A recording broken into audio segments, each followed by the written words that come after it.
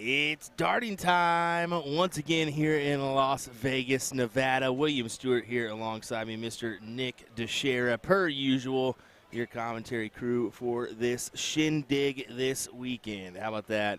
I should say this week instead of this weekend, because let's be honest, it's been a long one already, but we're raring for more as we've got Ram Guevara taking on Scuba Steve Diker here for this one. What do you say, Nick?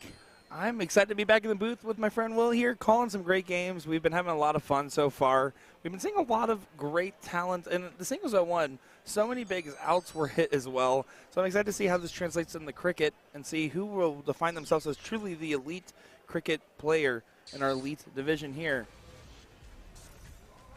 These two men are happy to be some of those candidates, I'll tell you that.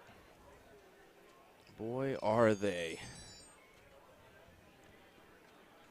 Should be an entertaining evening. Leonard Gates already on the loser's side, last night's champion of the singles 0-1. So we want to mention that as he lost out to Nick, or no, we can see it right here. Yes. Let me go ahead and pull it up. Yeah, I just forgot the name. I just had it.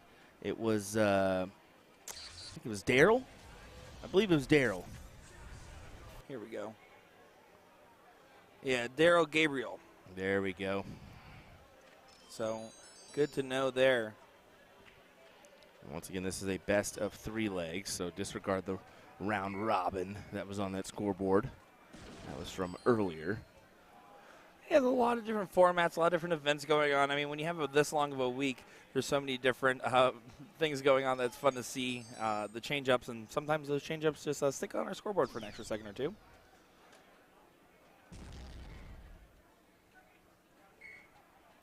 That they do, and it's split into 2 brackets tonight, just like yesterday, the Elite and the Masters singles divisions. And we have our levels as well. And looking at the run so far, both these players had the first round bye in that preliminary round. And then going into round 1 here, Steve Diker did beat out Phil Glomsky from Milwaukee Monsters. So kind of a local Wisconsin battle there in round 1. And then Ram Guevara beat out Brett Hollanday to get into round 2 here. So winner of this match either gets Finn Geiger or Ricardo Perez.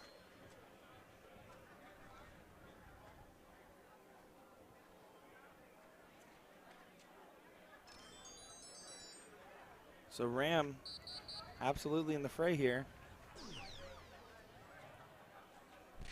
Finding a 7. He has to make a stand on those 16s before considering other options. He wants to get a shot at those 20s, but he couldn't from that scenario. Scuba here, you kind of expect him if he finds a trip, he might go ahead and go on the attack here. Gonna have to stay for at least one more. And now he's gonna stay for all 3, or no, he did take the look because he didn't like the top bottom position of those darts. So Ram will kick on over to his front. So he's down by just a hair, going for the 16s. The 16s and 15s can win a game, can't they, Nick?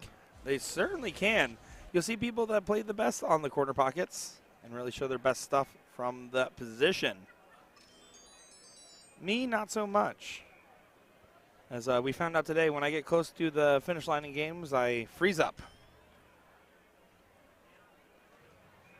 You see a couple people already asking, where can I find those brackets? If you want to find those brackets, the link will be posted in chat, but just go over to compusport.us. From there, go to the tournament section, type in Team Dart 2024, and from there you'll be able to see all brackets, all divisions. You can select your favorite player, hit that follow button, and you'll be notified every single time they make it to the dartboard.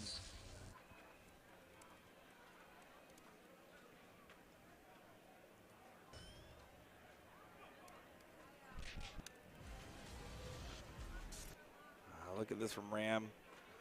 Doing really well to kind of take the advantage away from Scuba here.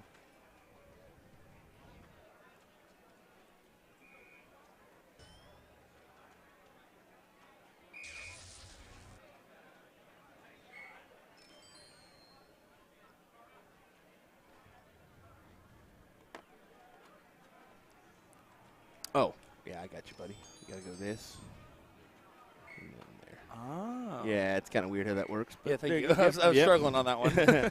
Pulling up the chat so we can see everybody here and see all those comments and answer your questions here. I believe Ram, that will give him the advantage here with the 1-0 lead. Yeah, 4.9 will get the job done there. You can see Scuba fell off to a 4-0, but was starting pretty well before that.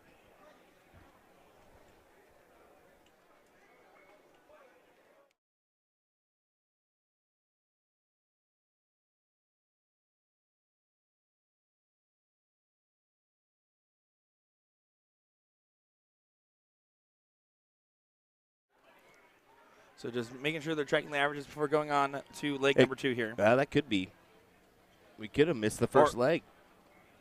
That's possibly what we did. That could have been Ram's win. I guess we must have missed the first leg there then. Well, look at this. Ram Guevara getting a win on the board. Well, that's just because, folks, we just getting in here. So Yep. I assumed, that'll be a great match to start here as we kick off our coverage. And it was a good leg to kick off, but we're just going to keep it more with more action because I believe this is a last leg decider as well between Brian Dennis and Cody Willis. So let's go ahead and go on over to board at number F2 for this Phoenix action.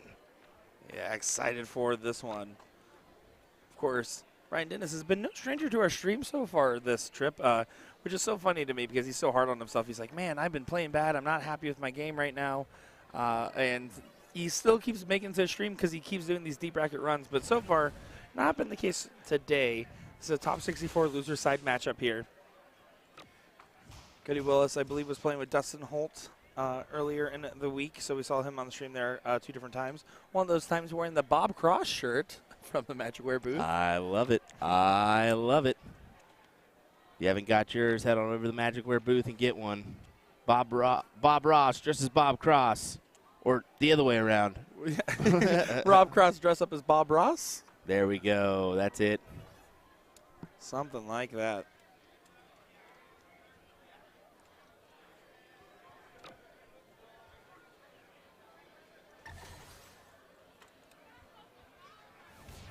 You can see there, Cody just kind of taking full control of this one. Brian coming out a little too lukewarm in these waters. Yeah, a little chilly right now. Yeah, it's not a hot tub. Gotta find some gold, and he finds something of value, but I don't think it's gonna be enough. With Cody having the 3-house lead and the 104-point advantage. But at least he can't get skunked. He'll erase that thought in his brain of saying, I just haven't performed well on the stream all week. Well, you got one now. Yeah, look at this from Cody. Just really kind of dominating this. Hitting 5 or 7 marks pretty much every go for the last 4.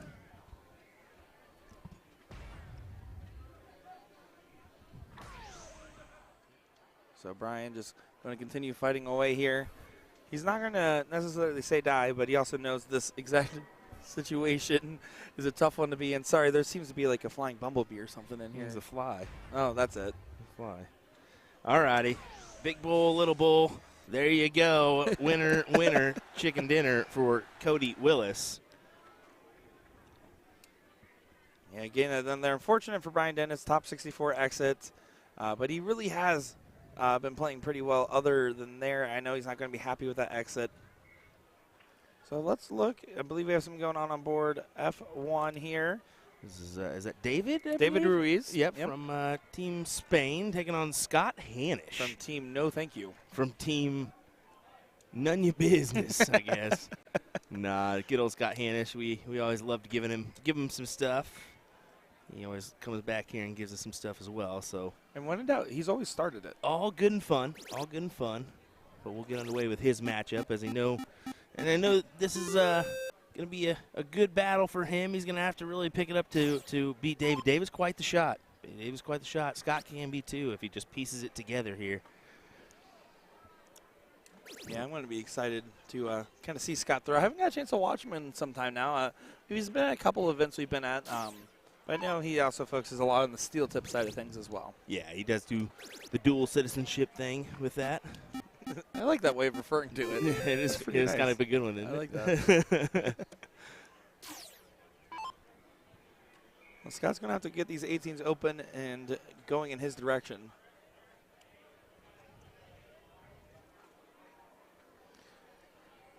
Not going to be around to do so.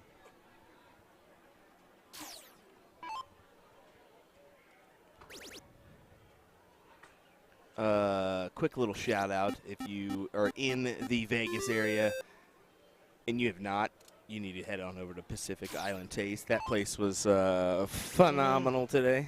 Oh my God, we're getting into it. It is so good. Good old Hawaiian plate food, Hawaiian pit barbecue kind of style. Yeah, good stuff. And the lady that owns it was there, and she felt like our Hawaiian grandma hanging out with us too.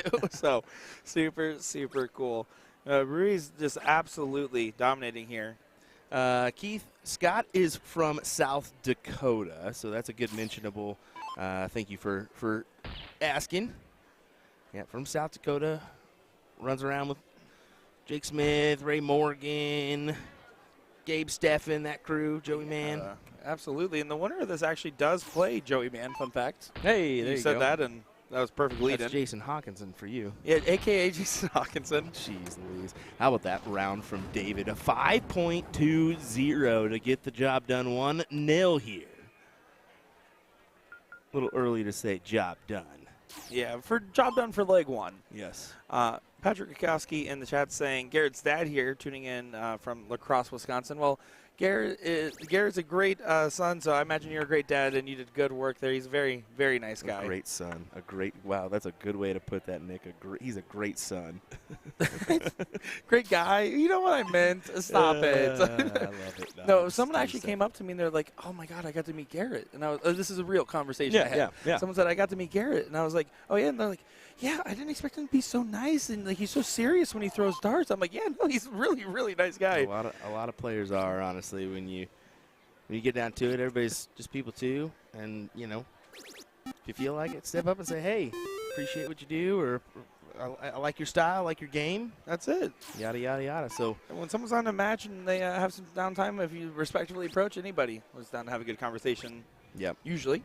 Well, David struggling to find it here in the early stages of this leg as Scott needs to jump all over this one. Triple go down to the 19s. He may take the early look here. Yeah. Not happy with that one. Goes back up. Stays up.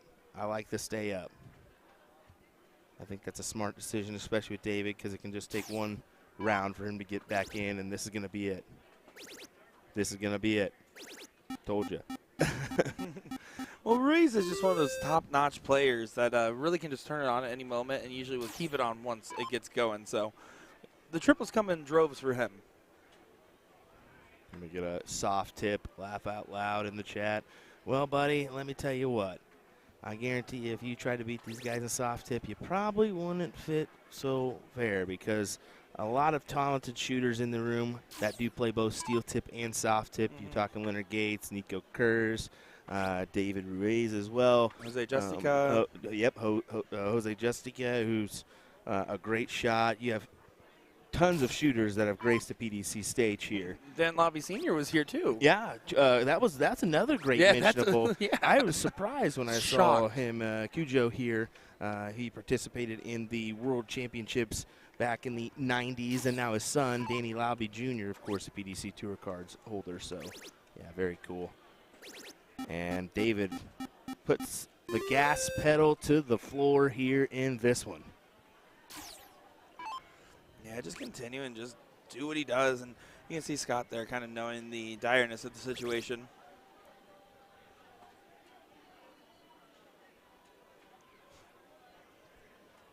Yeah, just 4 on the 18s. He knows it's not enough here.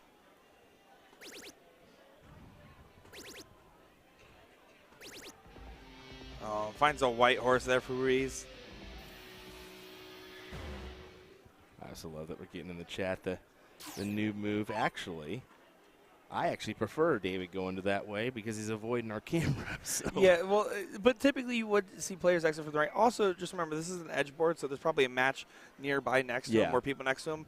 That's actually just a clear walkway. There's nothing else over here. So that's kind of the reason why you're seeing that as well. It's just because of the shape of the floor tournament. And usually you try to avoid that player cam, too. So usually the player cam's on the opposite side. But with our setup, we're streaming 3 boards with 2 player cameras, so it can be difficult.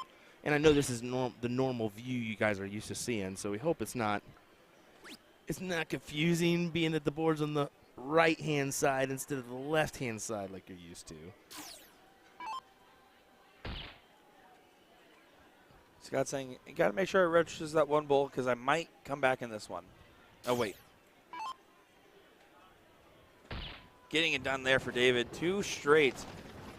Good stuff there, and Scott's not going to be happy with his performance as he gives a heart to the camera. He gives a little flash of heart there for David. Hey, I love it. He knows that the camera's on. I mean, they usually know that something's up, so here we go. We'll go ahead and pan our camera over and see if we can have another board or another match coming up here. David throws on the jacket. It is a little chilly here in the Dart Hall. Oh, I love it. I'd rather than be hot. It looks like Brett Hollanday and Filthy, I think, are finishing up on a board over there. Let me go ahead and zoom in on that one, see if we can. I think with the handshake there, that implies Phil just won. So. Yeah, it looks like Phil did just win. He was at the board there when I panned over. Yep. There we go. Brett Hollanday, unfortunately, out of this event as he loses to Phil Glomsky, who's a talented shooter from Wisconsin.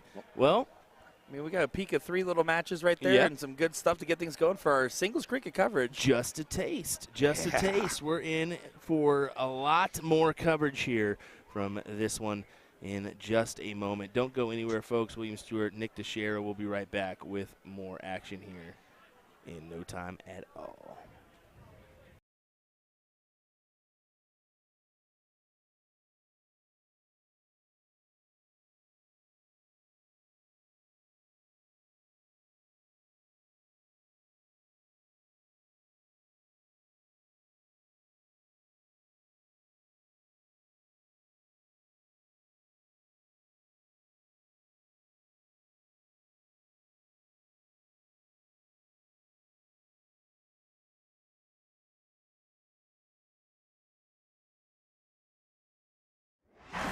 Humphries is the greatest darting force on the planet. Bullseye. Oh, we got one. Fish has been landed. We know he's too good. The world #1, world champion. Incredible stuff.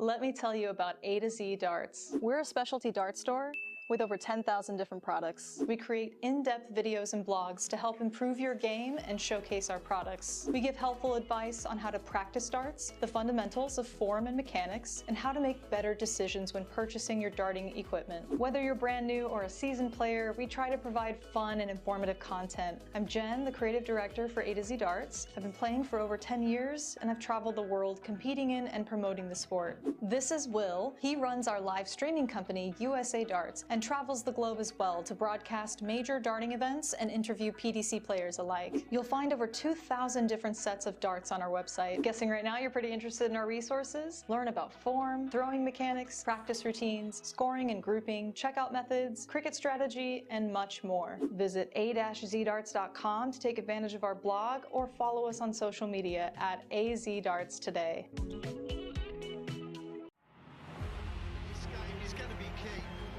Tell by the way they're scoring, there may be nothing in it. One man misses, does the other man get? Yes! Double 12! That is the most amazing leg of darts you will ever see in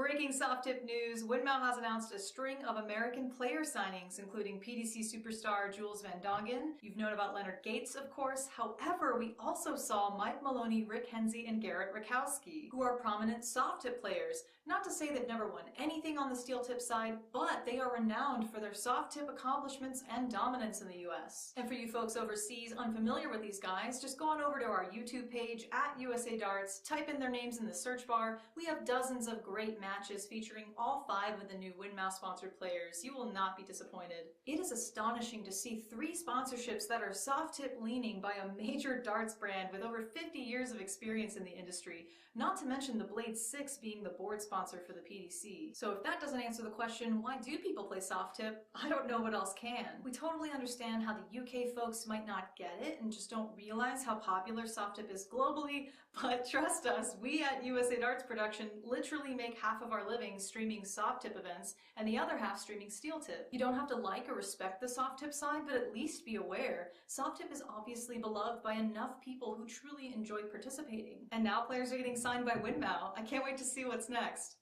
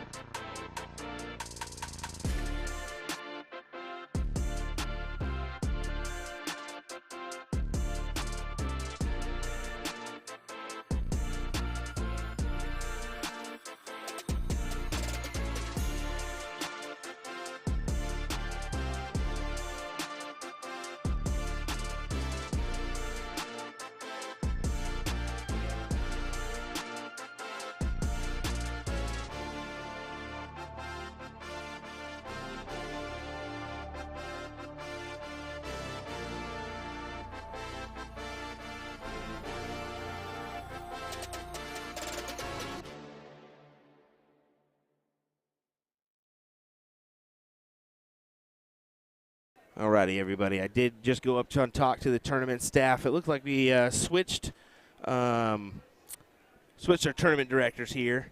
They do shuffle that morning time and evening time. They have 2 different shifts. So I did just go talk up to our tournament director and just said, hey, load us up, F1, F2, F3. We're ready to go the rest of the night. I did see a match or 2 get called to other boards, so I wanted to make sure that we're getting loaded up here. And they do understand that, so we should be getting back underway here. Just kind of one of those things that if boards aren't prioritized, you're not going to get anything over here. So I think they had the opposite side prioritized by accident, and that just kind of was an auto thing. So we should have some matches coming your way here in just a moment. We do apologize, folks. It's not ideal that we start the stream and have a few matches and then get this. So we're going to go ahead and get this over here. Yesterday you saw the flow that we had. It was very good, nonstop action. So we're going to see if we can get the same this evening. Once again, apologies on that one, but there's only so much we can do without causing a mess. So Fred Polanco coming up to board F1. I'm wondering if he's going to get underway here in just a moment, and we'll have a match for you.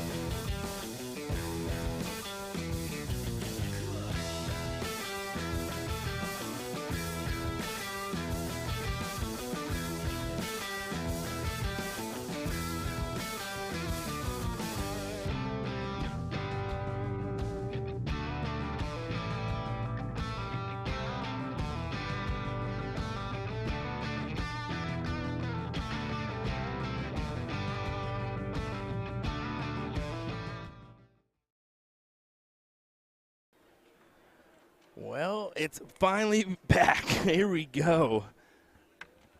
There for a second, I was wondering if we just got skipped or what. And I think it was just a little mishap there, but we've got it figured out. And Ira's on it. He is on it, taking care of business here so we can have nonstop action, hopefully, the rest of the way. We'll knock on some wood on that one. But we got a good one. Ram Guevara taking on Ricardo Perez here in this matchup. This is going to be a great back-and-forth battle. I thoroughly think so. Ricardo coming from Spain to be here. And, of course, Ram coming out of Houston, Texas, as he hopes to continue on this winner's side. Of course, both players do. We'll see who can lock in a matchup versus either Kai Godhard and or Curtis Weatherby. Kai taking second place in yesterday's singles 0-1 event. Get that smirky little smile off your face, Nick, if you chuckle at my pronunciations. I came back at the right time, didn't I? Yes, you did. Yes, you did. Kai Godhard. There we go. Well, we should be ready to get ready for action here. Get started. Yeah, I'm excited for this one. I mean, honestly, Ricardo is just such a phenomenal player. Of course, I'm sure you've already mentioned with him playing with Team Spain, but just in general, outside of those events as well, on his own, just really holding his merit and hitting some big rounds. I expect him to kind of push Ram to the limit here. No, this is going to be just an all-out brawl here for our best of 3, and I wish it was a best of 7, to be honest, at least. But either way, we get what we get. We can't throw a fit. You know, we're just going to tell him it's a best of 7, see what happens. Oh, yeah, that's what we should do. There we go. The players will acknowledge each other here. We'll zoom in just a hair, as both players should be about at the same point on the Aki. Get a little bit better view here of our action.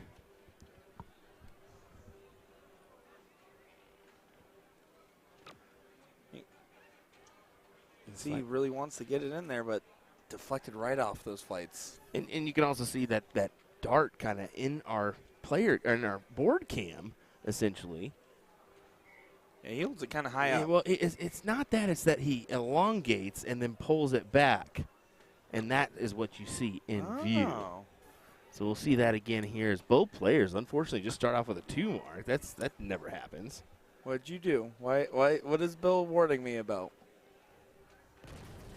What did Will Stewart do? I didn't do anything, so I don't know what they're talking about. I never trust you when you say that. I really didn't do anything, but okay. Bill Vollmer, whatever you say, brother. Big next round from Ricardo Perez, who fills it up. Yeah, Ram going to be tearing up the bottom of the board here. He took a shot there. Interesting play. I think he knew that no matter what, it wasn't going to be enough on the 19s. Yeah, and I think he's also just relegating. Okay, we're going to probably have a little bit of variation of moving here. And with this just being a single mark, he's going to go ahead and make Ricardo work around the board, and he does that well. Down to the 19s for a 9. Yeah, so you can see that distance is kind of lost right now. Ram's going to have to dig in here a little bit. And this one, he's not going to take that third dart at the 18s. He's going to be staying at those 19s unless he feels blocked. Ram says, Yeah. come on. And there you can see Dart goes high. He goes over to the 17s. Yeah, Ram, that honeypot for him is going to be the 17, so why not go ahead and attack that number if you're Ricardo. Of course, Ricardo's not going to know that right off the top of his head. That is his bread and butter is those 17s. I'm sure he hasn't been doing an extensive research at home on Ram Guevara. Wait, you're saying he's not Spain there looking up Star City every night in Spain?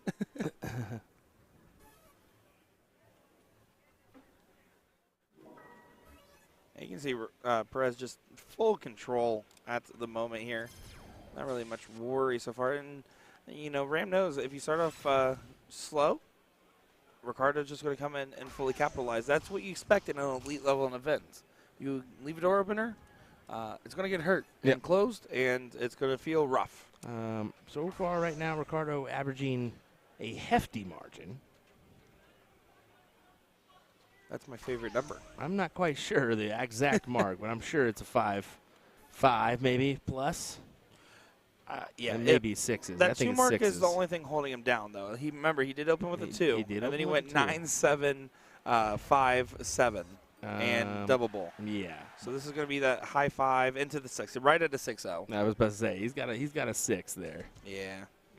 That was a hefty margin, and Ricardo Perez puts 1 on the board here as he leads this one 1-0. So Ram's going to take control with his throw here. Oh, and that dart gets away from 2. Another 2 mark open. Ricardo's not going to make the same mistake twice. He would have to believe here.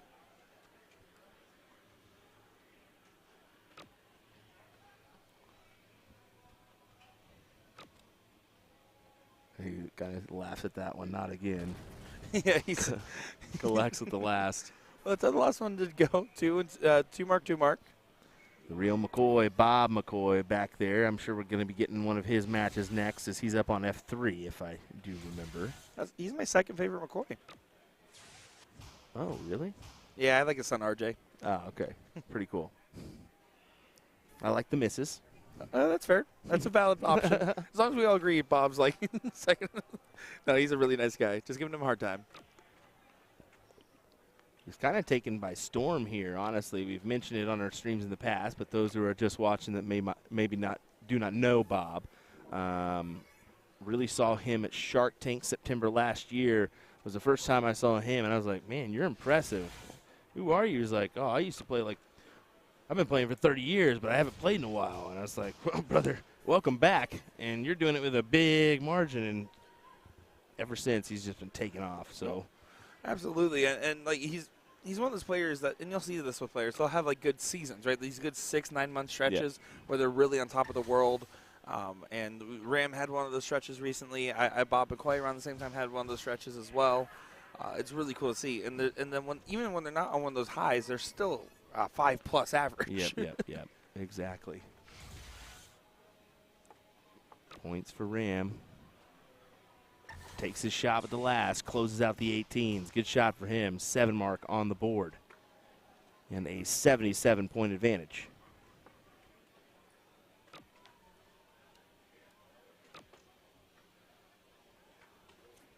Oh, he would love that last dart back. And we may be set for a decider already here.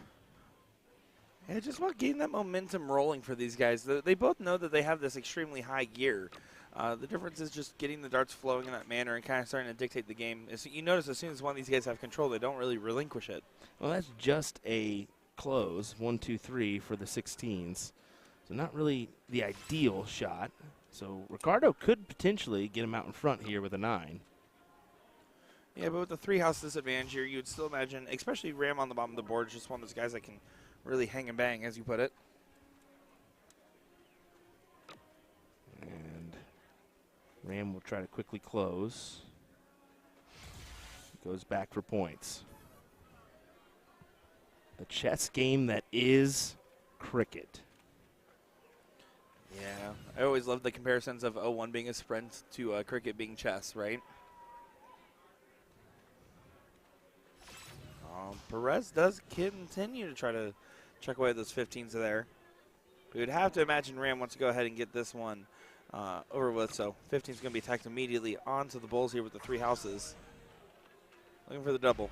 And gets the double there, getting that one done. So 1-1 scoreline as you predicted, Will. Ricardo Perez, Ram Guevara Jr. I'm really excited to see how this one will play out to the very end here. 5-0 plays 4-3-3 there. That's an amazing diddle. It really is. I mean, that's a tough one for Ram to best. Is he's going to have to work his way over. You can see him going on over to the side here. Yeah, basically, when you have a dart hanging over the bowl like that, kind of blocking the double, the only chance you can really get on the diddle is kind of just ramming it right into the dart. No pun intended on that one, and hoping that it flicks into the double rather than deflecting outside. In this case, though, Perez will get the start. Will we get more than 2 marks on this open? The answer is yes. Yes. He's going to 9 it up. Oh, you jinxed it. Jinxed it indeed. 5 or 7. How about no? 4. Whatever we pick, they do the opposite You said of. 4. Where? 4. 4? Ram. He just feels the bottom of the board, and only 3. Jose Justica behind these guys. I'm wondering if he's going to be coming up on one of our streaming boards or not, or maybe just helping out Ricardo with something. Well, I was watching Ricardo and Jose actually warm up together. Yes. Just during this last little lull here. Do you know what game they were warming up with? What? Hammer cricket, of all things. So on the Arachne board, they like the multipliers and the high scores, and they were having a real fun showing off to each other with it. So they were just going around playing in one of those game formats. Let me just go ahead and check. Is Bob playing? Yeah, Bob's got Jose Justica. So that's our next matchup on the streaming board will be Bob McCoy versus Jose. I think we've got one on board F1, but no offense, we're going to F3. Yeah, exactly. It's Kai and Curtis. So that's a good matchup. They're already kind of into it, and it looks like Kai may be out to a front runner already. With you saying it's Kai there, I have no doubts about that. The way he played yesterday, man, does that kid have some talent. Absolutely. I asked him if he was still beating up on everybody today, and he just smiled and waved.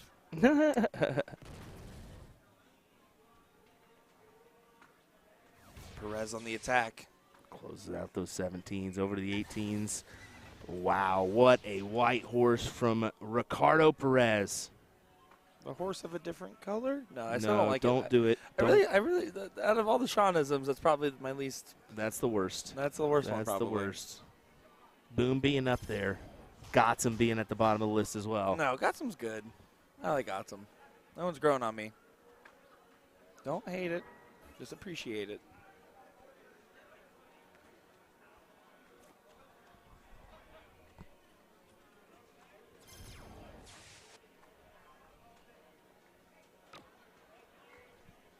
Perez trying to find that 15 on the last. Wasn't able to quite get it done there, but boy, was that a good attempt here and really good control. Ram's going to have his back against the wall, and even perfection wouldn't have gotten him back into the point lead. No, and Ricardo's going to be thinking, all right, finish the job here.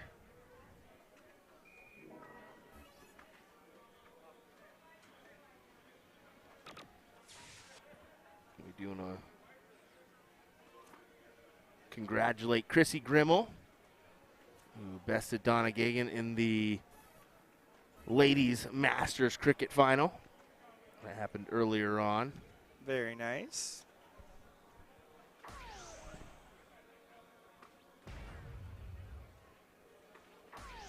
See, Guevara does have a lot of fight left in him. Trying to go on those bowls here.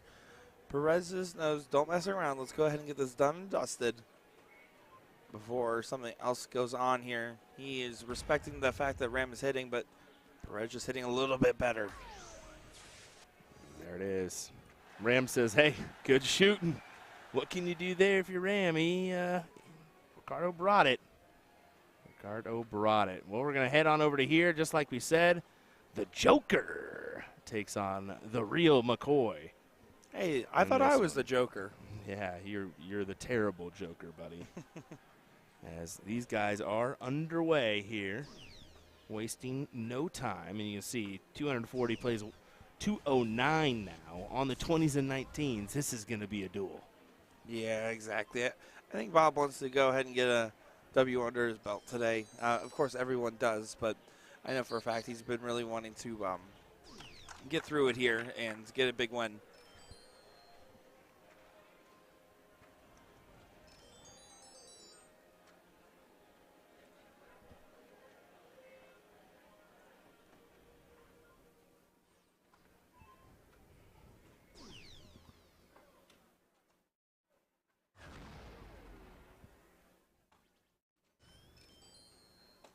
I'm not happy with that last dart.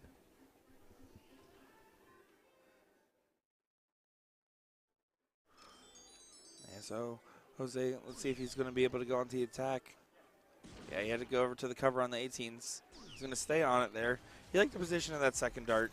The first one, obviously not, because he had to move away from it.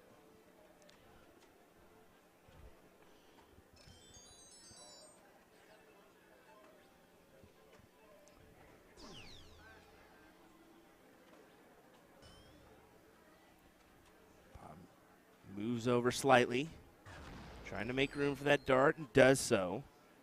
Only ahead by a minute margin of 9 points. Which, with Jose having the 20s and 18s, I think he will attack here if he hits a triple. No, he's going to stay. How about the 1-4? And I forget, the Spaniards play an aggressive, Yes. or a point, conservative, yeah, yeah. a conservative point game. Yeah, you'll notice that with the different international regions. And honestly, the American cricket game has changed a lot in the last, I would say, 5 or so years. I would say we were also kind of in that very conservative pointing style. But a lot of this min-maxing of dart efficiency at the highest level is kind of what we're seeing nowadays. Yeah, we're definitely seeing some shots at closes, even though players are down in points, which is interesting. And here goes Jose down to the board. Only a single, but it's okay. He's still ahead.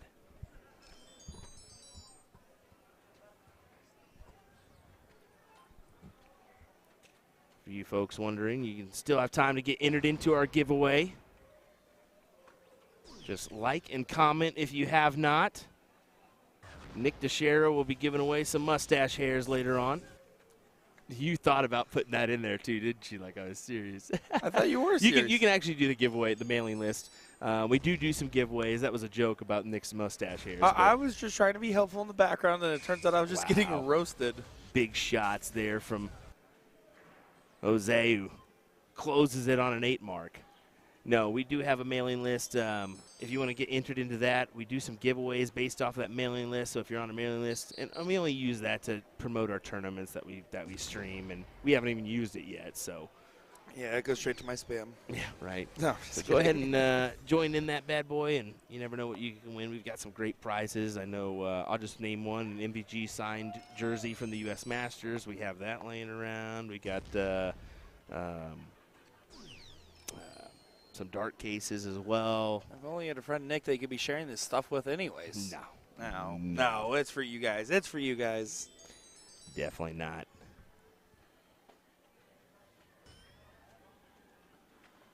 Trying to get these 17s. Needs to work in. Does work in. Needs a single will be enough, but it won't feel like enough, and that definitely won't be enough.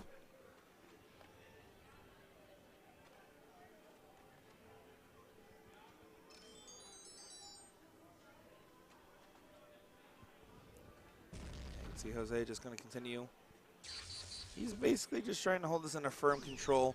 And that's what happens. When you're playing a point-heavy game, you're elongating the game, which means that you're going to be believing that you're the higher average player on the board that day when you're playing something like this, because that's what will show over time.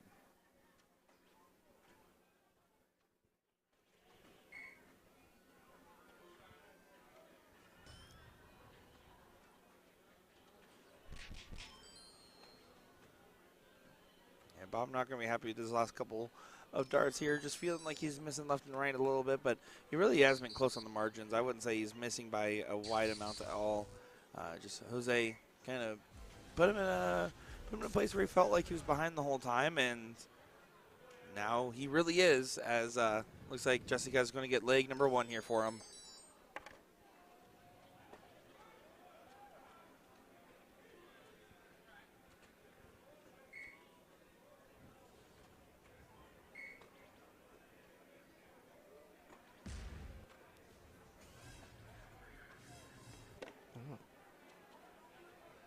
This should go here for Jose to make this 1-0.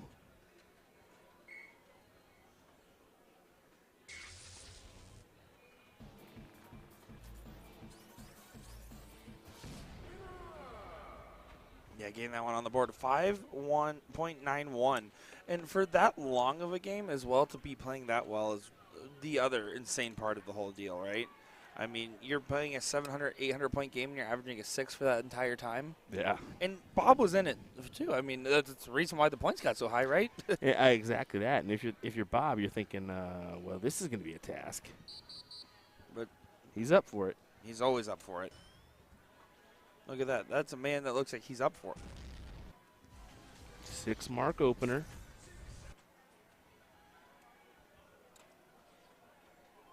Jose rocking the triple 20 logo on his jersey. The Dart Shoe Company. Yep. Let me tell you, feel like I need it after losing to Will. Maybe that will help me get my game over the line.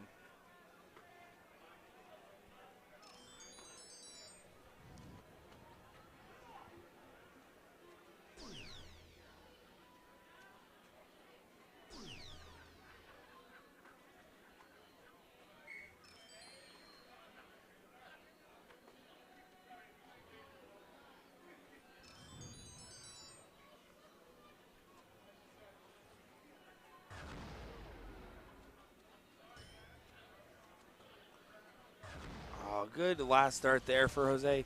Really just doing some work there on the 19s. Getting them up in the point lead in a scenario where Bob really wanted to approach the board with a little bit more advantage than where he's currently sitting. First start trip does get the point lead. He could attack the 19s here. He's going to stay up. Oh, Bob McCoy. Yeah, good shot there from the real one. We can have a highlight reel of footage just from this event alone, I think, and we'll see if we can do that. I haven't been doing any replays, but we've been collecting a few here and there so we can produce a highlight clip later. Absolutely.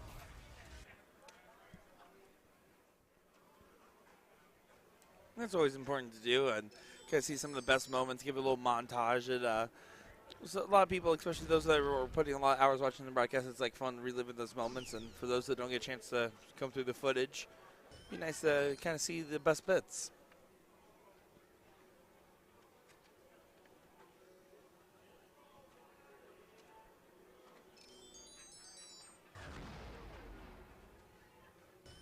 Jessica did find another one. I was going to say he needs another 6, and of course he's finding another 6 here. Both these guys playing on pretty high level right now, I'm going to be honest. Yeah, I mean, what else do you expect? Both are wanting to continue on the winner side because anything can happen on that loser side. I mean, you can take an L at any point. You can just not produce the goods in one leg, and then you do, and that other opponent just bests you because they have the start. I mean, that can really happen to some of these guys. I think it happened to Leonard Gates earlier, who's in our loser side already. Absolutely. It's just with this elite level event, you see some of these games are blinking you miss, and some of these games are going to be wars of attrition, much like this one.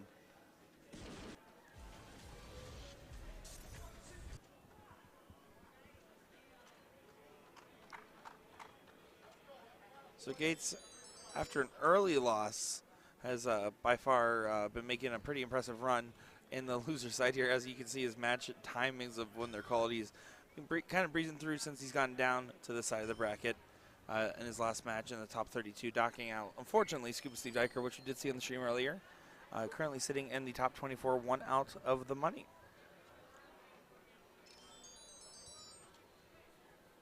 Do appreciate each and every one of you guys. Of course, please make sure to let us know who you're cheering for, what you want to see, and who you got in this one, as we always appreciate all your comments and wise words in your funny jokes you guys like to put on us. Do you like it? Slight advantage here to Bob if he can collect a 17-17 right off the rip. Ooh, and you got to stay there.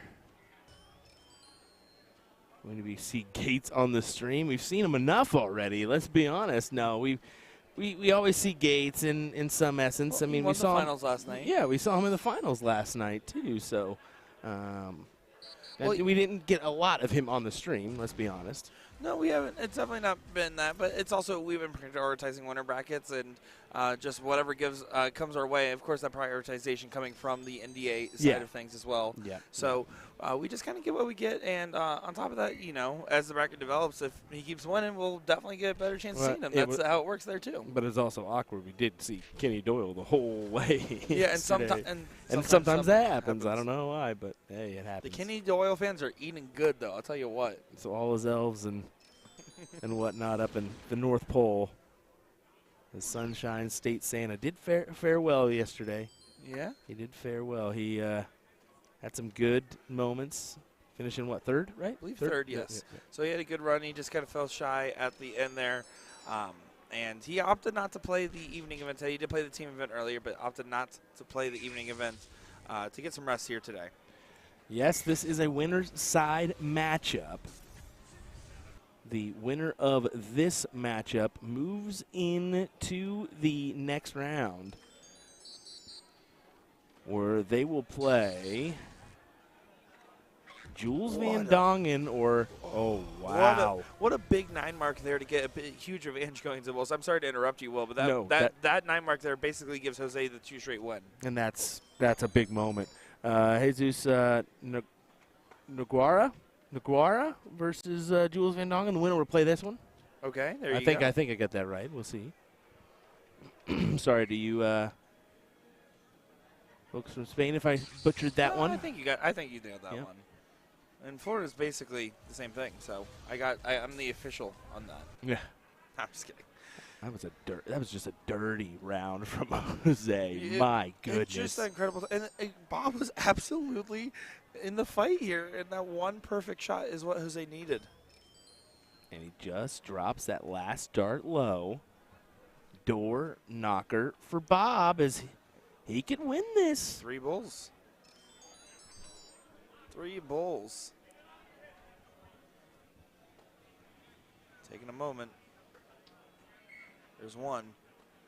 Double or single? There's the single. Oh, right in the heart with the last. Great shot for Bob McCoy to tie us up 1-1. That's why we say never say die is a strong mentality that you have to have a dart player. Someone has that big of a 9 mark to make you have a disadvantage going into the Bulls, a 5-3 bull race. To be able to leave yourself in a situation like that, that's a huge, huge moment there. McCoy capitalized. And he said, you know what, I'm tired of losing. Let's start winning. Holy cow. Over on the back half.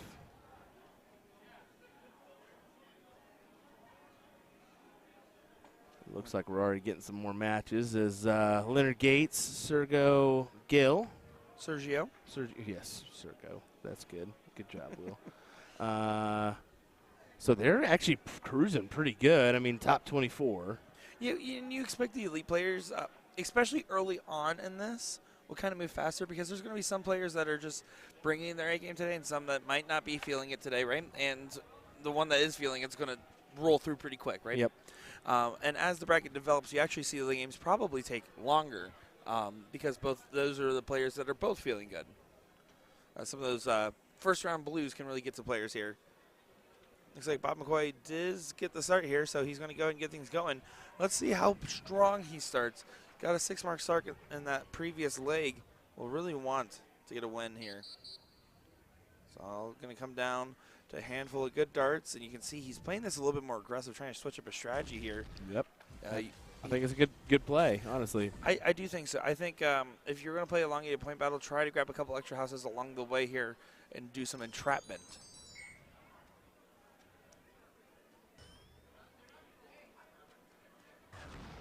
Oh, and a little bit of an opening early on here, as that's only a 4 mark for Justica.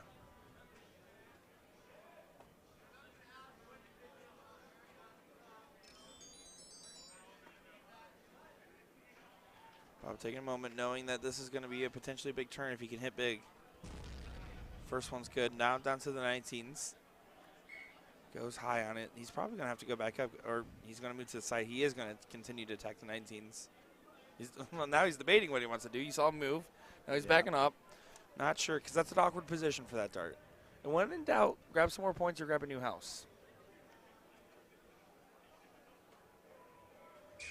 Decides to go back down and get the close there. If you hit it, it's a beautiful shot. If you miss it, it leaves a huge opening for Justica.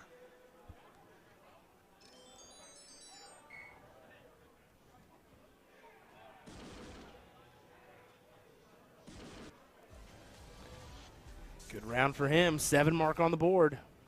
Yeah, you're going to notice that they both have this unwavering mentality. They're not just going to blink or flinch or react to the slightest change in the game state.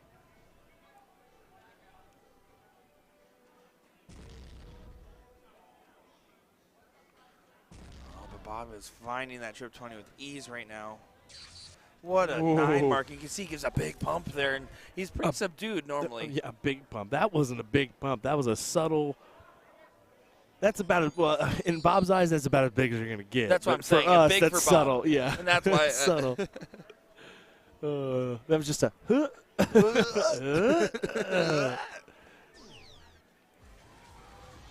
Now approaching the board with a 115-point lead here. He can just go ahead and attack 17, 15, 16 there.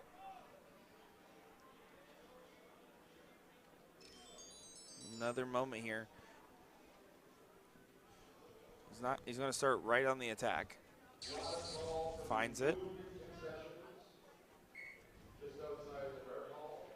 Last call for 2 concessions just outside the dart hall. 5 mark there. He wanted to get that 16 as well, but with the X on it basically means that on his next visit here, he can just go ahead and immediately grab and attack.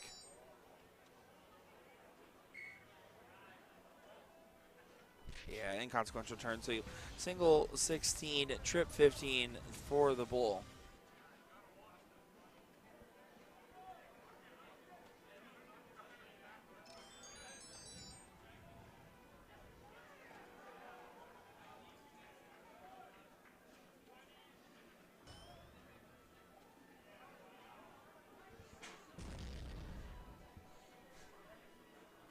Oh, Bob McCoy. It'll get the job done. Closes the door. Still has the 20s to work on with the 100-plus advantage. As Jose can only fill up the 15s and really think about what he wants to do here, I guess.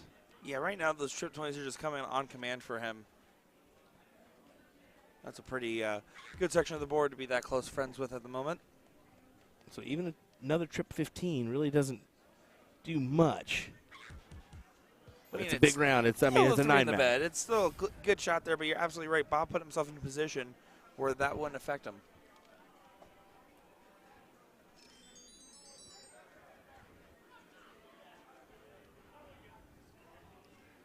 So 15s need to go. Oh, that's the first time I think I've seen him miss a trip 20 in a little while here. But grabs the big one. The 15's much needed. Why not? Another trip on the 20.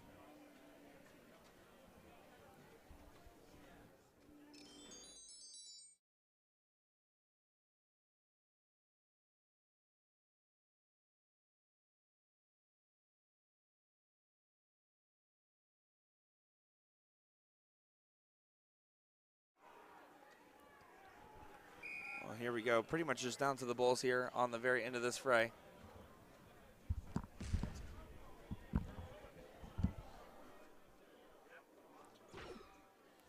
You can see continuing to fight away there. until the very end of the wire, knowing that in the last leg, it came down to a back and forth exchange at the very end. And Bob going to make sure not to make that mistake here. Going to attack the bull. If he doesn't feel it, though, you're going to expect him to grab a couple more points to make sure that there's no outshot available, which a single 20 would accomplish. But it won't matter here if Bob just gets the bulls done, which he does do here. Bob McCoy, and you can see the big celebration. He knows that that was a big win there. And you can see Jose kind of giving the respect. 5-8-5 for the real McCoy there. Oh, my goodness, guys. We're going to be spoiled with some good darts today, aren't we? I know you guys are secretly saying, yeah, we are in the background. So we're going to be going on to the action here. In just a moment's time, we have a little bit of a lull here and finding some people getting over to our board. So give us a quick second. We're going to figure out what's going on with that, and we'll be back in just a moment. Nick Teixeira, Will Stewart, NDA Team Dart 2024. Luke Humphries is the greatest darting force on the planet. Bullseye. Oh, we got one. Fish has been landed. We know he's too good. The world number 1 world champion. Incredible stuff.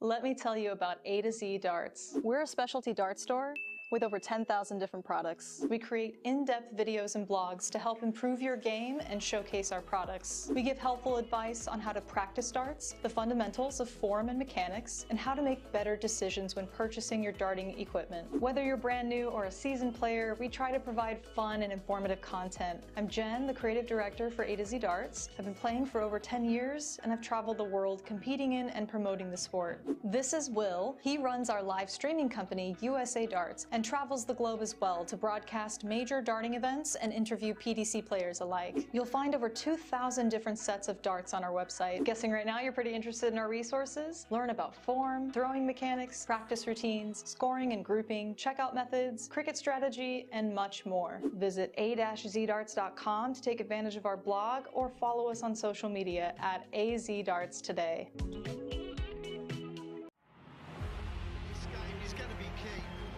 Tell by the way they're scoring, there may be nothing in it. One man misses, does the other man get? Yes! Double 12! That is the most amazing darts you will ever see in your life! I can't stay!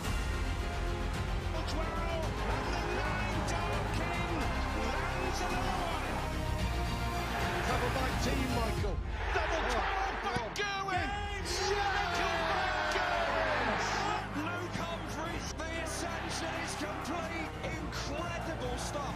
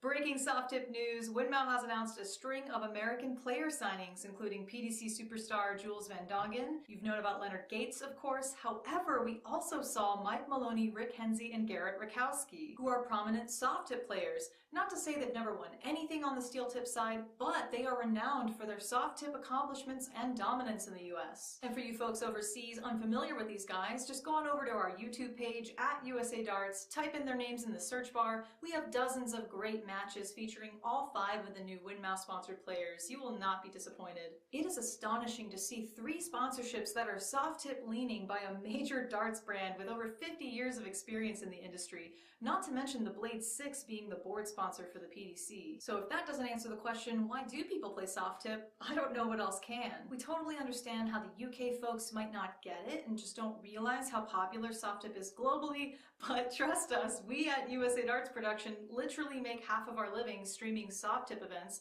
and the other half streaming steel tip. You don't have to like or respect the soft tip side, but at least be aware. Soft tip is obviously beloved by enough people who truly enjoy participating. And now players are getting signed by Windmow. I can't wait to see what's next.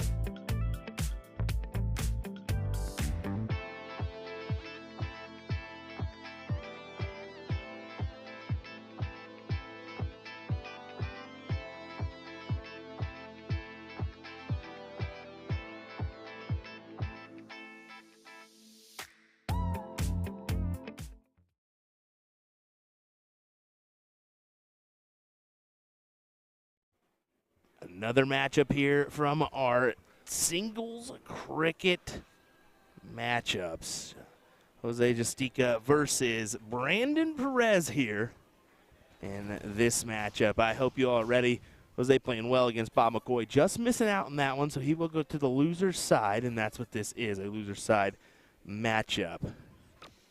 Yeah, I mean, an absolutely hard-fought matchup that was. Bob was kind of in disbelief. He said, I hope that looked good on the stream. I said, it absolutely did. That looked not easy, buddy. Hey, a win's a win. At the end of the day, you got to take it and run, especially against a player like that. Certainly. Well, we're definitely into the fray here.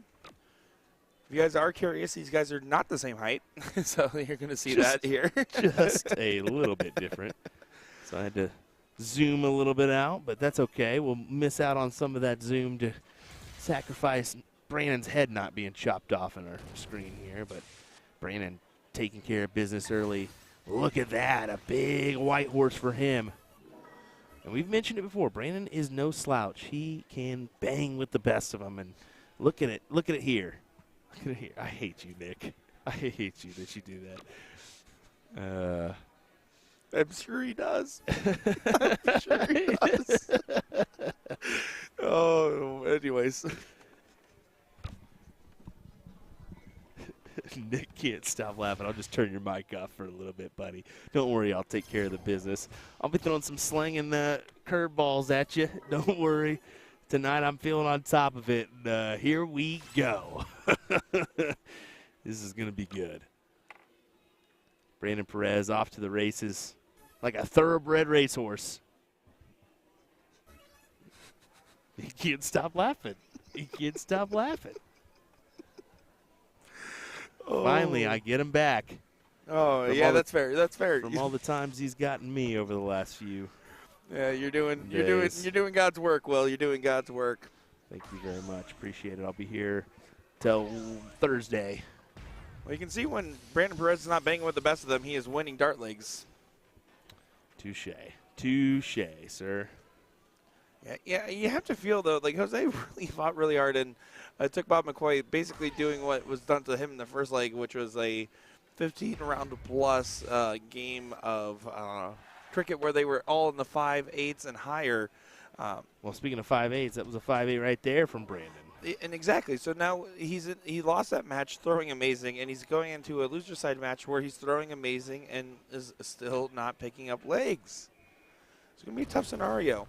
But you can see the more this happens to him, the more resilient he gets, the more focused he gets. He almost goes from laughing and joking to serious and serious and serious before he gets into the mix. Kurt saying, I think Perez is one of the most underrated players in the U.S. He's one of the guys that we don't see on stream all the time, but when we do, he crushes. And I would absolutely agree with that. I think he travels as much. Correct. He has the benefit of being in Las Vegas, based here. So 15 minutes from here. Yeah, there's a lot of events in this area that he can participate in, and it's next to his house. He doesn't have to go anywhere. So he has that benefit. But I mean, yeah, I would say he is definitely a highly underrated player. He's talented.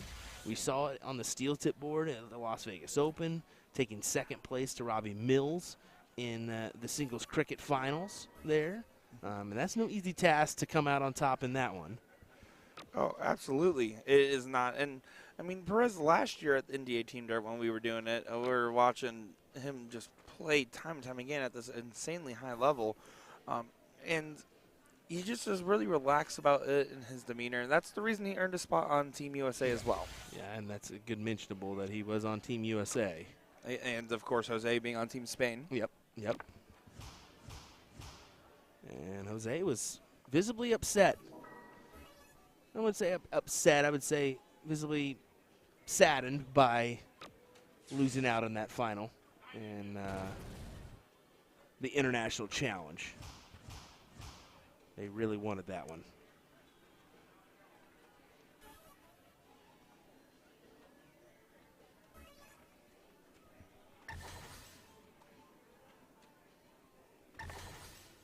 Oh, forgot an eye. Thank you. Appreciate it. Thanks, brother. Thank you, brother. That's actually thank you, Tim Goodwood, for that message. I saw that one in my messenger there. Oh, well, Tim, shut your mouth. I'm Yeah, just never, kidding. if it's Tim, never mind. Yeah. I do. Going back to what you were saying there, as I kind of caught that message while you were making that point, but yeah, you could tell Jose after the loss from Spain was visibly distraught. But it was just passion, and it wasn't even like sorrow or in a sense, because everybody that came up to him, he was just so happy to talk to him. He's still smiling, but you could tell he's overwhelmed with emotion, even though they didn't get the win. And he's just really a true sportsman of darts, I would say. Definitely so. Approaching the 11 o'clock hour here. And approaching our top 16 matches.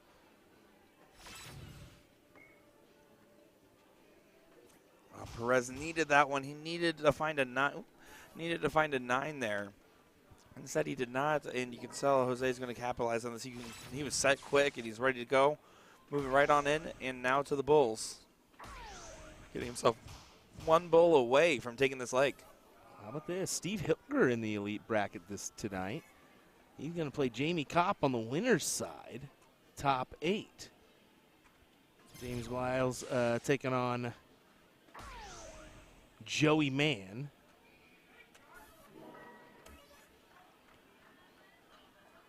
Always love seeing some Porky. And Jesus Naguara taking on Bob McCoy. Ricardo Perez will take on Kai Godhard. And there is your winner's side, top 8. Let us know in chat, would you guys like to see Porky and I do a buffet eat-off while we're here? Please let us know. We've tried once. Based on your performance at the Hawaiian Plate this lunch period, I think he's going to take the win. Whoa, I was not too impressed. I was not too impressed with your performance today. Whoa. I'll just say that. Do you think that was my A game, or do you think that was just me playing a casual game of eating a bunch of food? Here we go. Looks like the diddle might have tied. They might have to run that one back. Let's see. They're double checking. Perez, you're wearing glasses. You should be able to see it. Triple checking. And Jose's saying, all right, thank you. I think Jose got this start, so. Jason, I appreciate you cheering for me in chat. That is my name now since I got his jersey. Dason Alberto Alberts is what I call him. So, yeah, it's sad that we're missing out on you this year, Dason. Wish you were here, buddy. I will say I miss him because he's so funny, but when he pops that chair right behind us and he sits there and starts saying funny stuff. Marco joining us to say Garrett Rakowski in with the a shrimp. chat. A I shrimp love it. emoji. I like. Okay. I know what that's for. You know something I don't? No, I don't, but I just think I'm imagining what it's shrimp. for. Good stuff, Marco. Hope you're doing well. I think he's taking the evening off, enjoying the luxuries of Vegas. Yeah, and probably spending time with his son, Marcel. He keeps calling Marcel his son. He's like, look at my son. I'm like, you're only 10 years older than him. This doesn't work.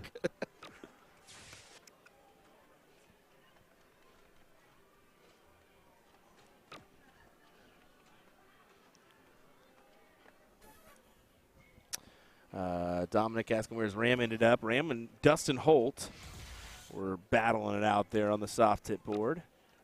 So, good question. If you guys do want to follow along with your favorite players, please take a look at the bracket here. We're going to actually post a link here in chat for you to follow along with. That's where you'll be able to find every little bit of information on CompuSport there. And you can actually set that notification bell for your favorite players if you want to follow along with somebody from your vendor or other places alike. Just follow them on CompuSport, CompuSport.us.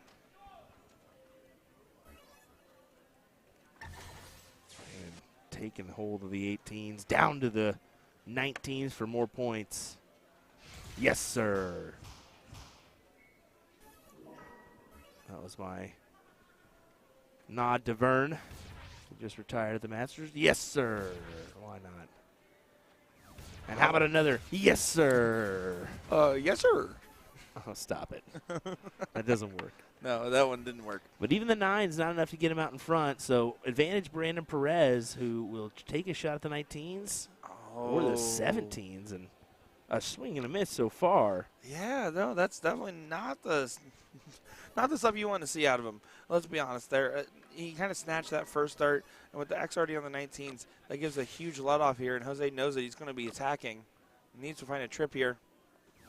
Does find a trip, so now takes advantage of that, pushing Perez to the corner pockets.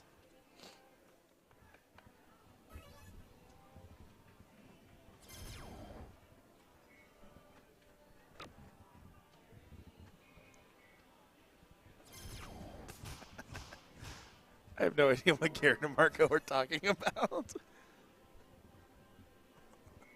You were sick. Oh my gosh. Funny stuff here.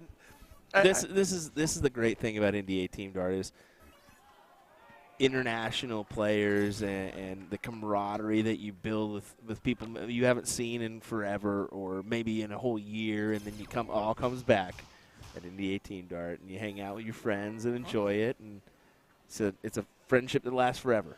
Exactly. And not to bring it up, but there was some controversy between Team Germany and Team USA, and you can see clearly here, at least these two players representing those two teams don't seem to have a problem. Well, also, I mean, it was cool. I mean, they know. They also love it too. So Nico came right up to me, and same with Marco, and hey, how's it going? From last year and whatnot, and then they start bullying us and throwing stuff at us, and exactly saying yoo-hoo as peeking in the stream booth. They like to have some fun too. Oh, this is a spot for Justica to take advantage here, and he's not going to be able to. Interesting play. Very interesting here because now Perez really has a carte blanche to do what he wants.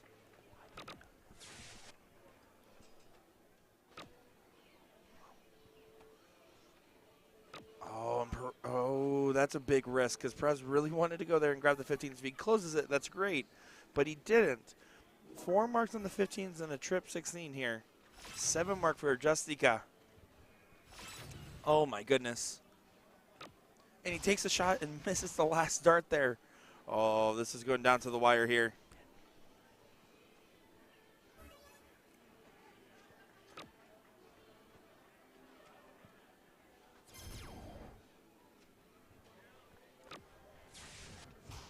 Good stuff there from Perez to get himself back into the fray.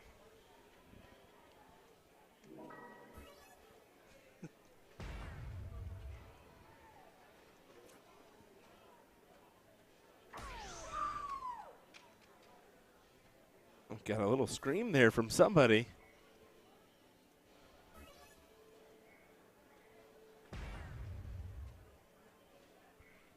Oh, look at that. Perez getting it done, and Jose Justica obviously not going to be happy with exiting this event, but boy, did he go up against some brick walls, and everybody that's played him that we saw so far has brought their A game.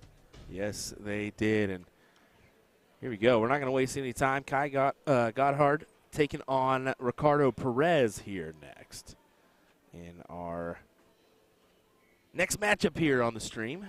So we will wait for them to come on over, and then we'll get started. Yeah, believe it or not, Ricardo Perez and Brandon Perez, not actually brothers. No, they definitely are not. I'm glad that you mentioned that one for us, bud. For those confused like me, no. I'm excited for this Germany-Spain matchup here.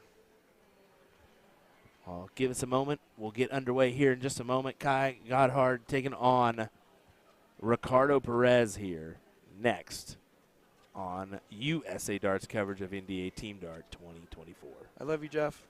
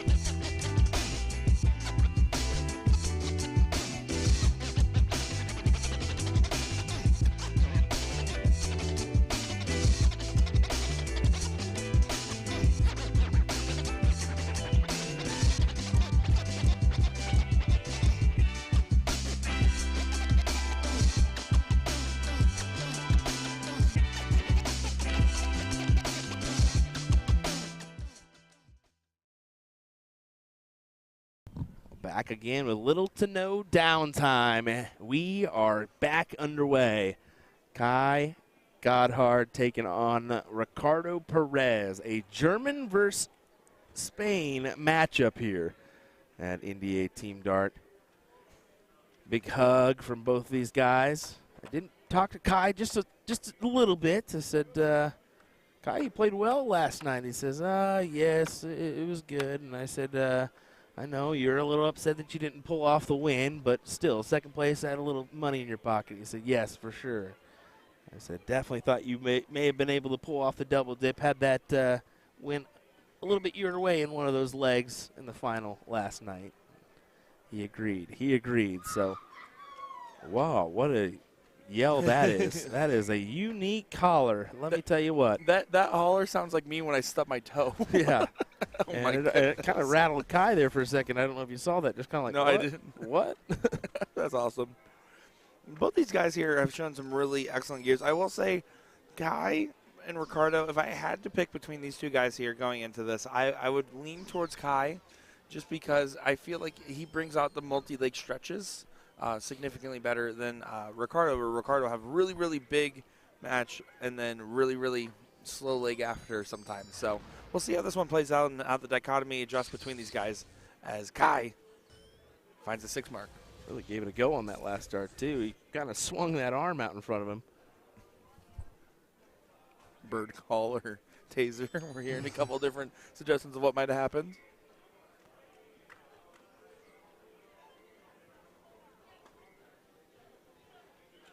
Oh.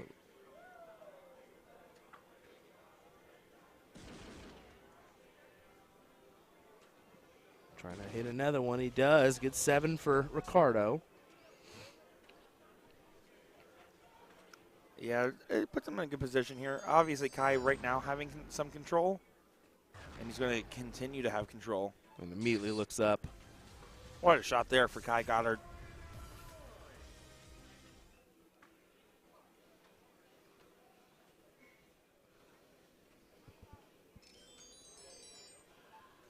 So Perez now going to be having to go down to the 17s. Let's see how many he can get. He's going to want to find them all. How about another 9 mark? 9 follows 9. Both these guys firing on all cylinders in this good matchup here.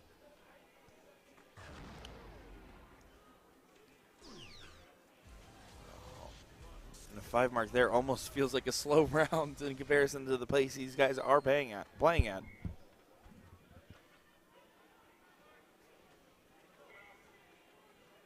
Oh, and it looks like some issues there. Kai helping him out, and Ricardo says, oh, no. And you can tell that's always a weird moment. I don't think you want to, force your – it's kind of weird.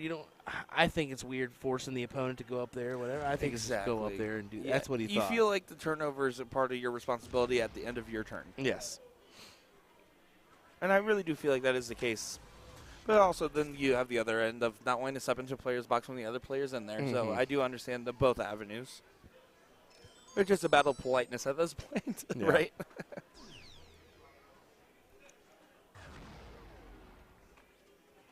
There's a reason why we showed you this matchup, and we figured it was going to be a doozy, and so far it is.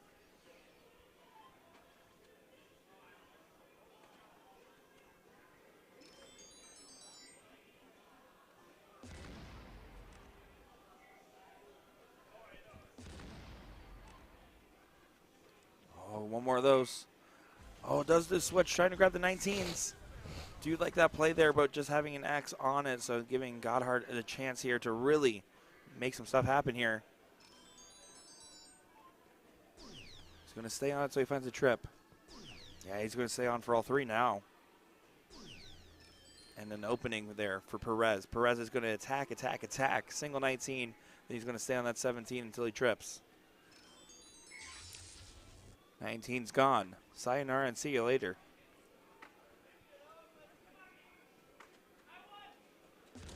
And then finds the trip there. Drop the dart. Is going to readjust real quick. Yeah, he's going to stay on it for a big 7 mark there for Perez. Pushing now, Kai. He's going to have to go to the 16, 15s playing in the corner pockets. See what we can do here. Not going to be enough. Yeah, it's definitely not going to feel like enough either. I mean, getting the real estate on its own was just not enough. You can see the board having a changeover issue, and Kai apologizing. Ricardo's like, hey, not your fault. Sometimes the board just likes to argue with us a little bit here. Full control at the moment, though. Yeah, grabbing the 16s immediately. You're going to see the transition here. Finds the 15s onto the Bulls for the coffin shot. Oh, look at that one. Good 7 mark there once again. Perez. It was really only 1 weak round. 1-3 mark there from Kai. And all of a sudden, everything just kind of tumbled out of control there and changed momentum completely. You can do that. You can find yourself in that predicament. Ricardo for the win here in this leg. 2 bulls needed. 2 bulls found and then some, getting a double on that last start. Playing pretty well there. I'm curious to see, looking at the numbers, he had a 6-0 on that one. I imagine Kai was not far behind. He had those 2 weak rounds on the 19s and 16s.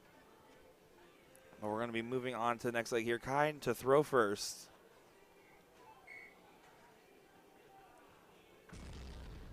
Oh, there we go. Getting 5 in there. The best, worst open. The best, worst open. Because it doesn't stop trip 19, trip 19, trip 20, but it stops everything else. Ricardo going downstairs to the 19s. Finding 2 triples. Staying down for the last, a big 9 mark opener for him. 3 in a bed. That's going to be a good answer. It's going to force Kai to basically stay up all 3. Almost answered back. That last one looked like it was going to be a money check to cash in there. Finding 7. Both these guys really bringing their A game here. Maybe even A++.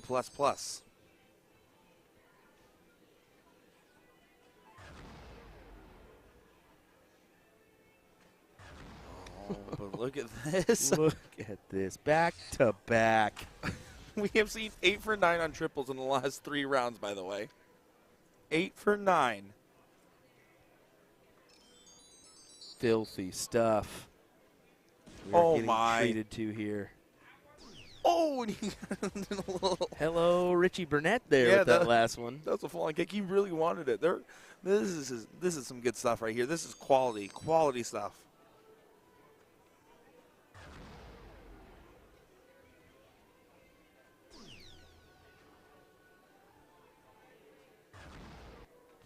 Oh, wow.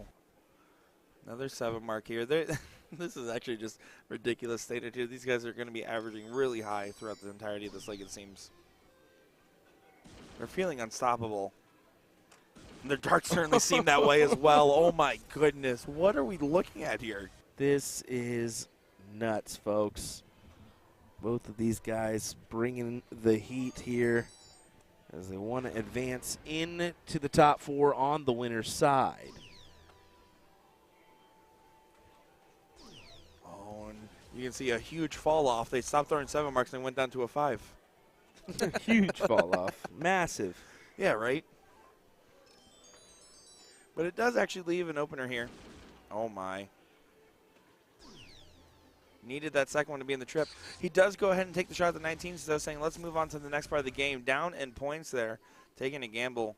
Let's see if it pays off or not. Challenging Perez to find a 7 mark of his own, which have been plentiful so far. Going to stay. And he finds a 7 mark there, this time loading up on the 17s.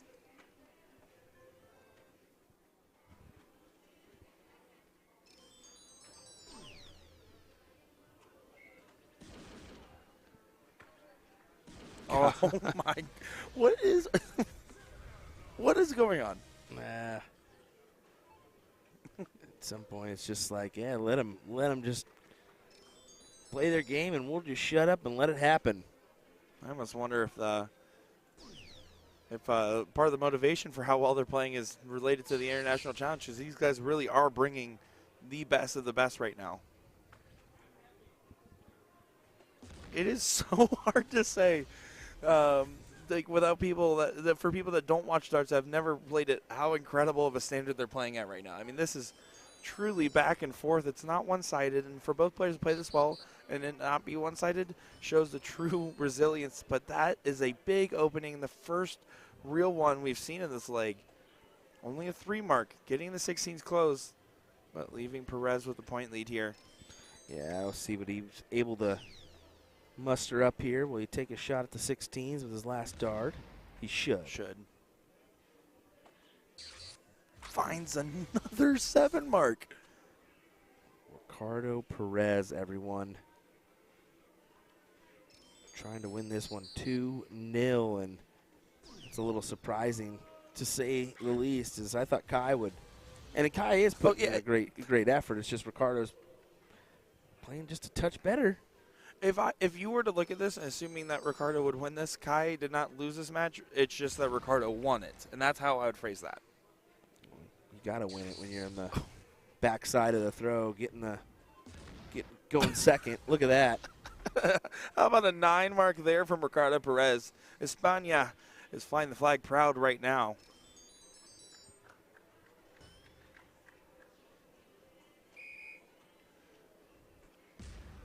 And then there we go. How about 4 bowls there for Kai? Is saying, you know what? I'm not going quietly into the night on this one.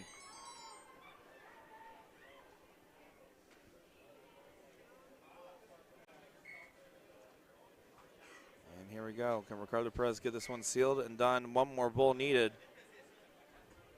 Oh, how about a double on the last? And yeah, look at that. Immediate hug from these guys. That was an incredible. That probably singularly is my favorite leg so far of the week. That Look was at that. stupid. Look at that. That was dumb. A 7-0. A 7-0. Yeah, that was filthy, folks. That was filthy. Ricardo Perez. 7-0 versus 6-0 in a 700-plus point game. Are you kidding me? That was filthy. That was filthy, filthy, filthy. You can't say it enough.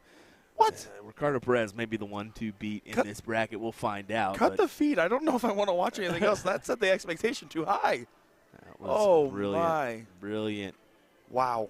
Brilliant. Well, folks, we got more action coming your way here shortly as we continue our coverage of NDA Team Dart 2024. Looks like Brandon Perez is there on board F4. We're going to check and see where everybody else is here, and maybe we can pull a match. It looks like Bob and Jesus already been called. Steve and Jamie already been called. Yeah, so a lot of different players in a pretty big bracket here. It looks like we do have one on F1 that got called. We did miss out on that one because the Kai Ricardo match is going on. They just concluded. I do not know if Joey Mann or James won that one. But I am happy that we stayed on that Ricardo match because my good word. call there. Wow. Wow, wow, wow. Wowie, wow. All right. Let me refresh here, back this up. Dustin Holt did come out on top of Ram Guevara. He's taking on Fred Polanco right now in the top 16. And if CompuSport doesn't stop being pesky, I might throw my computer here in just a second. I will say it's not CompuSport's fault for Roll Stewart's errors. Leonard Gates taking on David Ruiz on board F7. And then Brandon Kessler, who hasn't been called yet, he's waiting on a few matches as that is backed up. Yeah, a little bit of a backup on that side there. So they're going to go ahead and get everything moving here. We're going to figure out if we can get some matches over to the board here ASAP to the Rocky. In the meantime here, just hang out and know that more good darts, just like what you saw, which, again, truly an incredible leg, will be taking place here. What do you say, Will? Yes, definitely so. We're going to go ahead and fade on over to this one. We'll keep it right here with Brandon Perez taking on his opponent in another great matchup. As we'll turn on some background music and let you enjoy this matchup with no commentary. We'll be right back.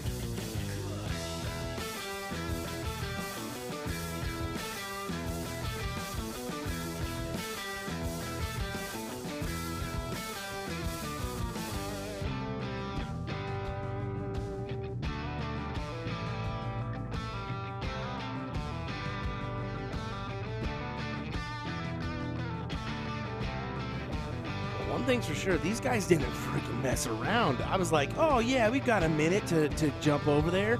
No, you don't. And it's been like 3 rounds and they're already at this point. So I apologize, folks. I literally just ran out there real quick to take care of something. I was like, oh yeah, they won't start. No problem at all.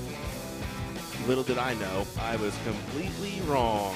Apologies. Apologies. This is your Masters Singles Cricket King Seat match.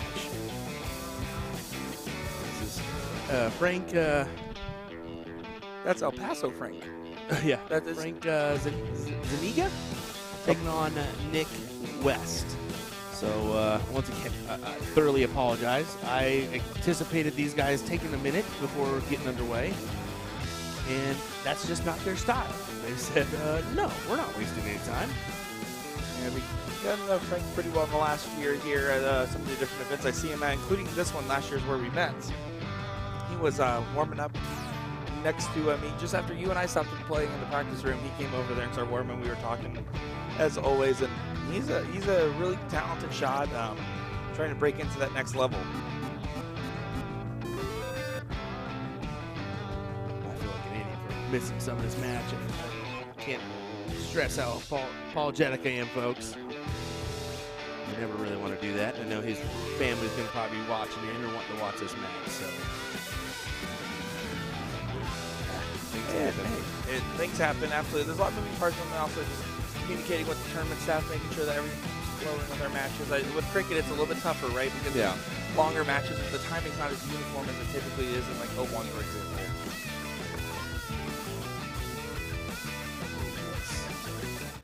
Thank you. Appreciate it, Jay. I rushed back here. I didn't even forget about the bumper music, so probably nobody heard us. Well, guys, we're excited to be bringing coverage of this match here. I'm Nick Teixeira, joined by Will Stewart for this one. Oh, my goodness. Guys, we are firing on all cylinders as there is no fatigue here. We are ready to keep bringing action. King Seat, Nick West versus Frank El Paso Zaniga. I don't know. That's why Zaniga. Yeah. I was just going. I always call him I've only ever called him El Paso. I don't think I've ever actually used his name. Fun fact. I went out there and asked him just to make sure, so. Well, every time. Just, oh, hey, El Paso. Oh, hey, how's it going? Well, Which does this happen. is 1-0 to Nick, so. Geez, I'm just getting everything wrong here. Oh, stop it. You're being hard on yourself. Yep, 100%, 1,000%. Why wouldn't I? That's also fair. You'll be surprised by this one, folks. This is your King Seat match, like I mentioned, but they're already in their top 8, which is dumbfounding how quick they're going. It's only 11:30 local time, not even. Yeah, I do think a lot of the players here, let's be honest, a lot of them, because of the formatting and everything, are playing a lot longer matches and have had long days. And on top of the partying and shenanigans from other nights of when they're not in the dart hall, right?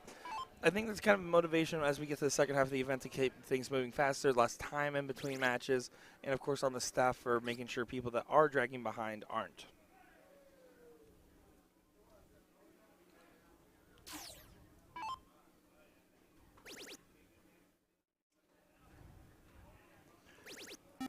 Let us know in the chat here what you think Frank is listening to. I'm going to go with Beastie Boys Sabotage.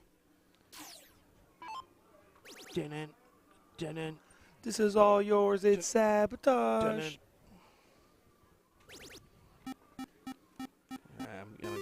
Stevie Wonder. Isn't she lovely? Yeah. Isn't she wonderful? I'm gonna be honest, just keep singing. I was loving that. Well, Frank That was making quick work of this, like, huh? That was my past life, buddy. Yeah, Frank's trying to set this 1-1.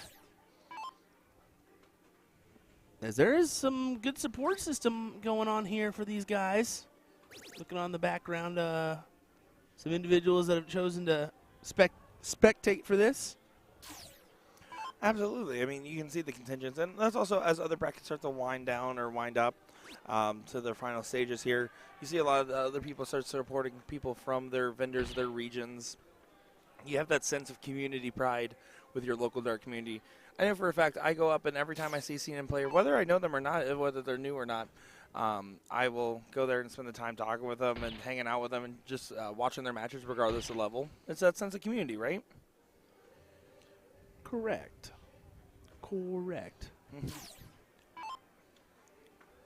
This one's going to go to a deciding set, or deciding leg for sure. And Nick West in that 0-1, I'm sure you mentioned, but as I kind of came in a little late on this one, did get to that finals of the 0-1, but from the loser side of it, and ended up losing in that to Steve Hilger on the Masters level, not the on the Masters level, just like this one.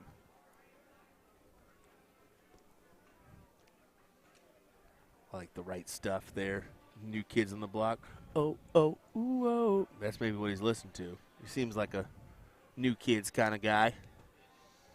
Is that the vibe you're getting off from him? Yep, definitely. He's honestly a very like nice, soft-spoken guy. So I really feel like the music has like the exact opposite, like more aggressive. Maybe some chop suey or something. Maybe some Marky Mark and the Funky Bunch. It's just the good vibrations. Do you know who the lead singer is of that? Mark Wahlberg. I'm surprised you knew that, Nick. Yeah, I love Wahlburgers. Congratulations, buddy. Alrighty. Frank to start us off. Guys, Will congratulated me. I'm proud of you, Nick. I'm not being negative or not. I'm proud of you for knowing that. Really, I am. Heard. I need Will's affirmation by watching movies. By the way, he's only watched 26 of the 127 that were given to him.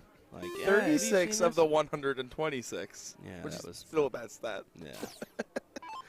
This guy hasn't seen some doozies of movies. Let me tell you, some good ones. Frank with a 5 mark on the board with a 133.40 advantage. Yeah, playing conservative on that last start by staying on the 19s there instead of taking the swing up top. I might have preferred that swing. You can see instead here, Nick going for that second house, and that's a situation where I don't like that. You're kind of basically taking those extra 40 points you would have had that would have regained you the point lead, and you didn't successfully open the number here. So it lets Frank get an easier shot up top, but those darts did get away from him. And, yeah, you're just going to have to keep fighting for long from there.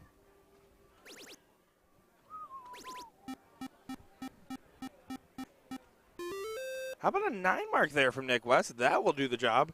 Now he's taking advantage of those 2 marks he had on the 18 and taking a lot of real estate, pushing Frank to have to score up on the 19s here. He does do that. Good 6. Pulls him out in front by the 70-point advantage. But Nick is right there to keep it interesting. He took the look at the 16s there. Interesting play. I would have been keen to stay up, but he's trying to force some moves to happen. Yeah, he's trying to force some plays here. And that's going to be a solid round there from Frank. Yeah, he gets a little bit of real estate away. He continues to expand on his point lead here.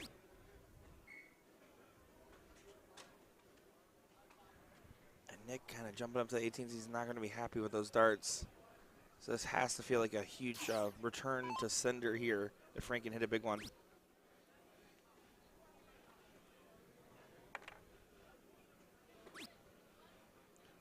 And there again, not really. I understand taking a look on the last start there, but I would have also preferred if he maybe expanded the points just a little bit more, knowing that the 2 house versus 1.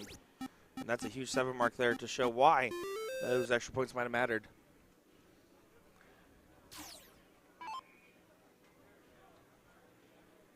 Nick gives himself the 50-point advantage. 2 houses compared to Frank's 1.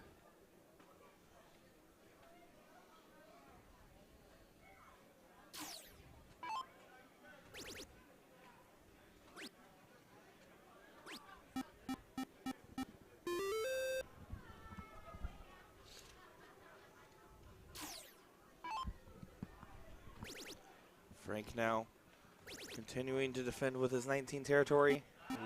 Last one got away, and you can see that big reaction from him. He really wanted all 3 in there. And he kind of underthrew that last start. He had a good line on it. West does go ahead and grab that close there, and I think that's about the right time to do that. He is still down in points by 21. But what he can do here is force Frank to try to chase some closes. And there he's attacking the 17s. I know that that's where he's been pointing, but you're not taking advantage of your 1 mark on the 18 that you kind of shot for earlier. So interesting decisions here. But it might be the right one, especially if Nick doesn't collect in the 18s and he only finds a 2. So I actually do think that gamble paid off from Frank. But it's exactly that, a gamble.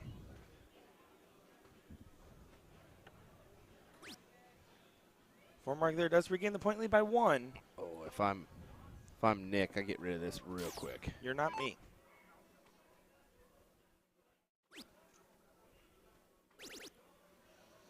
And he makes the play on the 15s instead of the 16s.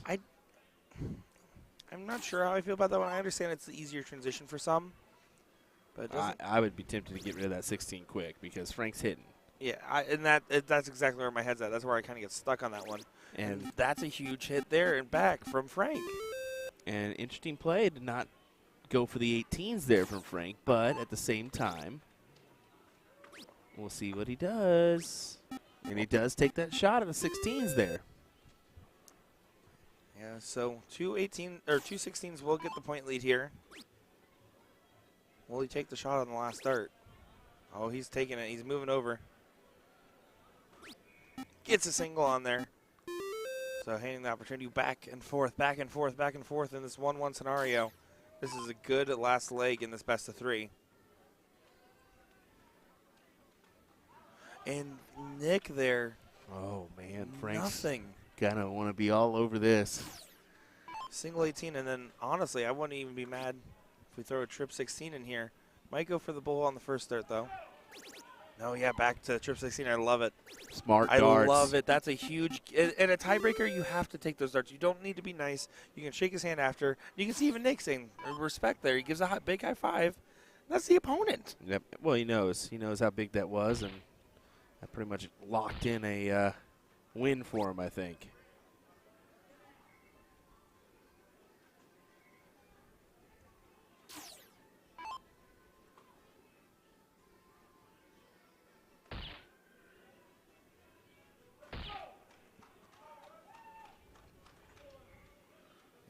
This might be the tail end of the king seat here.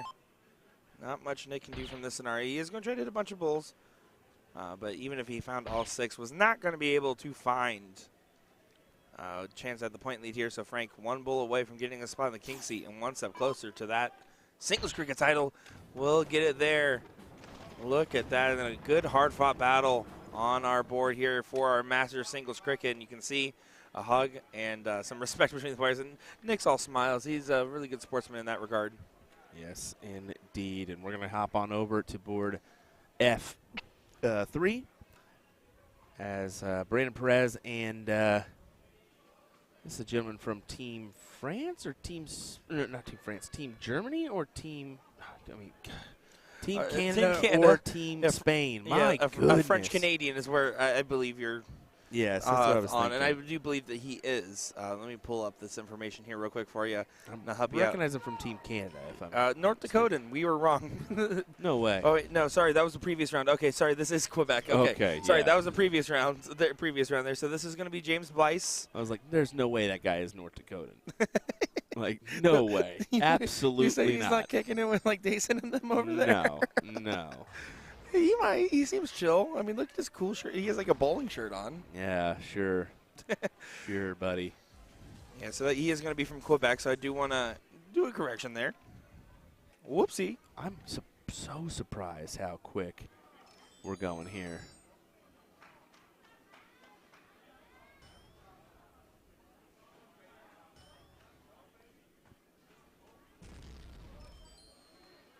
Well, Brandon, what do you got for us? Well, Brandon's going to try to get a lot for us. Just for us. Only us, not you guys. He's very nice with that.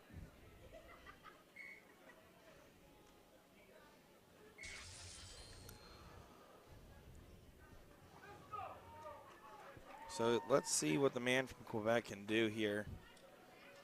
James is going to try to get control. He does still have the point lead, but doesn't have a house advantage here. You can see after that first start, does a quick switch at 19, but doesn't collect, and then has to go back up to the 18s there. So that's pretty much an ideal scenario for Brandon Perez. He's going to try to take advantage here and defend those 19s. Good first start. He's going to follow that. There's plenty of room with that one. Kind of drops it just a little bit, but then corrects there and gets right on the wire. 4 mark there, getting up 63 points here.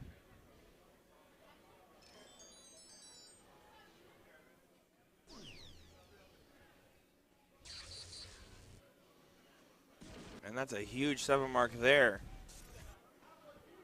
James finding it.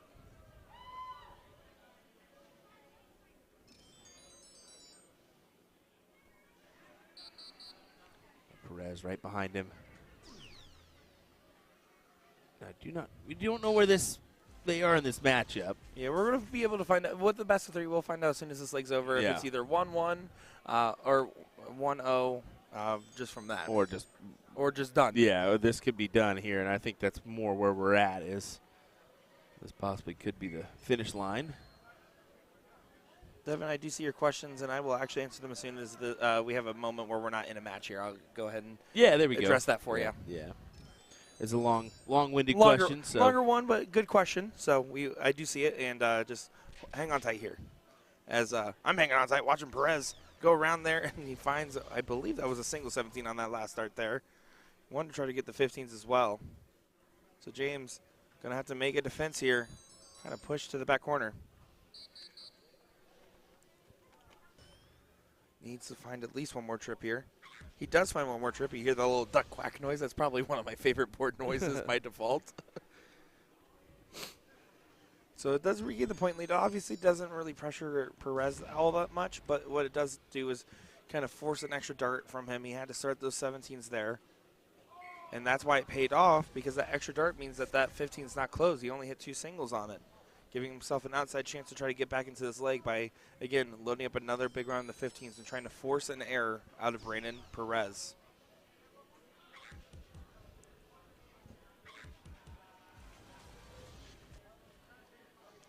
This is that 9th through 12th position of the bracket here, so getting into the top 8 territory on all this, as we're in the 5th, 6th territory. It looks like almost into top 4 on the Masters singles side of this all.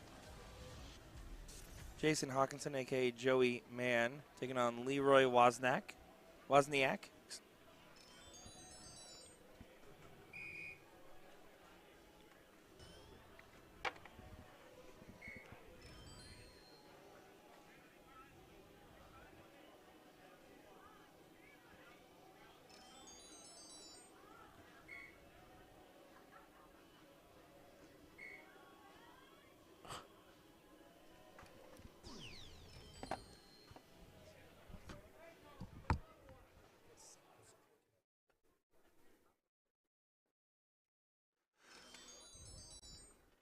See James trying to make a stand on these bowls here.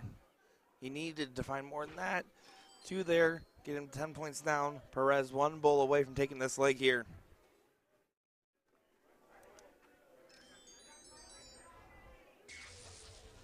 And getting it there.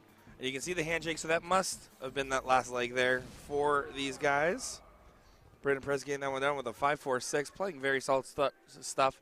As James unfortunately will exit, and you can kind of see that with the head shake there that he wasn't particularly happy with said exit.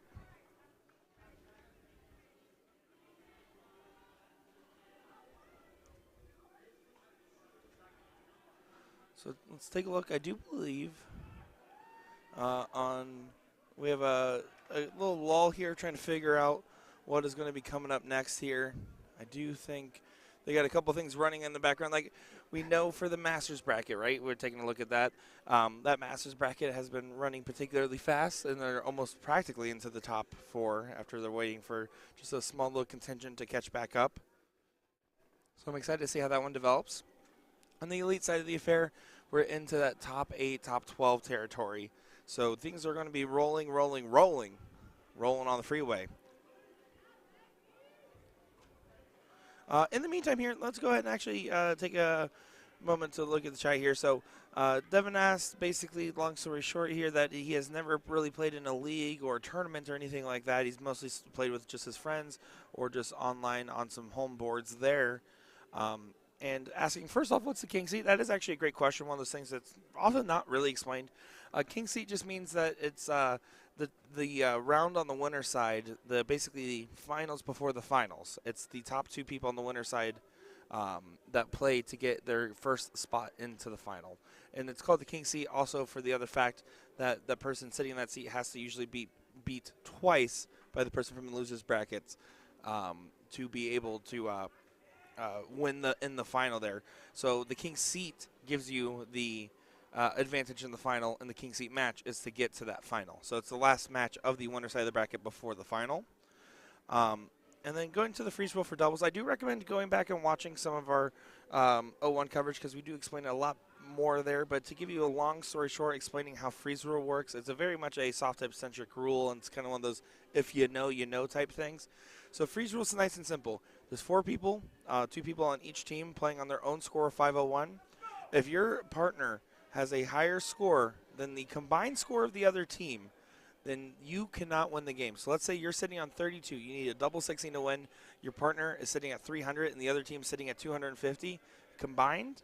Then that means that you cannot win the game until that you are unfrozen, until your partner's score is less than the total combined. So, Devin, I really hope those I really hope those answers those questions there for you. And if you have any others, I do recommend following AZ Darts on Facebook and also on Instagram as well, where you see a lot of those reels and those content over there. Okay, so a little bit different here. We're going to level 1. This is singles cricket, as they look like they snuck this king seat over to us, I believe so. We'll keep it right here with David Gott taking on who is the ultimate question. Oh, yeah, this is top 4 on the winner's side. This is going to be Jason Todd, I believe. Does that say Toto? Jason Toto. Todd. Okay, Toto. sorry. The screen was very Toto. zoomed out. Toto. Toto. Because Toto is definitely T-O-T-O, not T-O-D-O. Well, that could also be okay. Well, that's not the only way you can spell Toto. You calm it down. Okay. Charity, there is nothing wrong with your chat. We are streaming on multiple platforms. There's chats from every single platform there, and we kind of try to aggregate and read some of the comments for you. Yeah, and that's the thing. We're streaming on multiple platforms. We're on USA Darts, Facebook, and YouTube. We're also on National Dart Association as well as Eagle Eye Sports, which is our sister page. We're on that Facebook and YouTube as well. So you can find us all over there.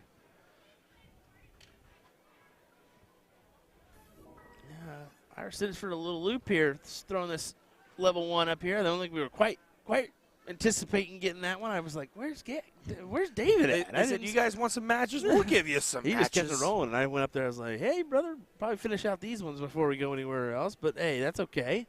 As long as there's the action rolling. They're actually – I noticed they're doing something they haven't really done a lot of, and they're actually moving people down right now. So you're kind of condensing the areas. Yeah. And I think that also makes it easier for refereeing as well, just to 100%. be able to watch all those matches. I did mess up, though. What'd you do? A couple referees were up there, and I said, man, you guys are rolling tonight. She says, you shut your mouth. Don't you jinx it. You shut your mouth. Whenever we say we're having a good show, it's always something happens, right? So Yep. I get that. I see Juan asking basically about the David Ruiz and Leonard Gates match. I will say I took a peek at that because, unfortunately, that was just assigned. We do not have control of that. But it was assigned just outside of our streaming area. I walked out there. Their first leg, 1,400 points to 1,300 points. Oh, my goodness. It was a tough one. So I do understand wanting to see that. I don't know if that was a win. I think it was from from Jason. Yeah, it looks like it. Looks like the sheet is signed from David Gott there. So Gott's got to go, unfortunately, as Jason Todd will get that one, or as better known, Jason Toto. All righty. Well, we're going to go ahead and give you a little overhead action of Jeffrey Johnson and Brandon Kessler, who's in action on board F4. So we'll go ahead and give you that overhead view, folks. William Stewart, Nick Teixeira, thanks for joining us. We appreciate it. We're going to continue on with our coverage here as, folks, this is flying by here. You don't want to leave your seat. You don't want to leave the screen. Keep it right here as we got you covered with some action, at least for a couple hours longer. Find out. William Stewart, Nick Teixeira. We'll be right back.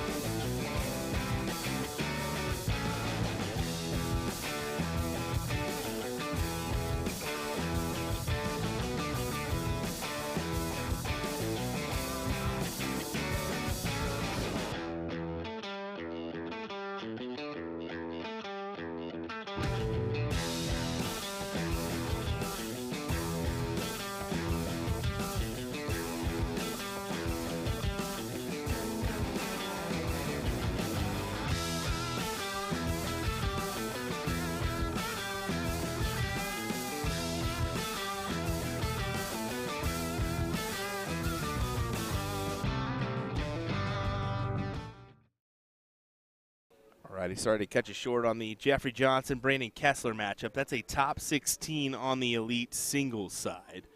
It looks like our top 4 matches have been called to board F2 and F3.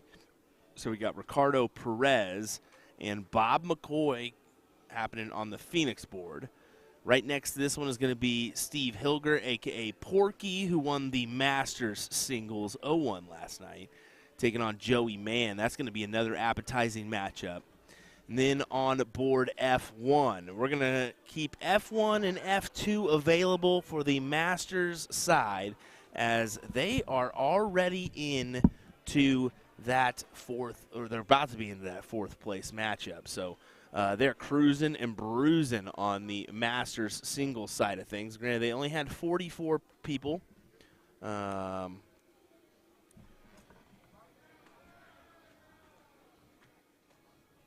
think the elite singles was 66, if I'm not mistaken. So we'll start off with Ricardo and Bob, just because of how well Bob and Ricardo have been playing, let's be honest. Steve, I know he's been suffering from a little bit of a, leg back issue, if I'm not mistaken. So he's surprised he's on the winner's side of things right now. But he's still alive, still kicking. We'll see if he can best Joey Mann. We'll hop into that match as we can, but mainly we'll keep it here with this one, because, I mean, like you said, Ricardo played so well earlier, and so did Bob. I think this is going to be just a really big matchup. Yeah, the 2 people that beat up on Kai playing against each other now. Excited for this. I did go up to Ricardo and Bob after the respective matches, but we talked about Bob. Just went to Ricardo before this one got going, and I said, dude. And he's like, I know. And he didn't even have to specify what we were talking about. Yeah. And he just kind of stepped out. I was like, I told him, I was like, you should listen to our reactions to what you were doing on that stream. Yeah, I just gave him some knuckles, said, hey, keep it going. Keep it going. And he is, in fact, keeping it going, finding a 3 in the bed to get things going in round number 1 here. Yeah. Thank you. Appreciate it.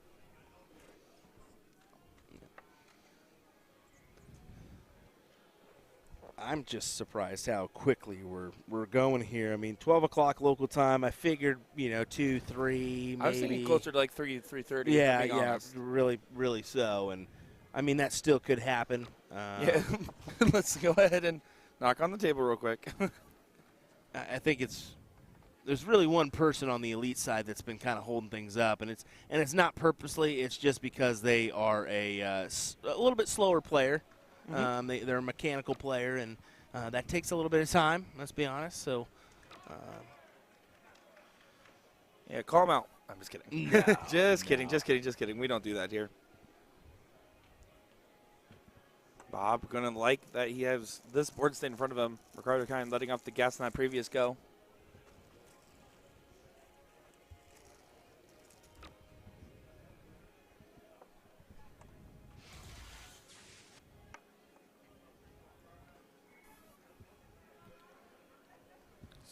So our events, you see a question here. We got team events in the morning. Mm-hmm. We'll have our Masters team final tomorrow, and then I believe we move into it's not doubles, is it? No, it is doubles. Well, tomorrow is Tuesday, so we're going to have the mixed triples combo, and there's also the senior singles event as well. That's a 55 and up event. Okay, yeah. So I forgot about mixed trips. Mixed triples can be an interesting coverage, that's for sure.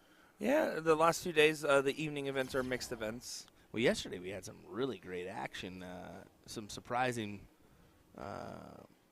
really, really phenomenal matches in the mixed trips yesterday. Oh, absolutely. Or last year. Last year. Yep, Yeah, there we go. Yesterday.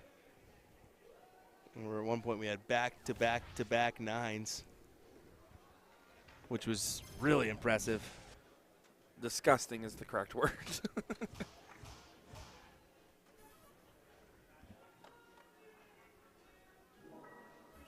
So you can see McCoy here. You're going to need all he can get on the 15s and then some, treating it like a buffet with me at it.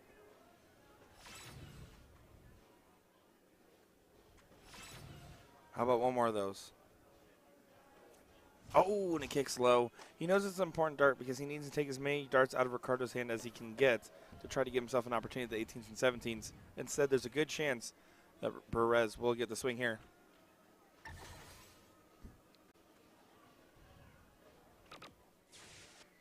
Yeah, getting the close there, getting that job done.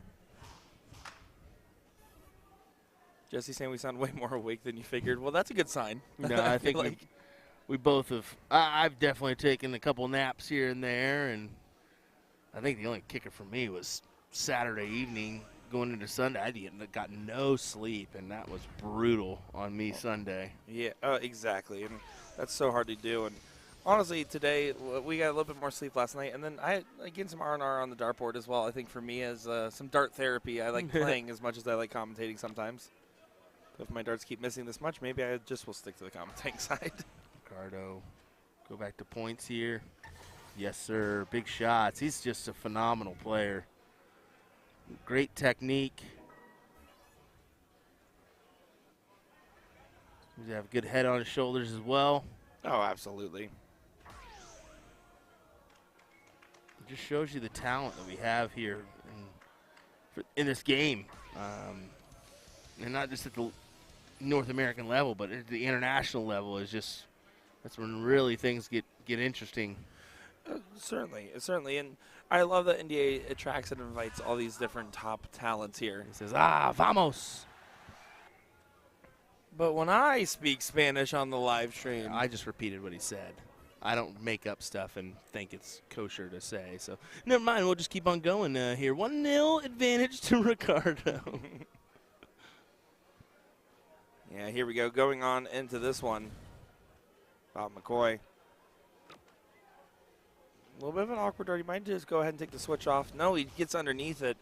Not worried about the deflection because he powers right on through to find that 7 mark to get things going. I believe Joey took that first leg on the Radical board, as they're pretty much playing right along with these guys, which makes it difficult to jump in between. Yeah, exactly like that. And plus with the best of the 3 formats and cricket, sometimes one leg will draw it really long, some will be very short. It's kind of rapid fire. That is definitely not Ryan George on the mic, Mike. I mean, you could. Well, I mean, put glasses on, Nick. Hold on. Well, trying on glasses. What do you think? You're Ryan. Oh, my Ryan. God. It's the same guy. It's Ryan. No. Yeah, no, he doesn't have enough hair. No, we need to try to intermingle him and get him on the mic for a little bit if possible. I know that probably yesterday was the ideal day, but yeah, when we were barely holding on. Is that Justica sitting behind? Yes, he's supporting Ricardo. He is unfortunately out of the event, but keep an eye on him. He flew out his hand for a little high five as Ricardo walked by, and I made sure I was right in front of Ricardo. I said, "Oh, thanks, bro," and slapped his hand. I needed that. Yeah, absolutely. Now Perez with the situation here, even if he gets the first 2 trips, will he take the swing?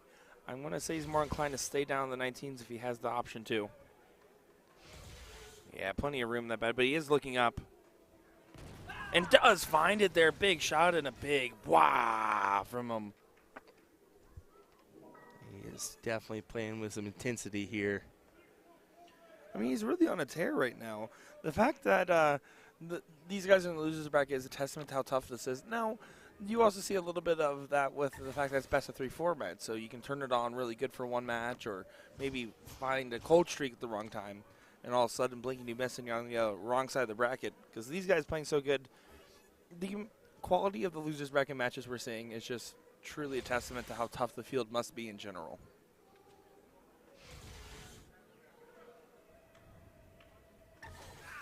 And another one from Perez. Wow. He has gone 7 mark, 7 mark, 9 mark, 9 mark, by the way. And, I mean, Bob, you can't do nothing but just say, okay, on to the next number. Exactly, because Bob's gone 7, 7, 4, 5. It's not like he's playing bad either. It's just the ridiculous standard of what is to be expected from these guys.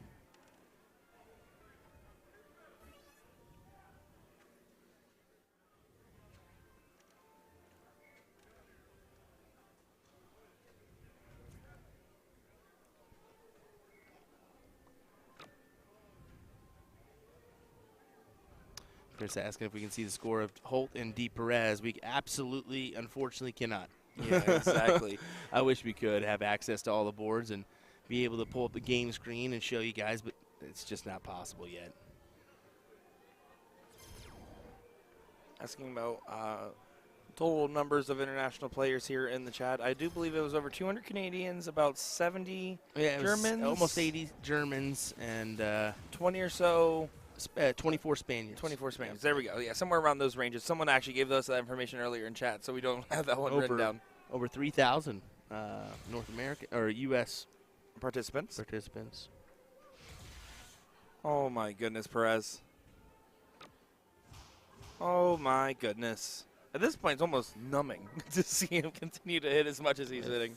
This would definitely be your favorite for the event here. I mean, just looking, if he continues this standard, I would absolutely agree with you. How can you not be a favorite if you play in that good?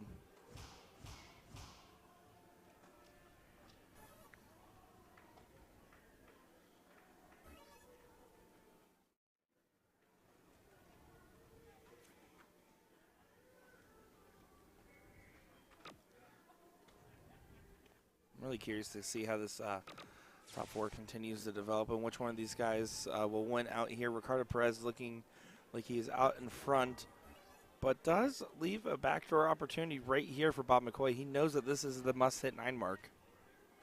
This is the must-hit 9 mark. Oh, my. What a shot this would be. Porky gets the job done on that other board. That's a 1-1 scoreline there versus Joey Mann. McCoy not going to be happy with that attempt at the 19 there. He really needed that one to go in. Perez just doing it.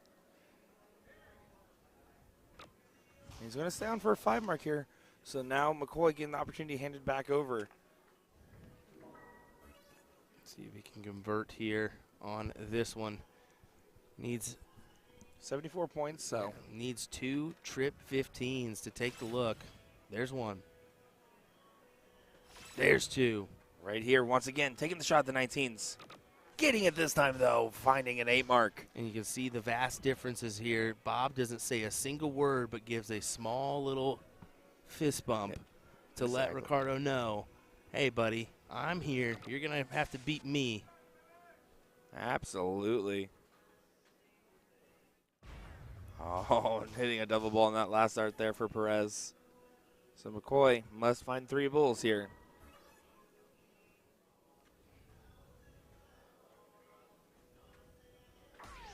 First one's good and plenty of room to work with. Second one, kicking it through the uprights, down the middle. Getting it in there, Bob McCoy. 1-1 scoreline here in this epic matchup of Bob McCoy and Ricardo Perez. Wow. Ilger will get the start there on that other board. It's just kind of bad timing for both these matches to happen at the same time, but we're dealt with the hand. That's a good diddle. You can see Jessica in the background giving his head nods, acknowledging the placement of that dart is pretty much spot on. If you're not going to get the dead center hole, going high and having your dart lean over is such a good spot to be in. Oh, bounce out there. And I think Bob thought that one was in. It might have very well been in the double.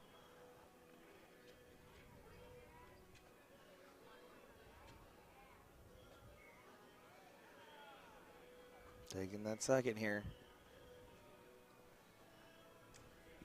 Important dart. And he knows it, and unfortunately that's not going to go. Yeah, I think that first one might have actually been in or dang near it on the double there.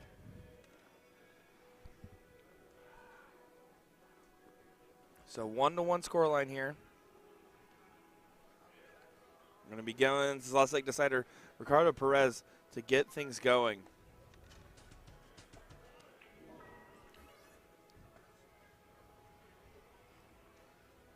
Here we go. Will he continue to find the fire darts that he's been firing? Carter did wait for Bob to turn around and give him a little fist bump.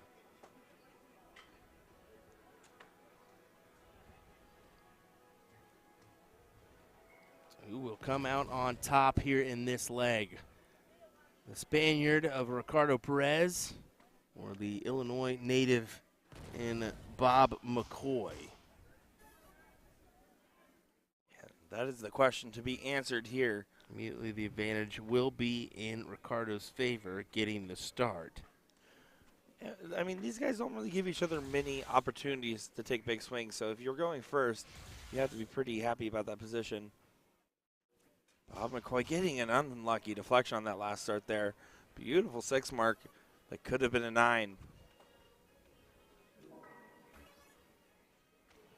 I see a lot of Vamonos Ricky in the chat. Let's go, Ricky.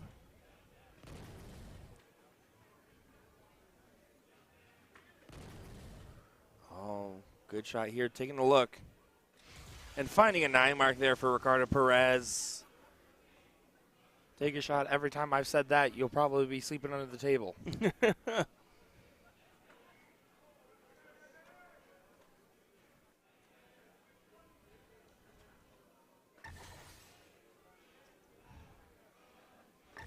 Oh, even a filler up from Bob doesn't seem like enough. And you can see him move down to the 17s for that very reason. He just knew that the 54 didn't produce the value of another house. Absolutely. But the onslaught continues.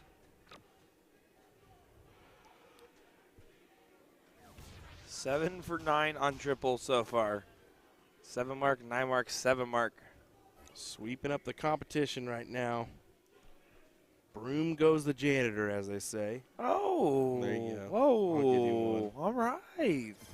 I'll give you one. That must be a Kansas thing. The 7 mark answer for McCoy. We don't mean to speak of him as if he is out of this leg. He has gone 6 mark, 6 mark, 7 mark, by the way. It's just that going first advantage with how well Ricardo's throwing just seems like such an impossible task. Yeah. You're playing from behind the entire time. You almost got to shoot an 8. I mean, look what at is going on? Even an 8's not enough. He's only missed 2 darts, 3 darts now, and they're singles. It's not like they're misses. He's still collecting Yeah, on they're something. not actual misses. This is insane. This is insane. If you guys are curious, we will have the Ricardo Perez highlight reel, as it's long enough to be its own one. The money line heavily sways in Ricardo Perez's favor right now. If you're live betting this, cash out, cash out, cash out. It's peaking. Yeah. No kidding. How about this? 2 for the win. Ricardo Perez. Bob putting up his darts there, kind of seeing the signs of defeat as Ricardo Perez gets that one done. And Bob just says, hey, you got me there. That was a good one, good matchup. Well, here we go, folks. Back on over to this matchup, and this is their final legs here, or final darts here being thrown, as Joey Mann takes on Steve Hilger. You're tied up, last leg decider. Joey taking the advantage and running with it. 7 mark for him. Yeah, Joey's been fired up here, mostly because people keep calling him Jason now. But also just because he's been hitting some pretty good darts here. And Porky going on a heck of a tear. He really wants to continue to prove that he's not all pork. He also is the sandwich, the dart player, and everything else.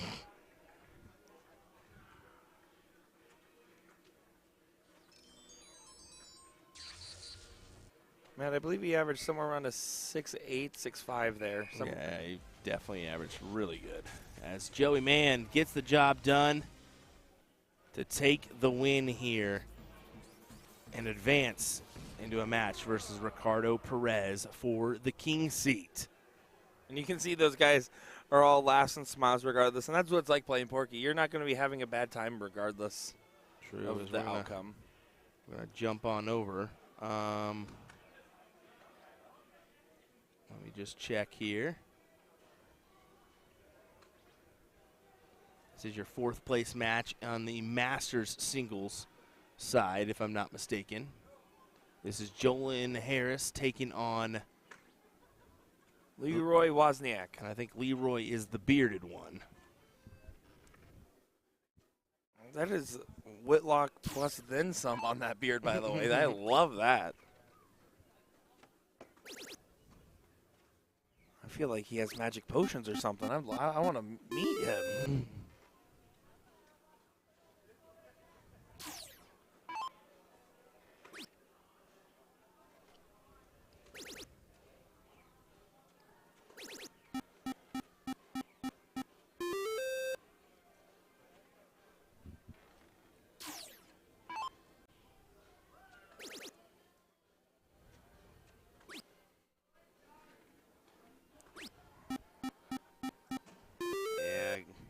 See the attacks there on the 18. Wasn't able to get it closed up.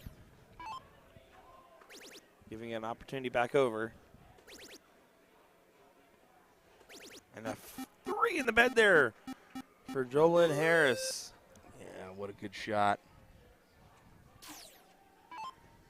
Indiana native. Look at that. And then Leroy over from that Ohio? Wisconsin area. No, okay, Wisconsin. And That's Midwest. right. He teamed up with Benny Dersch on his team event. So Benny Dersch and Darren Auckland. And how about that? A 9 mark followed by a 7 mark for Jolyn Harris. Who do you think he is? Ricardo? Next up, the winner will take on Ricardo Perez. Sorry, I did that. Nick West. Yep, Nick I did that West. to you. I kind of put the words in your mouth.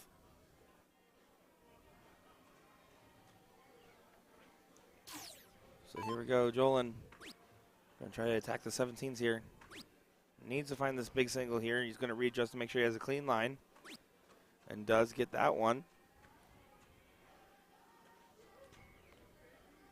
Leroy's from that Janesville area of Wisconsin.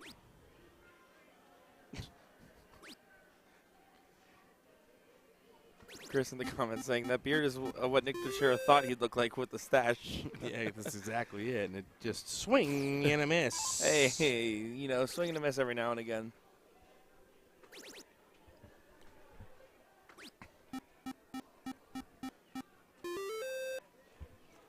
How about another 7 mark there for Jolyn?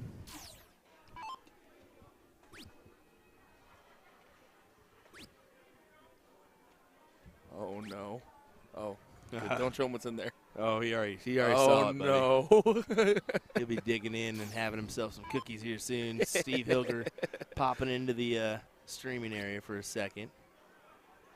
Couple 16s to close it out for Jolyn. Yeah, he's been pretty firm in control for the second half of this leg. I hope it's Jolyn and not Jalen, just to say it. It's spelled Jolyn. Exactly. That's my concern. I hope it's Jolyn instead of Jalen. If your name is Jalen, you should get that changed. We're sorry, but I'm pretty sure it's Jolyn. Nah, winner, chicken dinner. 1-0 advantage for him. Yeah, throwing a 4.97, but really those last 6 rounds he picked it up and fired in full force. That 1-3 in the bed there on the 18s was the game changer. Carrie says you're saying it wrong, Will. I'm just kidding. She said we're saying it right. Okay, yep, just making sure. We did have the Cobra Kai, which apparently was supposed to be Cobra Kai, but now they've adopted our name. You can't go. Yeah. You can't go anywhere else but Cobra Kai. The Co-Bros.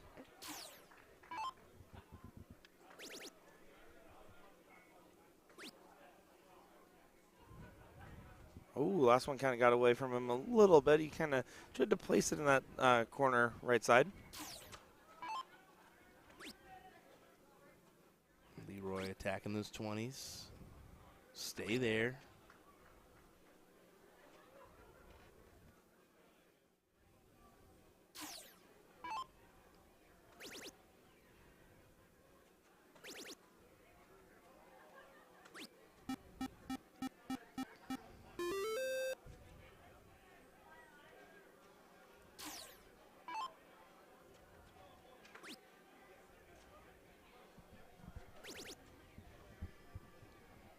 Play out just a minute here as Leroy throws in a 5. Yeah, there's going to be a little bit of a duke out on the battle here. We've seen that time to begin. I think that's also in the Masters level. You see more of these 2019 battles and less of these third dart confidence closes that you've seen before.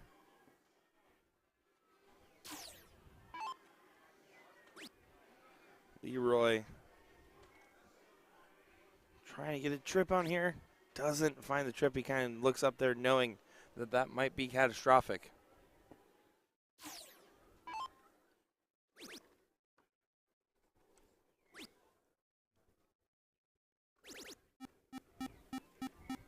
Joe taking over this match right now as he's trying to lock in a match with Nick West for that third place position.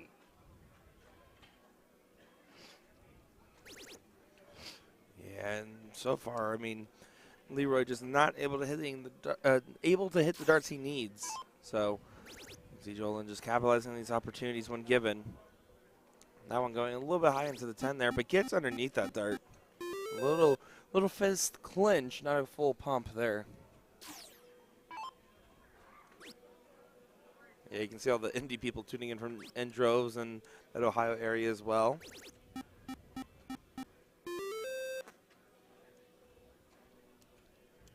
It's not because they all thought I was Ryan George for a second.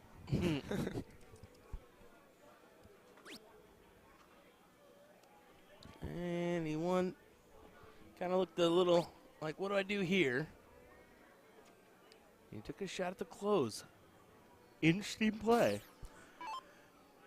Yeah, it is going to be a little bit interesting, but it does kind of give some ground here for Leroy. I would have just pointed just to make sure you come back here, no harm, no foul. But I mean, he's still going to do that. He's got 3 wedges. Yeah, exactly. And the weak round there from Leroy really makes a difference. Oh, there you go. Joel played on The Siege. That's Sean Green's show. There we go. A good friend of ours, a little Steel Tip indie show. That's not so little anymore. I feel like a lot of people know about that one, and you and I have both been on that show. Always a good time over there.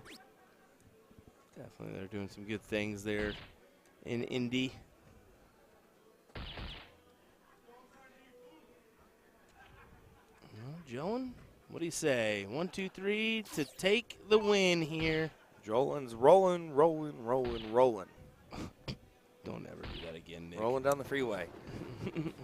Finding the hat trick there to get a 2 straight win over Leroy and getting stuff done. Good job indeed.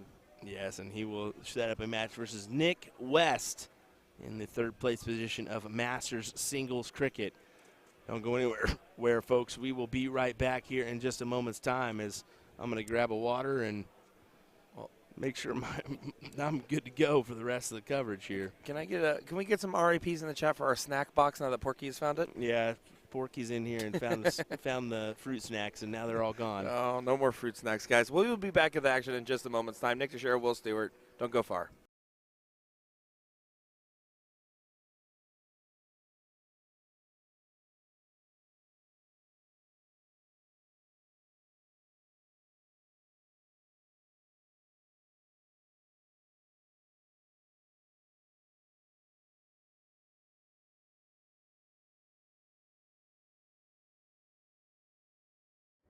Luke Humphries is the greatest darting force on the planet. Bullseye. Oh, we got one. The fish has been landed. We know he's too good. The world #1, world champion. Incredible stuff.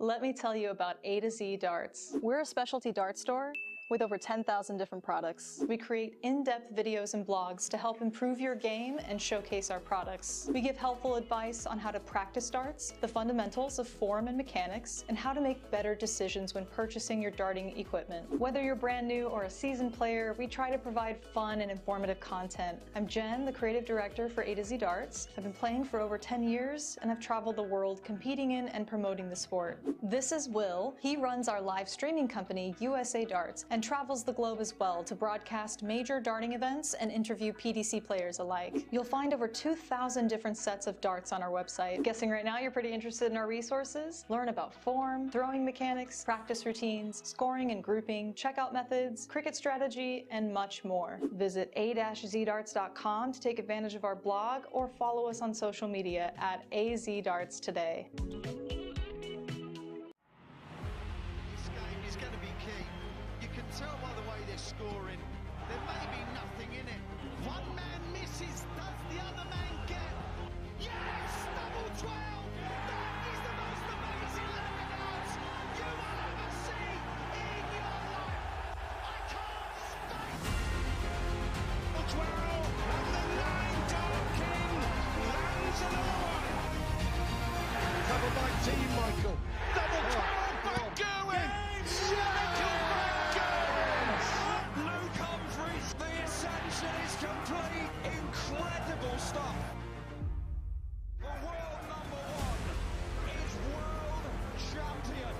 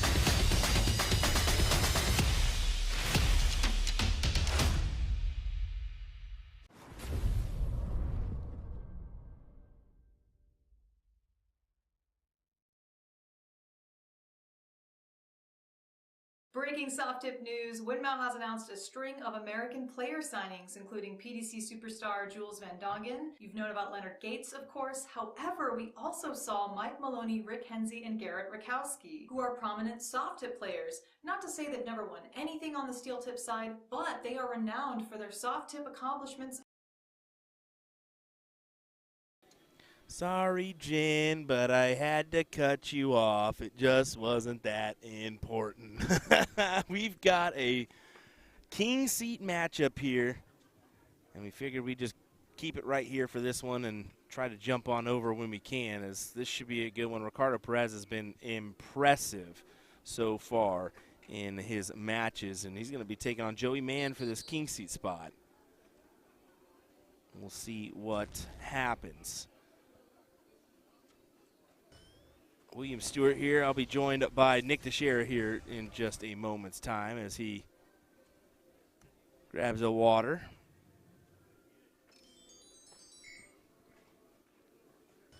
We'll go ahead and throw our score line underneath there.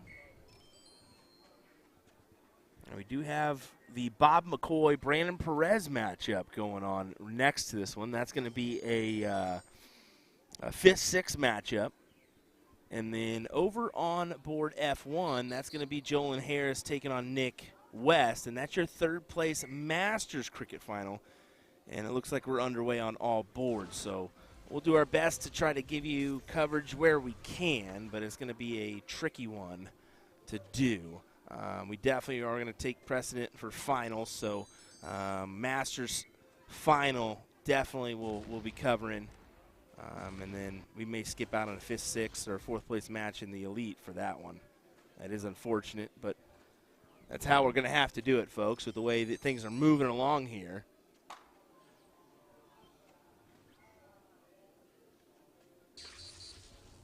I'm going to be honest with you. I've said it before, but I never anticipated our bracket going this quickly. I figured we were definitely set in stone for a 3:30 night being here till the wee hours of the morning, and right now it is not the case. Not the case at all.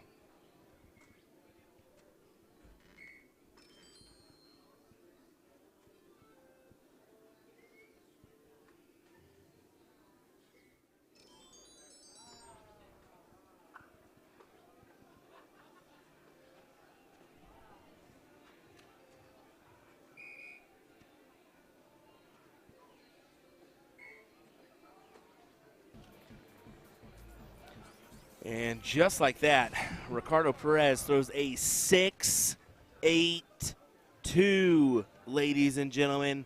A 6-8-2. More impressive stuff from Ricardo Perez. Wow.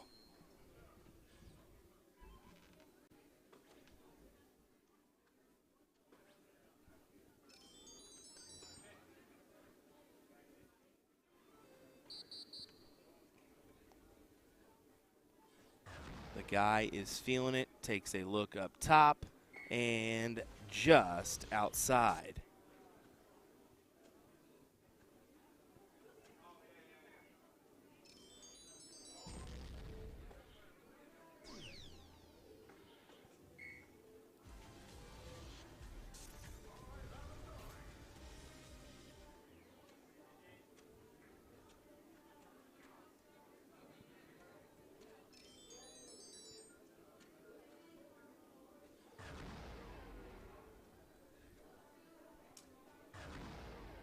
Take the shot.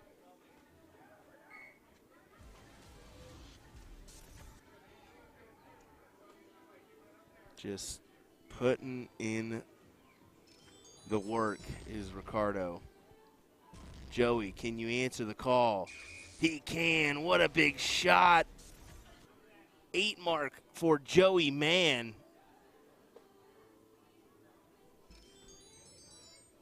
He says, not so fast, Ricardo. Oh, will Ricardo answer as well? And it looks like he will, as he throws in a 6 mark on the 18s and shuts down those 20s. Wow.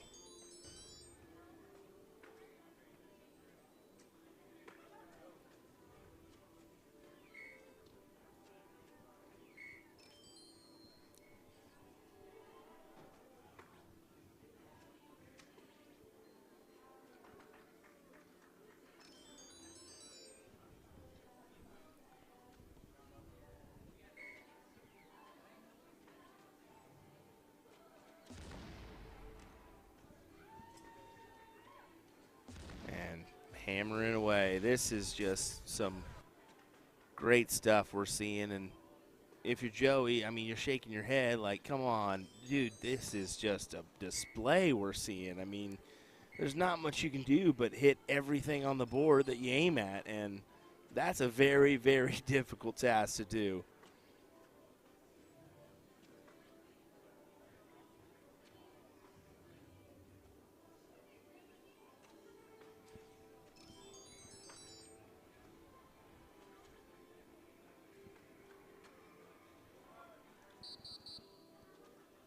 Closes the 16s over to the 15s.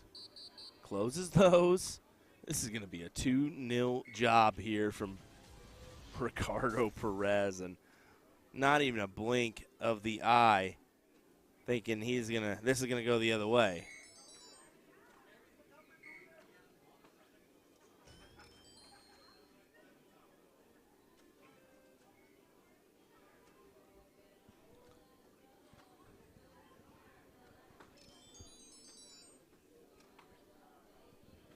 Two bowls, a 6-8-2 in the first leg.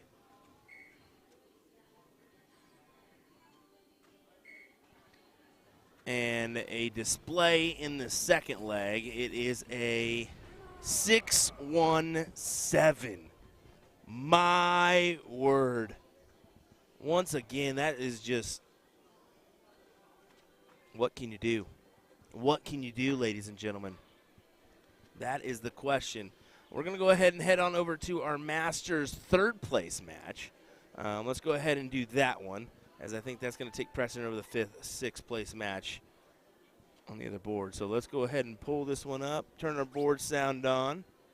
We've officially lost Nick. That may be a good thing rather than a bad thing. I'm just kidding. I'm just kidding. I can't say that. Nick's been doing a killer job. Appreciate him joining us this week here for our coverage from Las Vegas, Nevada. I don't know where we're at, if this is a 1-0 score line. I believe it's 1-0 to someone. I just don't know who. Well, we should be able to find out how this one goes in just a moment.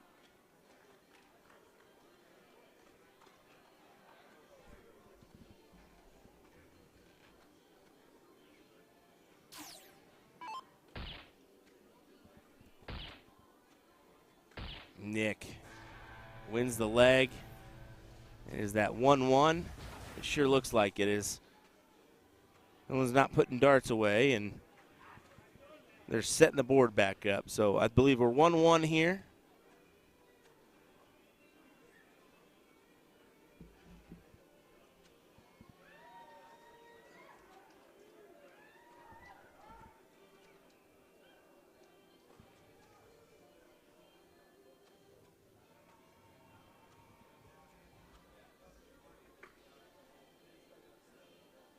We made a promise to you guys at the beginning of the week we'd be covering more finals than we ever have before. Well, we're doing just that. We're staying till the wee hours of the morning for you guys to cover these matches. So you can go back in time if you are asleep and check out the action whenever, or just wait till those post-match clips happen, because we will be posting those at some point.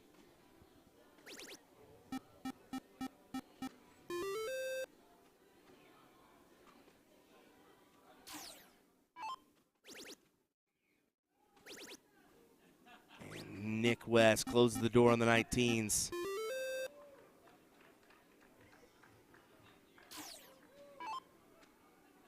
Couple supporters looking on for these two gentlemen. Love to see that.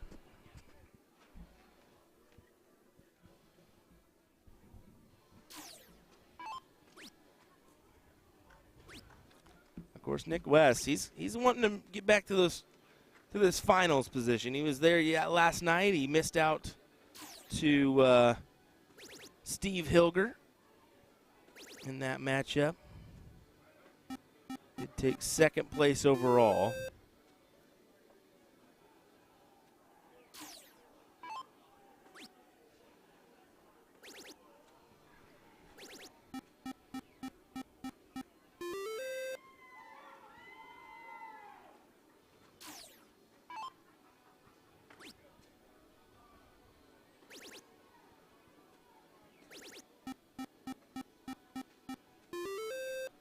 Jolyn Harris with a nice 7 mark there.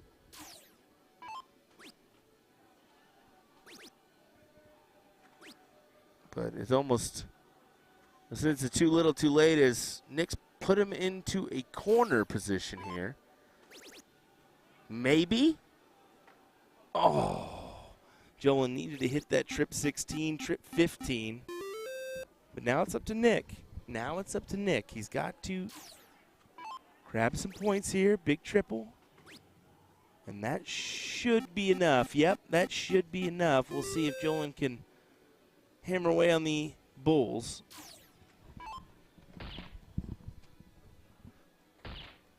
Oh, we don't need you now. We're fine. Thank you, though. I was talking to Nick, guys. He just came back all of a sudden, so I guess we'll turn it back on.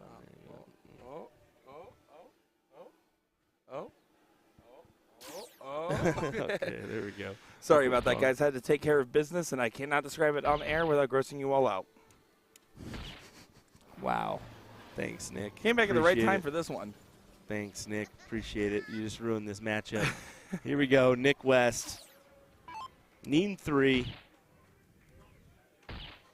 2, 3. Wow. Gets the job done, and he is into your finals. Well, look at that. Came back to watch a couple good winning darts there and make one awkward comment. You know, the Nick Teixeira special. Well, we're going to go head over to Brandon Perez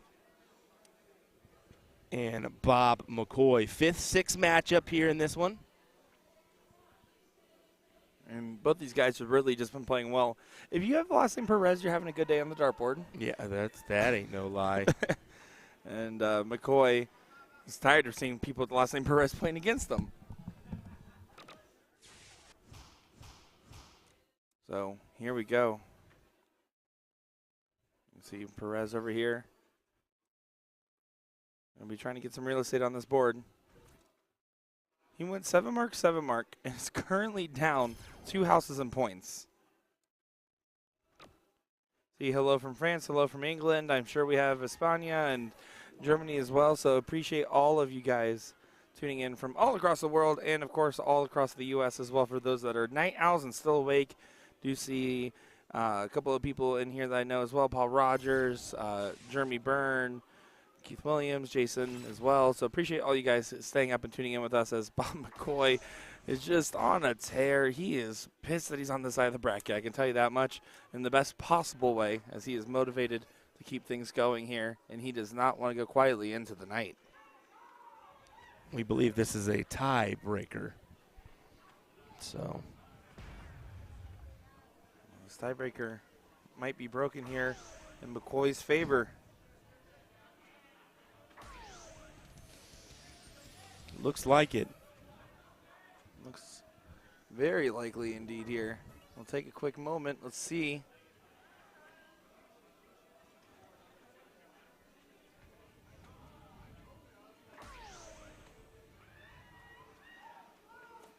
Move into the top 4 match. One more bowl.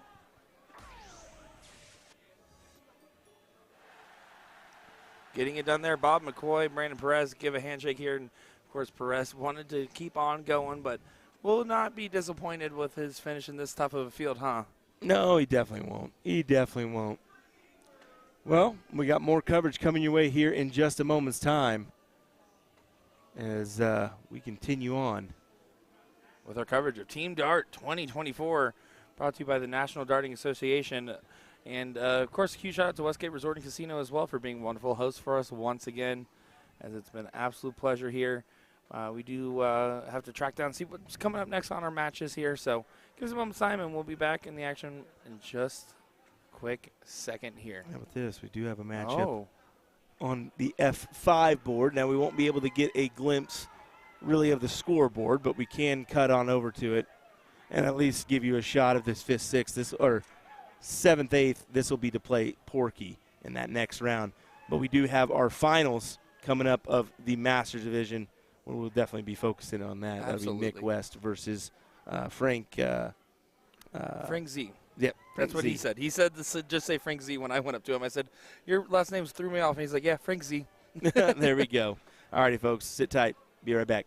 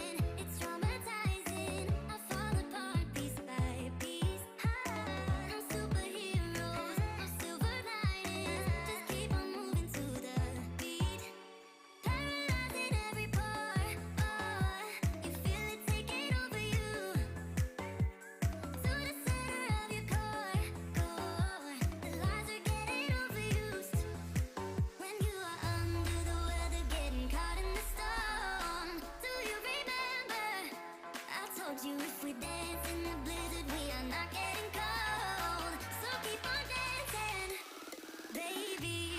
Dance, dance, dance, yeah, dance, yeah, baby. Dance, dance, dance, yeah, dance, yeah, baby.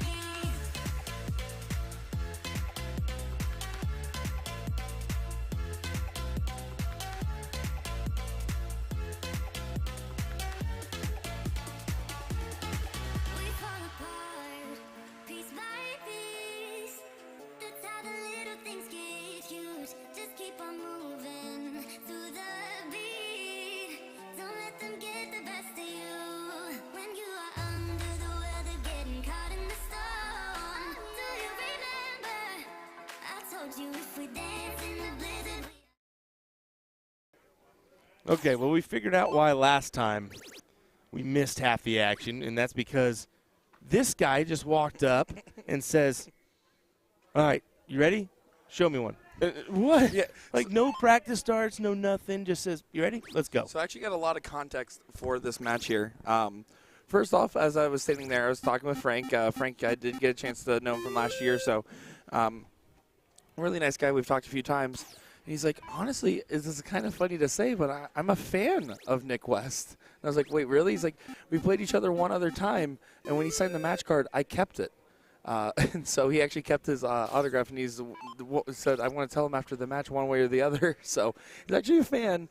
And so we were over there talking. Nick walks up, and Frank says, hey, Nick, do you want to go ahead and swap music? I listen to yours, you listen to mine. And Nick's like, probably not. And then he says, okay, show me one. And that's exactly how that conversation happens. Wow. So I went up to Frank, and I just took his deal, and I added 2 zeros onto the score, onto the board, and I said, hey, they're changing to board F100. I was, oh, where's that? I was like, I don't know. You're going to have to find out. He's like, okay, cool. I was like, So nice. dude, I'm kidding. Like, this is your final. Come on, just lay into this joke for a minute. But Frank, right before this event, he messaged me, and he said, hey, is this allowed at NDA? It's the coach's armbands or the quarterback armbands with, like, the playbooks. He's like, are we allowed to have that for, like, outs and stuff? And I'm like, I've never seen someone wear one. If they really want to, I guess. I guess why you not? could. That's a good. He was good more idea. so asking it in a jokey manner, but I was like, wow, that's funny. Look at this stuff from these guys. Well, look at Nick. I mean, that's a great white horse there from Frank. But Nick's playing this really unique strategy of opening all these wedges and hoping to backdoor his opponent. Thermonuclear. He's doing well. I mean, now he's forced Frank to go for the bulls instead of these 15s here. Yeah, forcing a 4-3 scenario. And Frank's going to go for the 15s instead. Close the door. Yeah, he's going to go ahead and say, you know what, you can try to hit the 4 bulls. And that's not a bad strategy.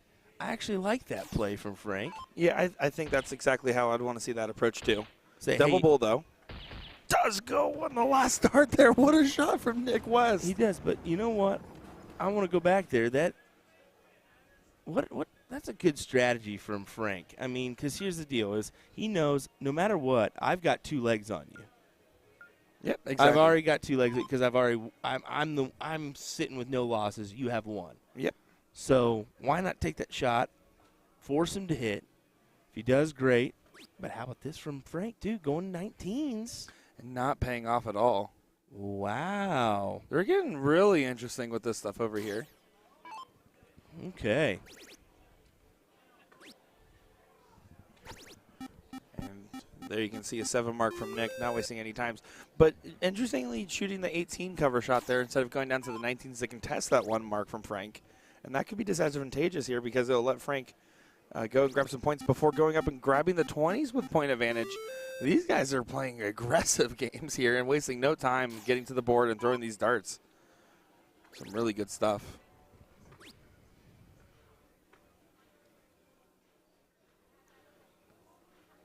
And there's your opening, Frank. So whenever you see somebody that's opening up very wide, it's get a triple and look at this. Look at the 3 in the bed there from Frank. When you see a matchup like this, when you see a situation and someone's going and opening around you like this, grabbing that first and second dart and trying to get as many points as you can before taking a swing, and taking a swing almost every turn you can while having the point lead is the way to try to counteract this strategy here. Because you can see there is a 4-house advantage on the other side, but Frank having such a massive point lead, he can now afford to go ahead and start attacking some of these closes here and doesn't even need to consider going at any points until he feels like he has no other option. I would have pointed with that last dart just for kicks. Right, but to be fair, a lot of players have that habit of the 200-point rule. So he is right at that line. A trip would have technically got him over it, although it's not on the Cricket 200, so he could have. Yeah, exactly. But I think that's a little bit habitual. I just don't like the strategy Nick's implementing here. It caught up with me last round. It's not really rattling Frank at all here. But it caught up with him, but he still ended up hitting the big shot at the end. So and you can see him there. He tripped first and then taking a look. I like that. And I like that. Exactly. The reason why is he's just making sure the distance is created and he's got a separation mark. Now when Nick close, that's what I was wondering, if he would try to close there. Because if he tried to close, then it forces Frank to shoot it. So really, you've been seeing, this is the strategy we haven't seen at all tonight other than Nick. Nick is utilizing this strategy, and it's very interesting. Yeah, I mean, it's high risk, high reward style of play. That's really what it is. And it's also, again, basically saying that you can hit more marks per round than your opponent, because obviously that's always the strategy in cricket, but you have to be able to outshoot your opponent early on to grab those extra numbers, especially if they are defending their territory and pointing pretty well.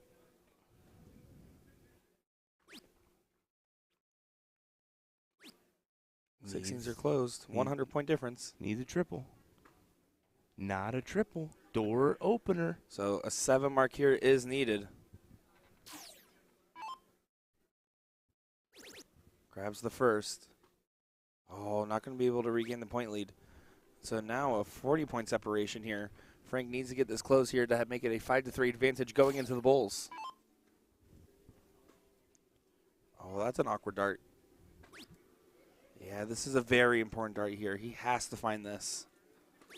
Does find it on the last dart there. 5 bowls needed for West. What a shot it would be if he hits it. This is where he won it on the last one. Oh. With just the 2 there, it's now 3-3. So Frank with a hat trick to make it 1-all in this final here. Good stuff there. Frank Z getting some work. 1-1 in this. Just a 404, but a 404 will do. Yeah. Get that leg done. Exactly. At the end of the day, it doesn't matter what numbers it is. They are the ones that fought the hardest in their field. They're the ones that played the best at the right times. And they're the ones that got to this final. You can see they're just pausing there real quick before going ahead and going into the diddle.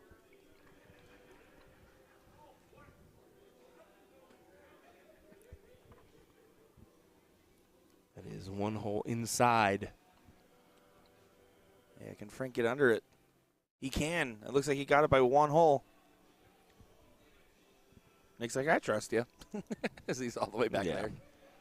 Nick's honestly, I'm getting this very good vibe from Nick. I mean, Both of them, honestly. you see that big high five for every one of Frank's good shots. and so on and so forth. I love it. And see, Frank does just like starting on those 19s. If you hit a 7, it's not a bad idea. Because, of course, that means that 2 trip 20s will not regain that point lead.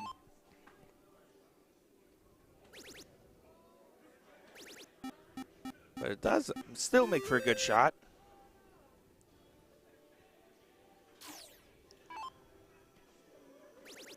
So, again, I expect Frank to play a little bit conservative on the points and just keep going at it. Finding another 7 mark there, knowing that if Nick likes to play aggressive, then he needs to build up that foundation early on here. Get those points early, and then if Nick just starts opening other numbers, he has plenty of time to shoot at all the closes. But in this case, we're looking at a more traditional point battle as Nick finds 7 in there as well. I think he's kind of abandoned it after that last go round. You know, that didn't really go his way. So point it up a little bit, and then maybe try it with a 2 number instead of extending it out with the lower points. Exactly.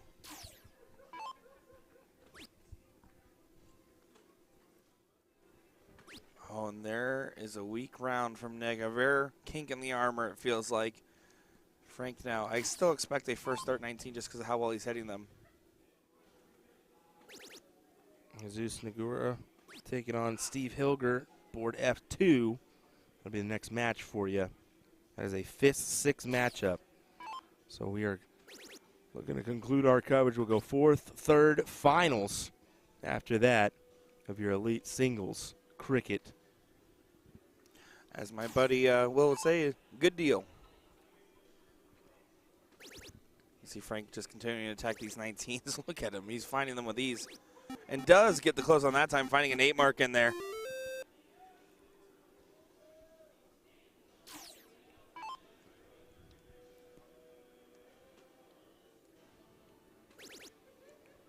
So now grabbing the 18s, getting 6 in there, 101 point difference between these guys.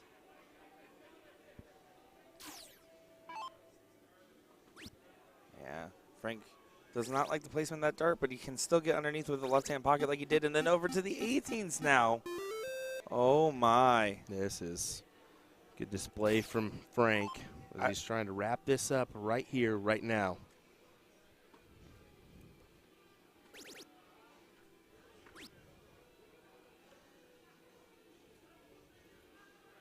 And 4 marks there from West. He knows what the way Frank is playing right now. It just doesn't feel like it is enough. It depends on this close here, though. Doesn't happen, so back-to-back opportunities now. Nick will try to take advantage of the lack of advantage being taken.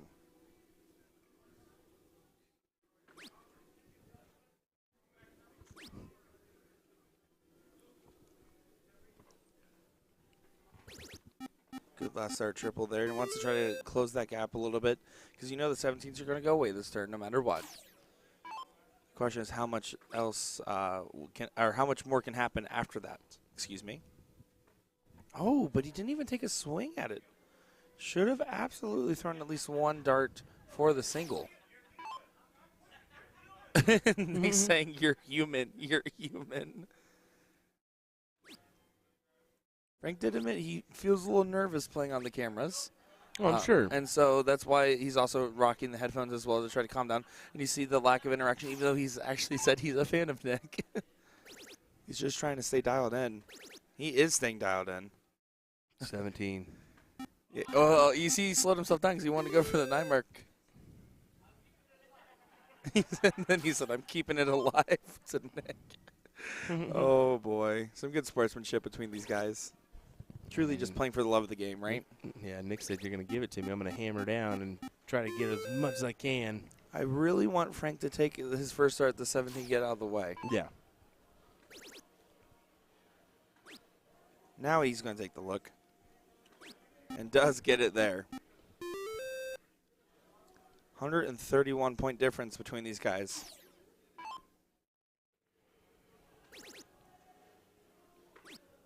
Did get confirmation. Frank is listening to music in Spanish, and he said that I probably wouldn't understand a thing of it. And then he put the headphones on my head, and I started dancing, and then he took them immediately away and said, stop dancing. That last part I kind of ad-libbed a little bit, but that mostly happened. Oh, doesn't get the 16s all the way closed here. Nick also has that mark on the 15s as well. Might do the switch over here. Now he's definitely going to do the switch.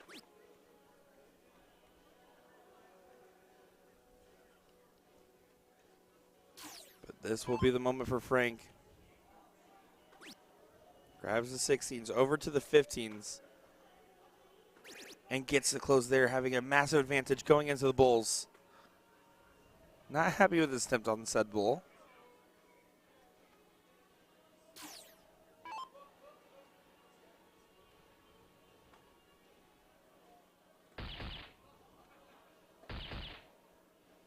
And good 4 bulls there from Nick, but you might be right in thinking that his run is just about over here. Well, look at this from Frank. He says, I'm going to go ahead and make sure of it. Why not double down? Having no air of doubt here. That's really what he's... He's got the 220-point advantage. Should be just fine to lock in the title here in Masters Singles Cricket. And doing it in style as well. Frank Zuniga for the win.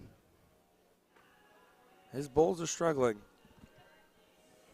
You can see Nick kind of a little shake it off over there. Kind of having a laugh about it. He's like, come on. Having a laugh, which is good, but almost a little bit bittersweet. I mean, two runner-up finishes in this 0-1 and cricket, pretty much. But that also shows you're doing a lot right. It's not like he's losing these because of nerves for the most part. And look at him raise his hands, thinking that was going to be it. And now he just shakes it off, says, just wasting time for the inevitable. But gets a point lead. Has a dart there to make it interesting. But Frank pulled the headphones down. He knows a single on the points, a single on the bulls. Finds the bull. And there's the points. Frank Z gets your title for the Masters Singles Cricket here, 2-1 over Nick West. And you can see the big hug, lots of love and respect there. And Chief Z is going to feel happy about his run today. Congratulations, Frank. You are our winner for Masters Singles Cricket. Congratulations to you, sir. Well, we're not done yet. We've got more action coming your way, and we're going to hop right on over to Jesus and Steve, who will get underway here in just a moment's time. Yep, not quite ready. I'm sure they were waiting on those guys to finish up before they start. With the final going on the board next door, I can understand that. So, be just an extra moment here. There's, again, those last few darts in there. Porky's getting those last few naps. Funnily enough, he's not blinking. He takes mini naps every time his eyes close. Yeah. We should have another hour of coverage at least here. Around that range here, because, again, we're going to have this match, the 4th place, 3rd place, and finals, like you said, Will. So just a handful left of darting action. 4 to 5 matches, depending on dips. We can hear the guys still laughing over there in the Masters finals. They had a good time, didn't they? Definitely so. Definitely so.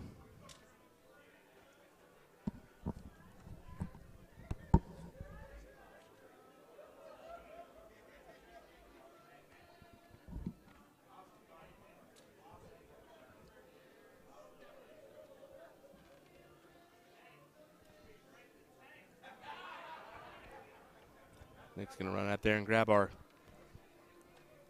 photos, and then we'll get Diddle started here.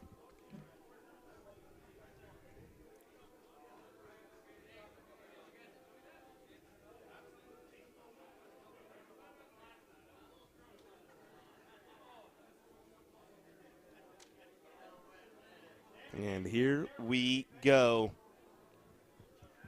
Steve Hilger, Jesus Nagura.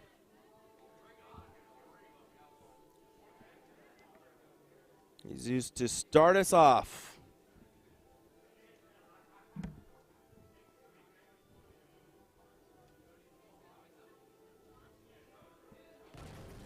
Big triple.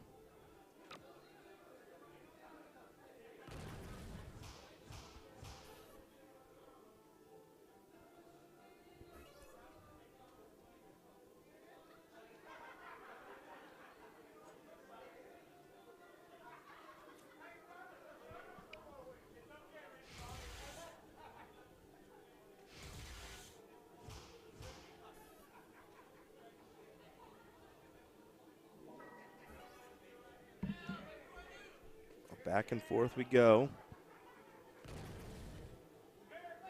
Jesus will take a look here at the 19s.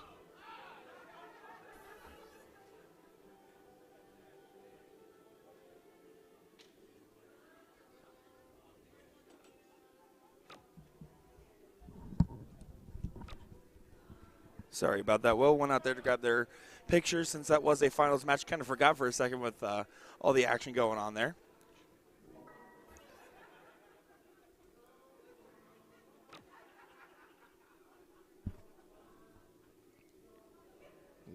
Jesus thinking about how he wants to do this. 19s now. Yes, sir. Big shot there for him. Yeah, absolutely. So you can see Porky going to try to find a new house to play with. I guess the 18s will suffice. They're finding 7.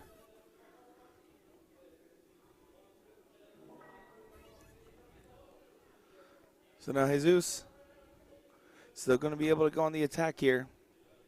Starting at his 20s here. The fight's crossed. That's a little bit of an awkward dart, but he does get over top of it. He didn't really want to move off those 20s until you find the trip. And again, when you have that higher field, that higher advantage, you can absolutely understand wanting to defend it actively. Porky's trying to gather an advantage. A slim one. 312 plays 300. Yeah, but it does help close that distance, and that's the big thing there. And it pressures Jesus to try to find a big one. And if he doesn't, Porky's in pursuit. We'll say Porky looks at this as a win-win situation. He said, I either, big white horse, I either gain $100 minimum or I got to go to bed. And I said, there you go. Pretty good. That's that half glass full mentality of Porky. Yep. Very positive guy just through and through.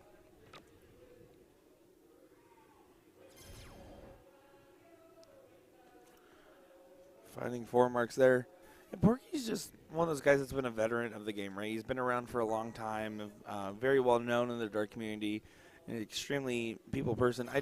One of those guys that just can always hang with the best of them and just kind of make it look effortless with his house darts that he throws. How Jesus with a big one there. 8 mark on the board. He capitalizes on a trip 16, trip 15 double bull. And Steve says something to him as he walks by. Maybe some threat saying, hey, don't do that anymore. I'm done with this. Yeah. No. Former Marine, so watch out.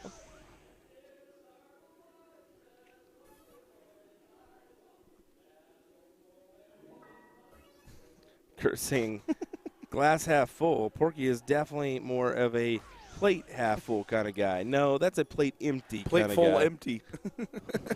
Plate fully empty is Steve. 1-0 advantage for Jesus.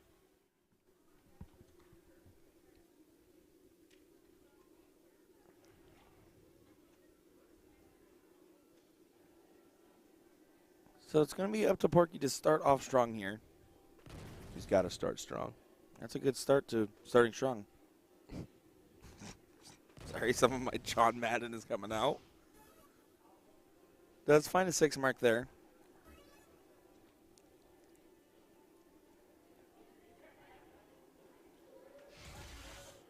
So now finding the 19s. Ooh, I do like that look up there. 3 points down, taking a look up top. Good shot there. Unfortunately, does not close, so Steve, see what he does here. It always does feel weird saying Steve instead of just calling him Porky. He's really like ingrained that into just himself. Yeah, I know that's a little confusing when we're like, Porky this, Porky that. Well, if you know Steve Hilger, You know that. you just don't call him Steve. You call him Porky. Yeah, he's only Steve when you first meet him, maybe. And probably even then, not so much. And the reason they got Porky was because he went to a blind draw and they said, Steve. Steve's my name. And, oh, we have a lot of Steves. And, well, Steve H. We have one of those already. Okay, well, put Porky down. What? Yeah, put Porky down. Okay. Say la vie, the rest is history. You can see some people waving in the background there. Hello, hello.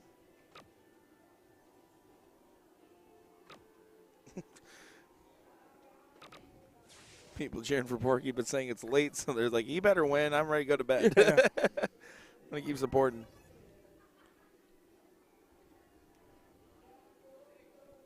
So the 20s are gone, but Porky has the point advantage.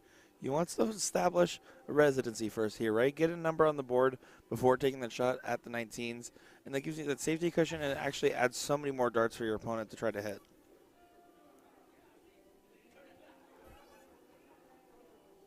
But because he didn't trip to the last, it gives Jesus a little bit of a bailout. Ooh, and the switch up over there to the 17, try to grab that. Find just a single and then back to the 19s. And I love that. That's a good time to try to sneak in a second house there and kind of press your advantage a little bit.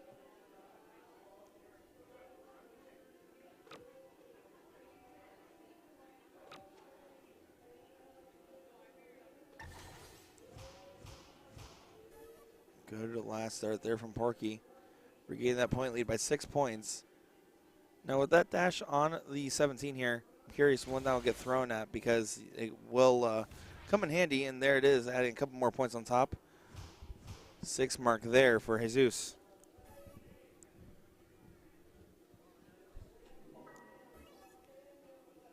Porky to get himself in position with the point lead. Not looking promising here. He does get the point lead, but you're exactly right. Not a really promising position to be in general.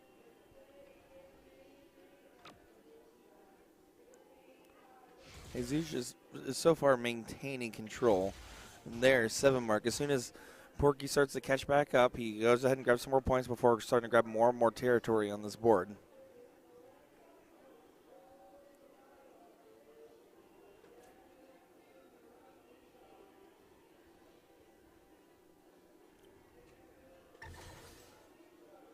Needs to fill this up. Fills it up with the last 2. Just as I said, but still down in points, so if he collects on a triple, he'll take a look. Just takes a gander at the scoreboard. I take a look here. 18's gone. He agreed. Finding it there. Beautiful 7 mark. Pushing Porky now to the 16-15 area of the board in a non-ideal position.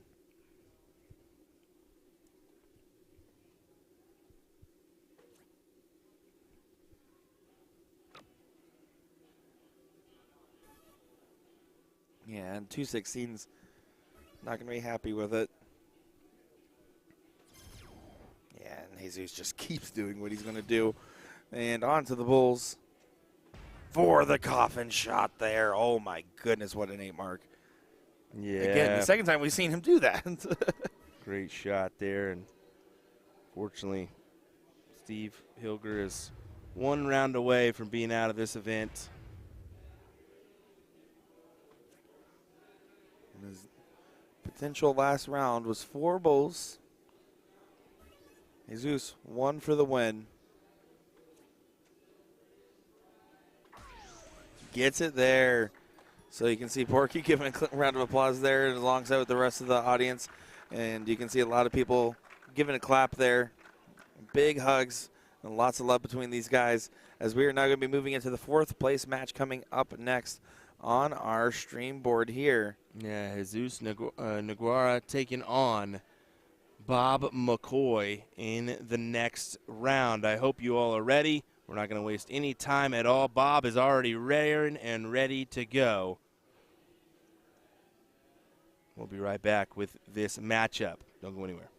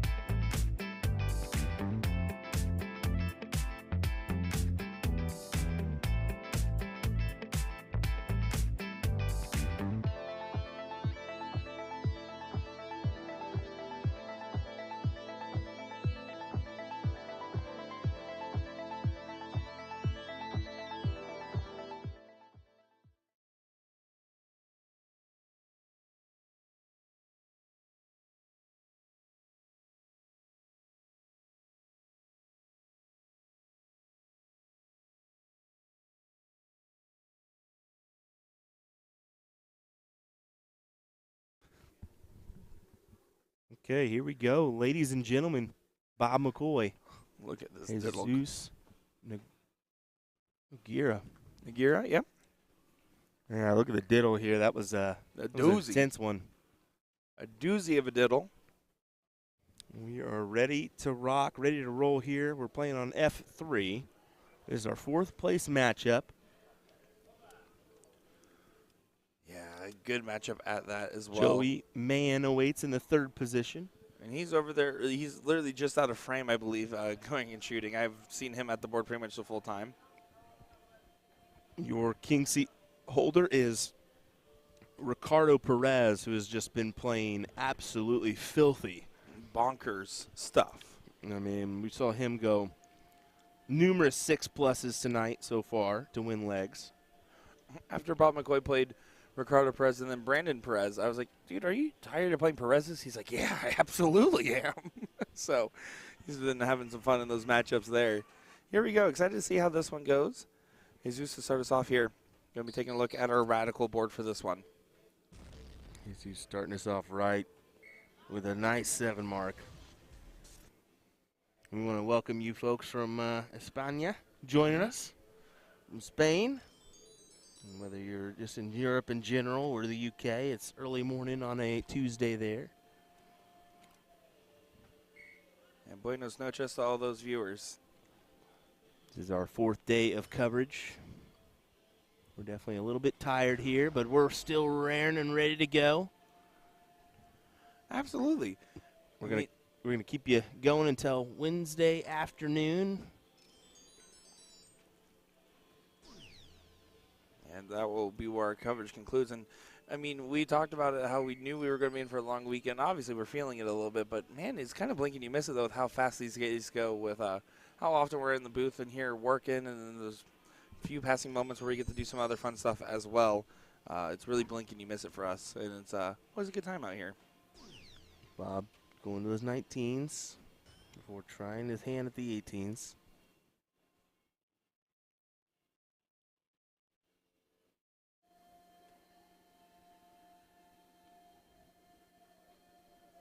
I think it's interesting. The Germans have been pretty strong throughout the week.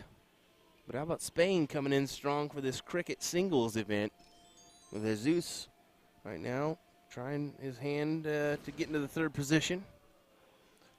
Yep. And Ricardo guaranteed at least a 2nd place position. Yeah, I'm going to be honest. I'm so happy that just including them in the International Challenge is what's such a big draw for a lot of these players coming in. And it really makes me excited as we continue to try to bring back and add in more countries to that International Challenge. Just because, obviously, it made the field harder. It made the field tougher, and it made the people have to play better, increasing the quality overall. Never going to be mad about that, huh? No. No, definitely not.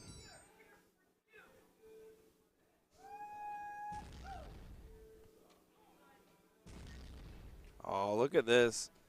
Jesus finding a 9 mark in there, getting a 3 in the bed on the 20s, getting 180 points on the board. So McCoy going to have to answer by just betting the 17s here. That first are hanging over top. You can see Jesus kind of gives a little nod, knowing that he wasn't going to be able to A, maximize every dart, and B, not going to be hitting as many points, giving him free reign to go on the attack here for this turn. You get the 17s and 16s open for McCoy. 20s and 18s for Jesus, and he's going to attack here. I like it. I like the move. Yeah, and this is the right time to do so because Bob is just in a position where he has to play perfect from here, and even if he does, it won't be enough if Jesus continues to play at this high of a level. Bob's just one of those situations where he's like, okay, this one might not be going my way. I'm still going to try to keep fighting until it does. Going for the cover shot on the 15s for the last start. They're trying to grab that second house. Was afraid of potentially deflecting on that 16.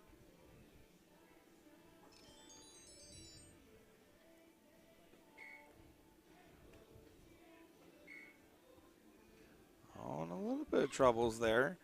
As he did have to take all 3 of the 15s there, so kind of just leaving the 16s on the wayside here. So McCoy going to try to bed. If he does hit a bed here and force an error out of Jesus, there could be some interesting stuff going on. This leg is not over yet. I'm not sure. We'll see. Another triple needed. Oh. No. Hugging that wire.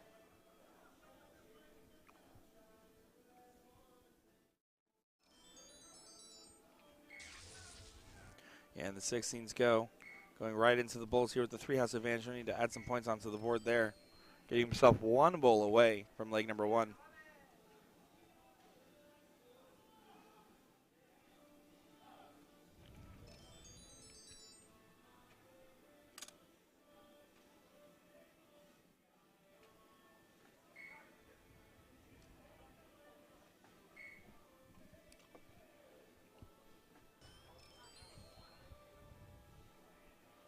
Yeah, McCoy not going to be too happy with that visit, but he knows it's pretty much inconsequential as he's going to just try to focus on taking advantage of his start in the next one.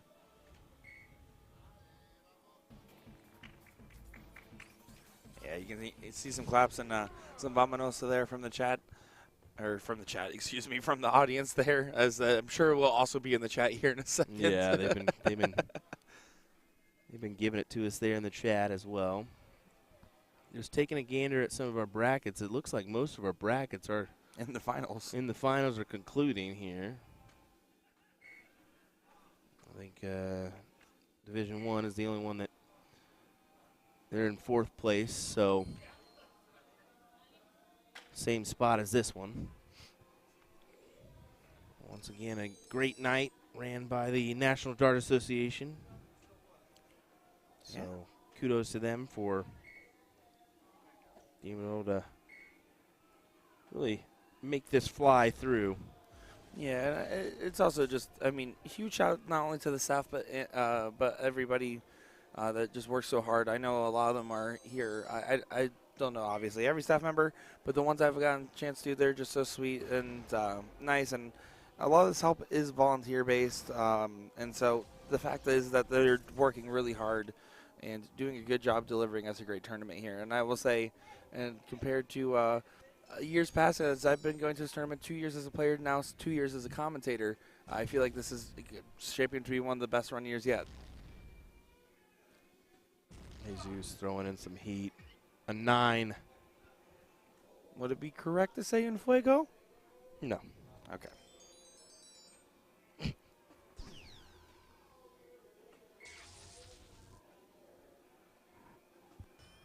Oh, and that dart deflected right off the barrel. You can see the whole dart moved and flicked it out of place there. The 20s are closed, but right now Jesus can really just run away across the board here. Trying to get his house open first. Needs to get these 18s closed here. And doesn't get it closed, so after the big 9 mark, only finding 2 and giving a huge opportunity here for Bob McCoy to really get some work done. Gonna have to dig deep on the 19s here. That's a good first start because he can continue to work into the bed. Put one right on top. Okay, sinks a little bit low there as he tried to kick it right in between there. 7 mark there, though. Regains him the point lead by 8 points. Jesus, I feel like he's not going to have 2 slack turns in a row. There's the first trip. And the second. How about a 3 in the bed there as he goes 9 mark, 2 mark, 9 mark, and he kind of just shakes his head and throws his hand up. He's like, I don't know. I don't know. It's working out for him. Certainly is.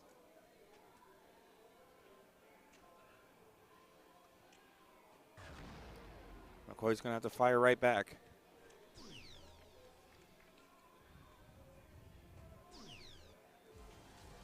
Over the 5 mark there, you can see he just said, come on, Bob. Come on. He knows 5 mark just won't feel like enough, especially in this scenario here. Another trip 18 now on the attack. Going for the grab on the 17s as well, getting that second house and finding it there with the 7 mark.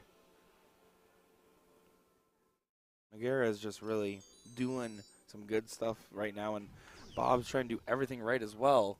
It's just right now the amount of firepower that Bob McCoy has taken on in the last couple stream matches we've seen him on, And the fact that he's still showing this resilience is so impressive. I feel like I'd be morally defeated facing some of these guys. I'm not going to lie.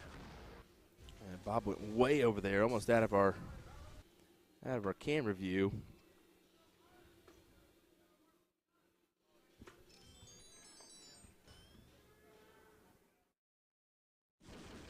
Yeah, finding the 18 there.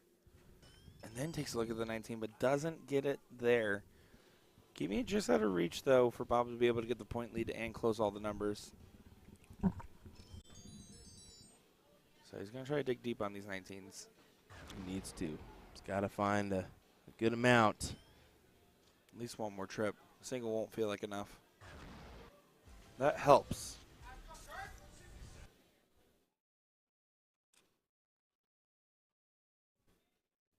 Scott, you should go to bed.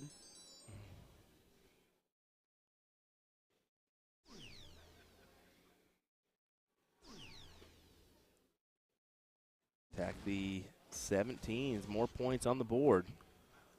Yeah, I think out of, especially in comparison to some of the other teams from Spain, Jesus has the more varied strategy of them all. He does like to get those extra houses, go for some aggressive closes every now and again, but also show dashes of conservative point and kind of just showing that he kind of flexes his strategy based on the player and the situation of the board state. 6 mark for Bob as we're in this little ditch area of the match. We're 18-17s for Jesus, and Bob continues to pound the 19s. So does Jesus take another shot at points, or does he take a shot at the close? I think close here. Yes. He agrees, finding a 9 mark in there. He gives a point out to a friend in the audience there. And someone holds up the number 4. I think that is the 4th 9 mark there for Jesus. And if not, they were just holding up the number 4 for fun. McCoy fires back with a 7, though. But with the 2-house advantage, Jesus just is finding a way to maintain control this whole time. Yeah, and one single triple can give him a look at closing here, but making the smart moves is Jesus. He's looking for an angle on the 18. I think he should just switch to the 17 here if that was the shot. He's could be taking a shot down. Nope, he's staying. Yeah, he was trying to find the line.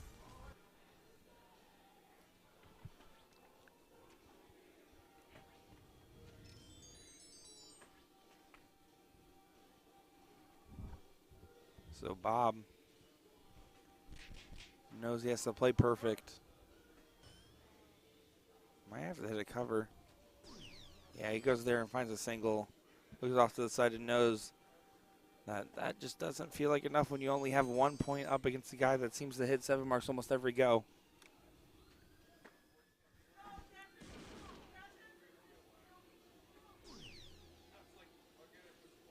Goes down.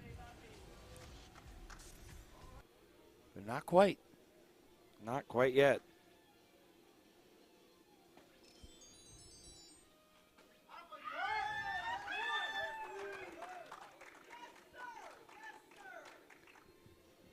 Well, I hate to tell him, but I think they got some singles cricket on 1 for level 1, but we can dabble in between those as we see or have time.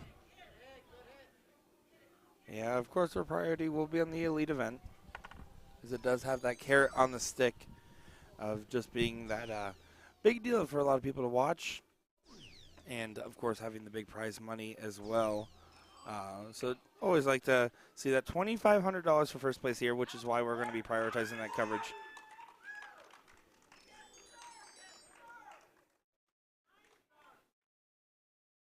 McCoy, this is a big opening here compared to what he's been given.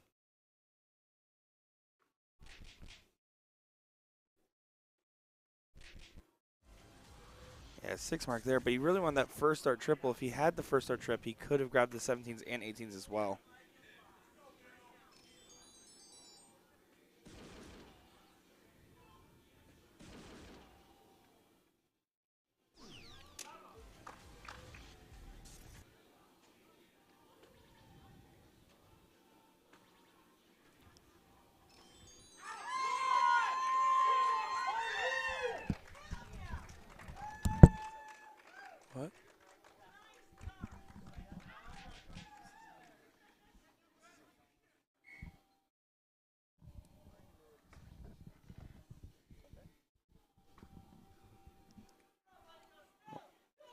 McCoy having a full step off here. Trying to get back. He knew that the Trip 18 was just so important to try to find. 1,000-point game here.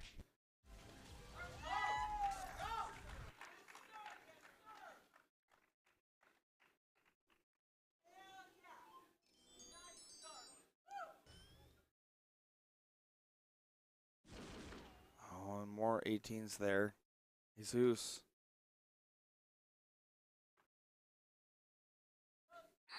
Does find the 15s in the last turn. You can see that he gives a yes, as he knows that that might be a important dart there, just because it continues to complicate the board state here.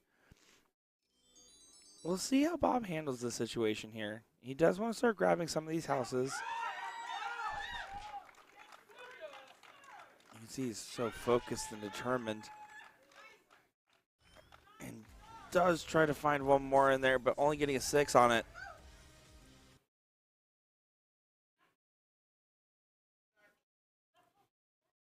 So Jesus, opportunities abound. This will be a good one here. This is going to be a great one. He's kind of shrugging the shoulder there, giving a quick look at it, and I believe he's shooting right at those 16s. And just drops it low there. But that 3 houses, if he gets any point advantage, he's going to go ahead and take that look. Basically gamble on the lack of an 8 mark on the opponent. And if they hit it, he still will have advantage going into the bulls. It's a great position to be in. One of those ones where if you set yourself up in that scenario, it typically will turn out fortuitous. This is round 15, so they're getting pretty late into this one. They're playing at such incredible standard. They're playing at such incredible standard. 3 in the bed there for Bob McCoy. Up to 1,300 points. This is stupid.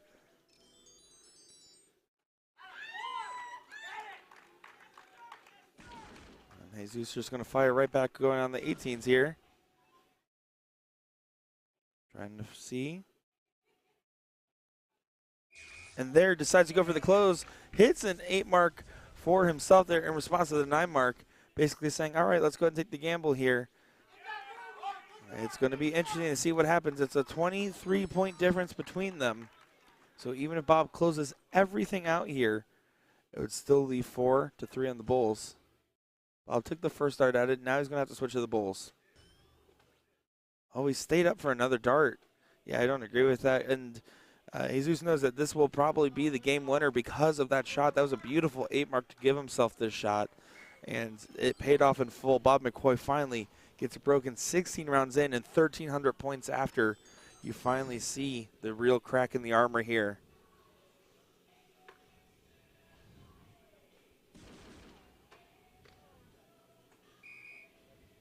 Double bull, single bull, and the out is hit. Jesus is giving his handshake to Bob, and Bob says, I don't even know what I can do anymore. That is some good shooting there. That was a 5.94. That was 16 rounds, Will. 16 rounds, 5.94 for a 2 straight win there. But that was a hard-fought battle and a war of attrition that we were seeing. Yeah, some good stuff there indeed. Well, we got thrown for a loop. For some reason, they put Singles Cricket Division 4 up here. Trying to share the love with the finals area. I get it, but we do have Singles Level 1 that they could have put up here, or nothing at all for right now because, I mean, I get being loud, being rowdy and stuff, but with there being final and final, it's kind of too loud over here for that. I don't know. That's just personal preference. I understand that's personal preference, but let's be honest. In some of these finals, you'll see, especially with the international contingents, they get pretty loud too. I get that, but and that wasn't a final that we were watching here. So yeah, but there was a couple facial features from Bob that led me on to think that maybe he wasn't too thrilled with that one. I think he was more disgusted at the 6 marks per round average after 16 rounds there. So let's go ahead and get on into it as the winner now. Just for reference, Jesus will be going on to play Joey Mann here in just a moment's time. But we'll go and take a look over and see what's going on and what all the hubbub is about over there.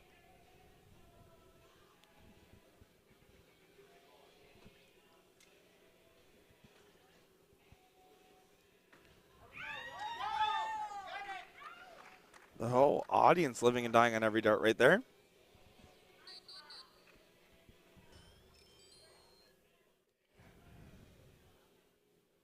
Joey warming up there on the Radical board. Yeah, I think they accidentally pushed it to the next game, so Joey's like, I'll go up there and start throwing on it.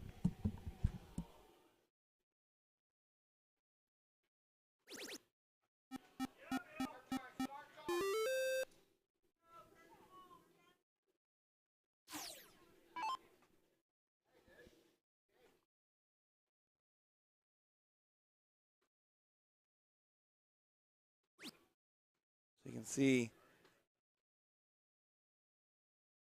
he points and says, I want that one.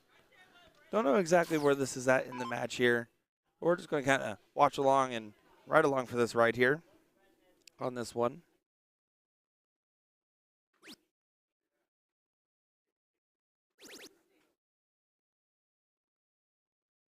I do see a question here, and it's a question we have answered before, but of course I know we've been streaming for quite a while across a couple of days here. So asking why some of the darts are not sticking the Radical, it's just slight differences in the dart hole, and it has a firmer board face. So the firmer board face is part one, right, because it doesn't have that way to absorb the recoil as well on the dart. But it gives you a more satisfying thud feel. It kind of feels more like throwing on a steel board in that sense because of it, in my opinion. But the other part is that every board manufacturer, even though the holes are supposed to be about the same size for soft tip, that 2BA size, they kind of just all become from different manufacturers, right? So they will be manufactured slightly differently, and the darts will fit very slightly differently as you switch between the boards. So if you change out your tips, put brand new ones in there, and you play on those boards, you do just fine. And it happens kind of the other way as well. And you can see the fist bump there between these guys. I believe they're looking for a coin to flip here, so it must be 1-1 in this. So 4-2-5 played a 2-8-6.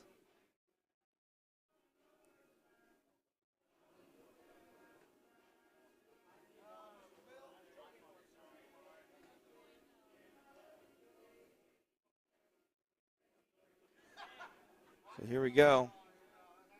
Going to be shown first. Double bull there. Good spot to be in. You can see it's covering the one singular hole. So he's going to have to try to beat it or tie it here. But basically would have to kind of power through. So you want to kind of throw the start a little extra hard here, knowing that deflections are not an option. Yeah, and that one just kind of got away from him. So 1-1 here. Of course, just a reminder, we will be continuing our covers of the elite level singles here, as it has been going along at steady pace. We're getting close to the end of it all here. Just a reminder of who you guys are watching. That's going to be Kurt Gallagher and Bill St. John duking it out here.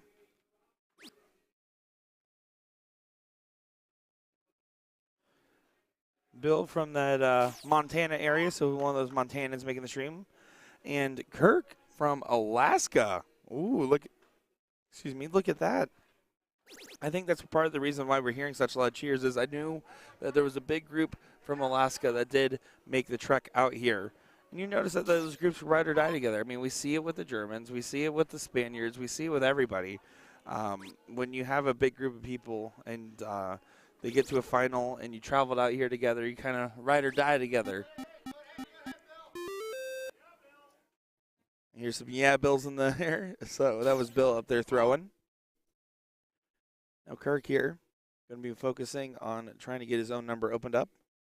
I do apologize here. I realized I just kept it on the bull there. You probably couldn't see too much of that. Don't worry, that was not Will's fault. That one was my fault, guys, so don't let him know. No one tell him. Actually, can you guys just comment a bunch of stuff real quick so that way he doesn't know that that even happened? Quick, guys, comment a bunch of stuff. Like just palm trees. Just comment like palm trees. That way he won't know. I missed the button press. It's actually the only one while I was on the controls I've missed so far. And the handful of times I've switched over and helped him out on the production side. So I do appreciate you guys pointing that one out. Thank you for that. Sometimes I get distracted looking at the game screen at the bottom there and looking at the players themselves and their their focus and everything. And on top of that, researching these players a little bit in the background, figuring out where they're from and everything like that. So, good job spamming the chat, guys. I appreciate you guys. You guys are real ones. Thank you for that. Thank you. I know you guys got my back. The chat has a favorite commentator, and we all know it's Ryan Mooneyham. So Shaggy here can really get back in the fray here. Look at this. Almost got it on the last start too. And I do like that move, grabbing the 17s there. If you hit at least a 6 mark right in this scenario, because now you basically close that point gap, getting down by 9. But it's also in a scenario of having the 2 houses that can play to that advantage. Bill going to fight back by going on the 16s there. You can tell the crowd's really into this one, and I absolutely am here for it. Absolutely, I love it. I know it's a little bit quieter in the hall and stuff like that, but I think it's absolutely something that is cool to see, with everybody having a good time there. And it's for both players as well. They're both getting some support.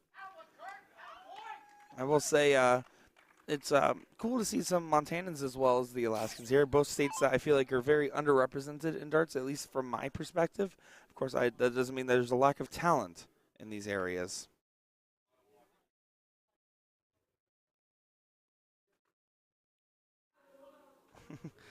Kurt's saying he's had 1,100 beers today. That's a lot of beers. I'll tell you what.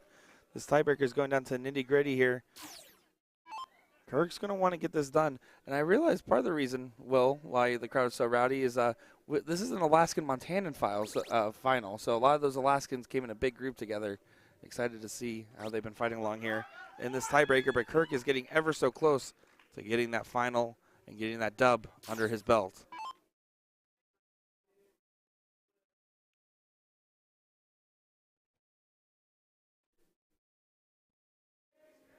Do we know if this is a final set or not? Or This is 1-1. This is the tiebreaker here.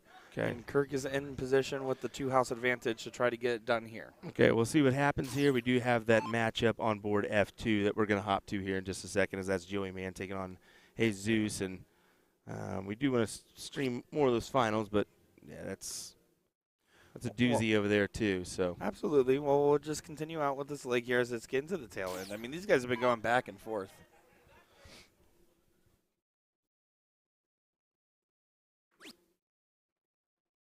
So you can see Bill trying to get in there on the 16s. Doesn't find the trip on the last, hugging the wire, and Kirk knows this would be a big opportunity.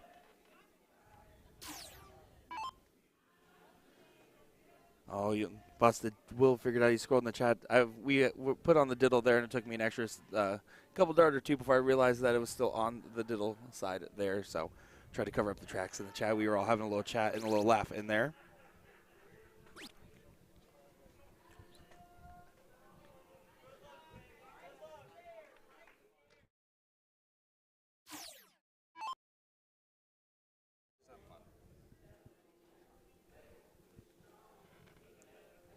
Brandon is like, I just woke up. Is Joey's match for the third place? Yeah, yes, that is correct, right? Is it third or is it, yeah, that's the third place match. That will be going into the finals to play Ricardo Perez. Sorry, I had to remember the bracket there for a quick second. yeah.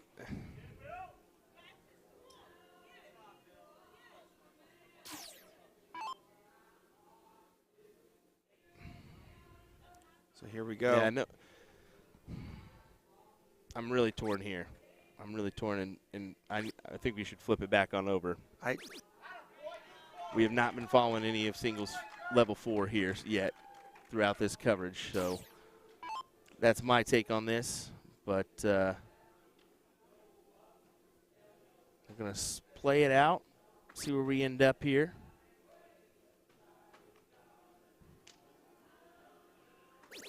Good last start there from Bill, finding on the 16s. Getting that 11-point advantage here, but Ricky, again, with those 2 houses, has been doing quite the work. He's been in those 17s particularly well. You can tell the 18s more there for real estate purposes rather than actually capitalizing on them. I feel like he's just been better on the bottom.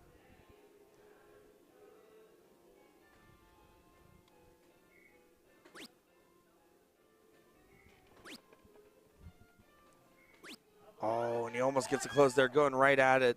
Not wasting any time. and hitting a little bit of a chance here for Bill. We'll see how he approaches this here. I don't expect him to take an aggressive shot. With the X on his 16s, expect him to kind of build up some points here before moving on.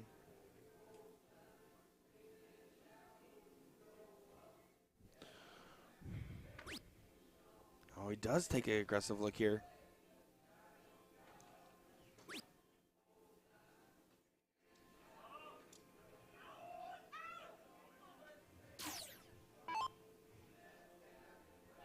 So here we go. I do think the best move here is probably to go ahead and just grab the 16. At some point in this throw, it should go away. Don't want to leave anything to chance. He's going to take the swing here and does get it there. 3 bowls away from holding that final trophy for level 4.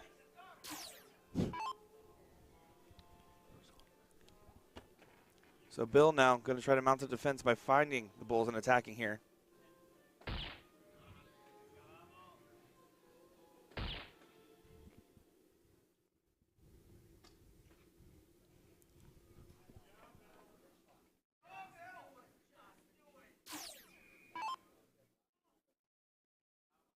Here we go. Shaggy, you got 3 bowls in it for us. There's 1. There's 2. And almost gets it there. And you can tell how much he really wanted that one.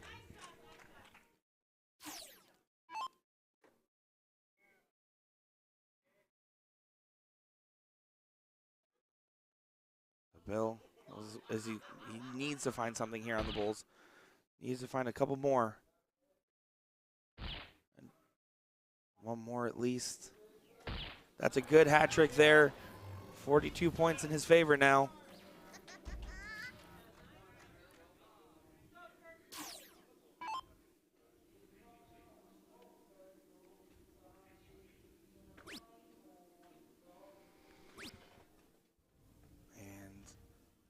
Oh, deflects out, so this will be a big opportunity for Bill. 2 17s and a trip 18 to save it here.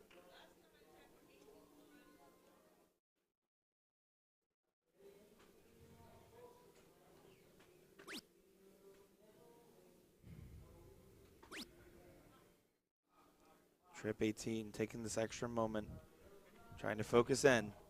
Can he find it? And he does find it there, so there we go. We're going to go ahead and jump back on over to that 3rd place match there as they will continue to fight along there for that 4th place match, or that 4th level 4 match there in the finals. But back onto the mix here, Jesus against Joey Mann in the 3rd place here of your elites. And we'll be keeping it right here for a little while. Absolutely. Until this concludes. I mean, they did throw our level 1 on F2, and I told them, hey, maybe we should kind of spread these out a little bit.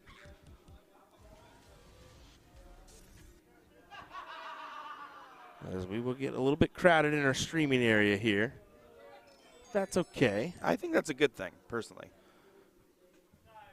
Make it look nice and lively in there.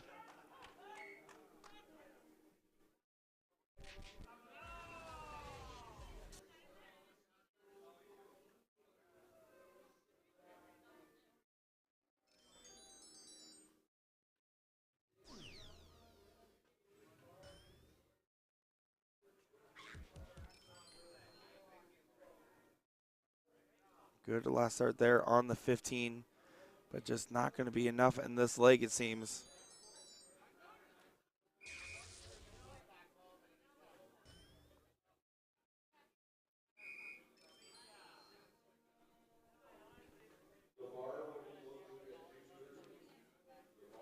You can tell it's starting to get late into the night as they're starting to make the last call for alcohol announcements, letting them know that that will be coming up there. So heads up if you need some aiming fluid. You're running out of time. You can see the Spanish Army in chat there. A lot of flexing emojis going on. Some shocker bras and some rocket rolls. Jesus does get that leg on the board there.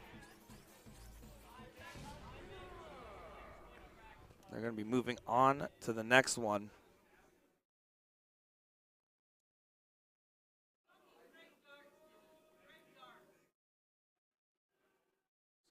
So here we go, going into the next leg.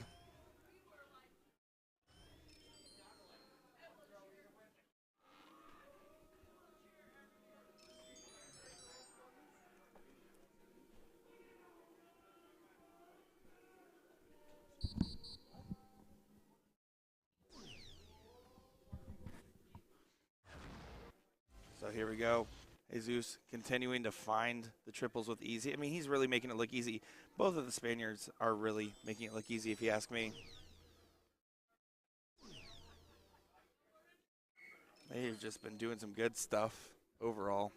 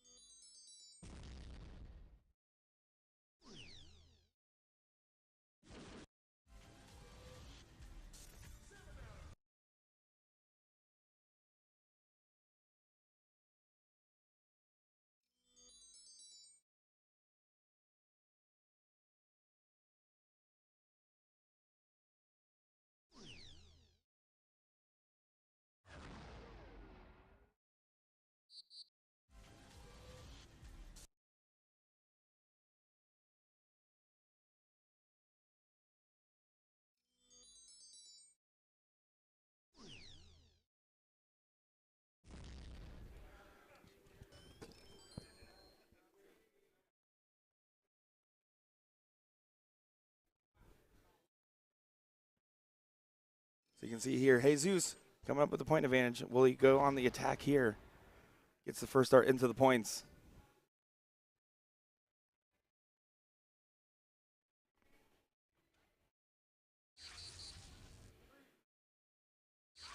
And look at that.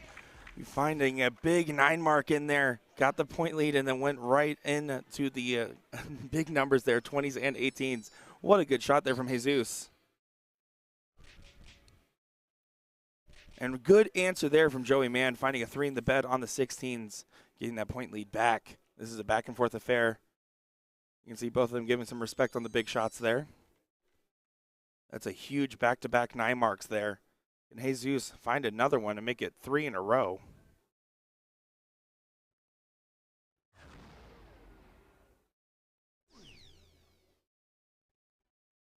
And a big last start close. How about a 7 mark? Not quite a 9, but I think that will suffice there. Big darts going into it. Joey's now going to have to go on to the 15s to try to get a bet in. Instead, only getting a 2, and he knows by that reaction that that might be all she wrote for his run here. Third place does pay $640 here for our elite event, so that's still going to be a pretty hefty payout, but not quite the $2,500 that Joey had his eyes on the prize for. Jesus is trying to make this an all-Spanish final. 2 bowls away from doing so.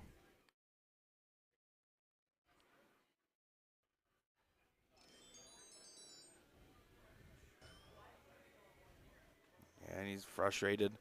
Joey really wanted to go the full distance here, and he kind of just chucks that last one up, knowing that the run might be coming to an end here.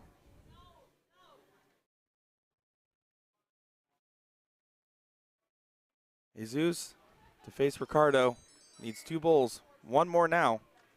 And gets it there. You can see the handshake between the players.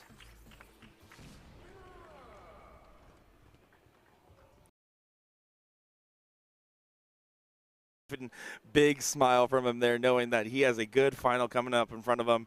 The Spaniards are all there watching intently, and you can see Ricardo immediately going up, giving him a big hug, and happy to be playing a good friend and countryman into this final. And Jose getting in there as well, Justica giving them some respect. Love to see it. Absolutely love to see it. So it looks like we're going to begin that final up for you next for our Elite Singles Cricket. Who will take home that prize of $2,500? I'm excited to find out that answer.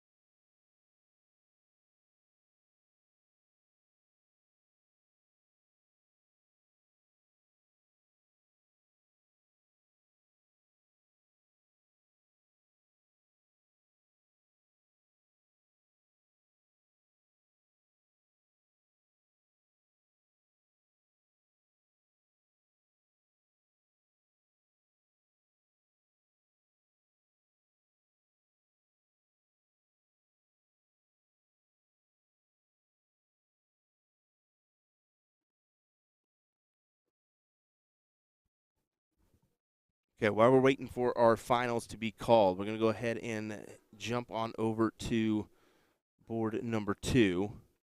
And this is your level 1 singles third place matchup here. Now, this is not going to take precedent here over our finals. So we will be jumping in between, jump over to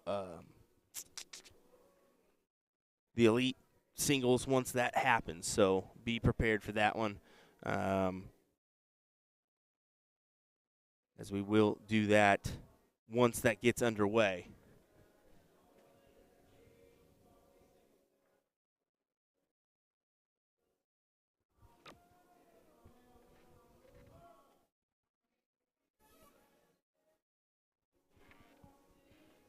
This is Dave Gott taking on Jaron Todd. This is Jaron. We don't have a score line, so we'll get that for you.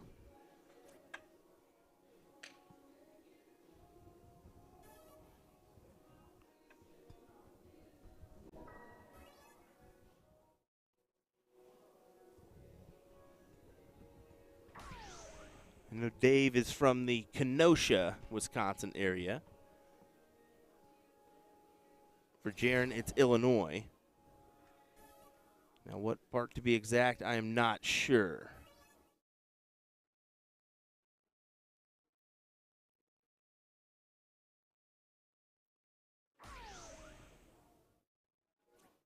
Looks like F1 will be Ricardo Perez versus Jesus Nagura.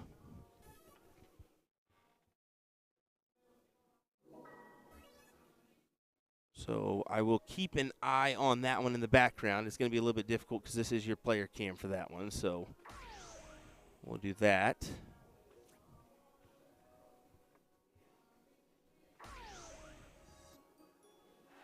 As Dave does pull off the win here in this one.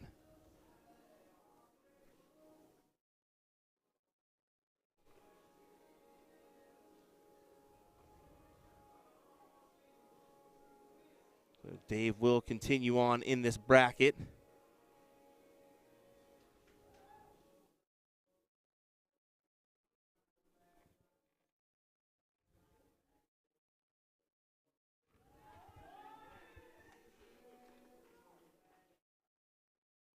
Oh, no. Okay, it's just going to be a diddle. I thought that was it. It looked like that was it. Apparently not. The dart does have to stick. We'll have to stay there.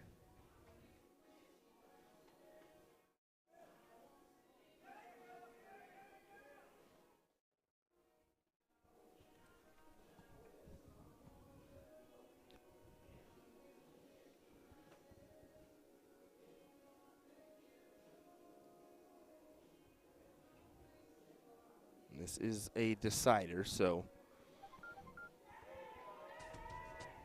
like I was saying, F1 will be our elite singles final. That just got called. Ricardo Perez versus Jesus Nagura. So keep an eye on that one via our other player cam.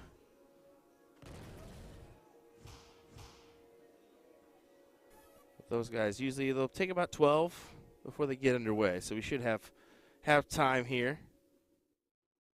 We do apologize for kind of jumping in between divisions here. You really want to develop a storyline. We've kind of already created that.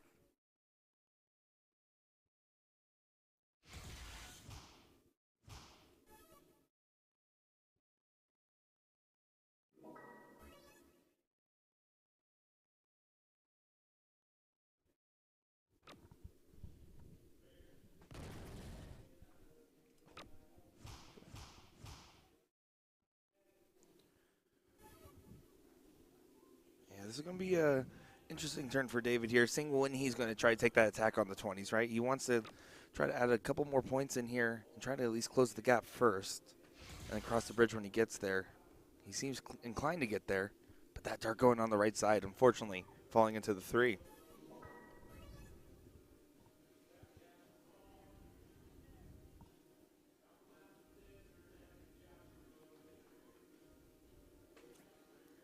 but that first dart was well off the margins. I do like to stay on the 20 here until you hit probably at least the 4 mark would be the number I was looking for, if not more.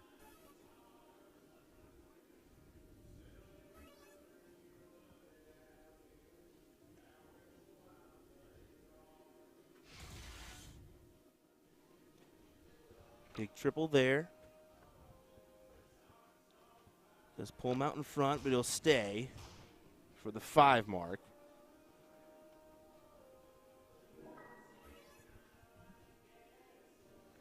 Yeah, I'm forcing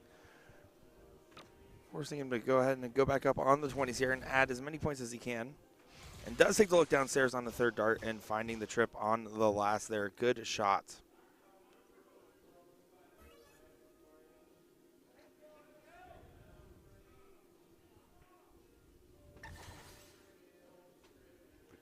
Look at this from Gott, finding those 18s. I almost want that last dart to go to the 20 there with the 2-point lead. It's a big risk, but if you hit it, it's a big hit. Everyone's favorite number is that 20 after all.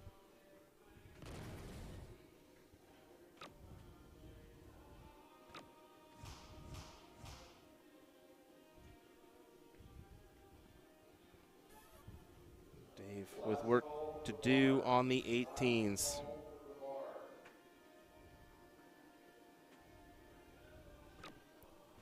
That's a good placement on that first dart for him. You can see why following it there. And getting a 5 on the board.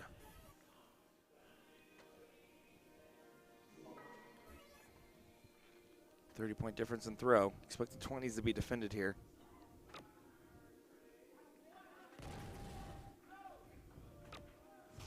And a 5 right back in suit.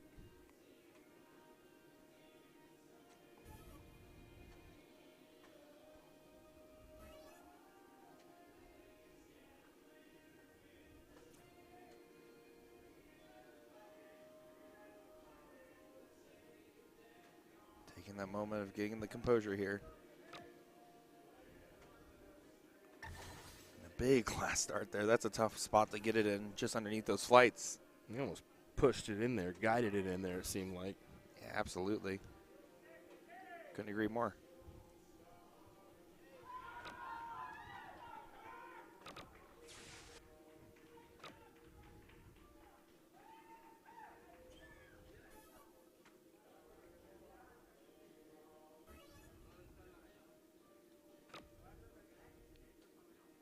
Seventeen's forgot, trying to establish a new wedge. There's a triple, but still behind. But it's something. Yeah, right now you see what God is losing ground at the moment, right? He's just consistently getting pushed down the board here, and he's maintaining these tough battles.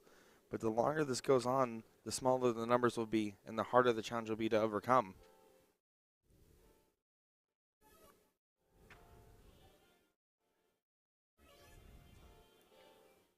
.46 difference here. This will be a good opportunity to try attack if he gets the lead. But he has to get the lead first.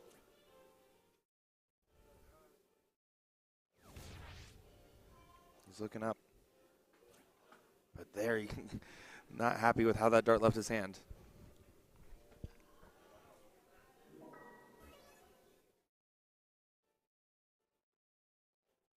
Does look like Jesus and Ricardo are warming up, or starting to warm up on that F1. That'll be your Elite Singles final, and $2,500 on the line for that one. Pretty nice payday, huh? That's a hefty payday. That's more than you can make on the tables this weekend in some aspects. That's especially if I'm playing. That's about as much as I've lost this weekend on the tables, to be honest. No one tag Hannah, please. I need Will alive. It's too late, brother. It's too late. 1 point advantage.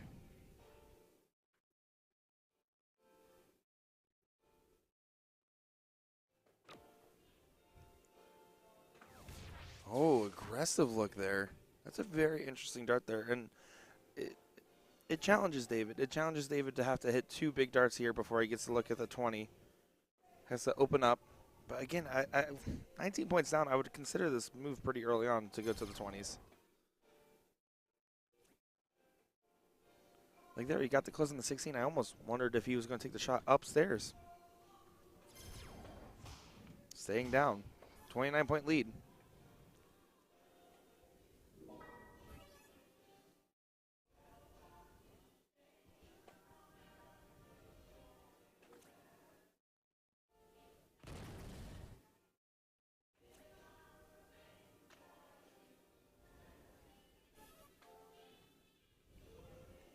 What can God give us here? Has got it. The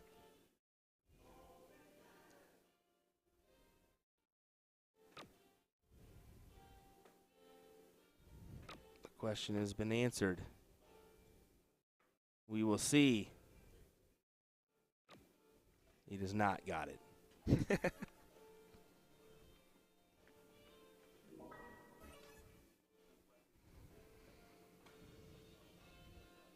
Someone asking what the second place payout is for the elite singles. That's $900. So steep fall off, but still a really Yeah. good payday. Let's be honest. Yeah, NDA stepped in to add that to our payouts for the elite as they split the brackets. Last year, I believe it was a big one big bracket. So Yeah, exactly. That's what took a little bit of a time last year.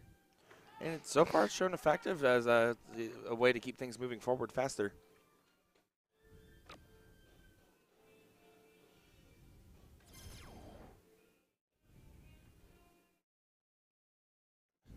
I think this is a good opportunity here as well.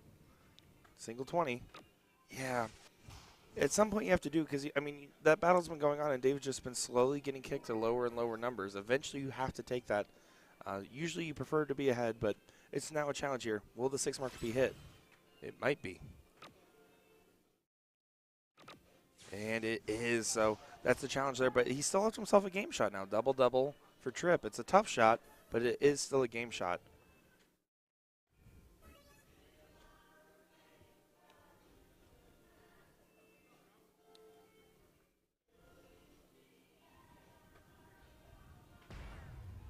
There's the first. Big bull, yeah.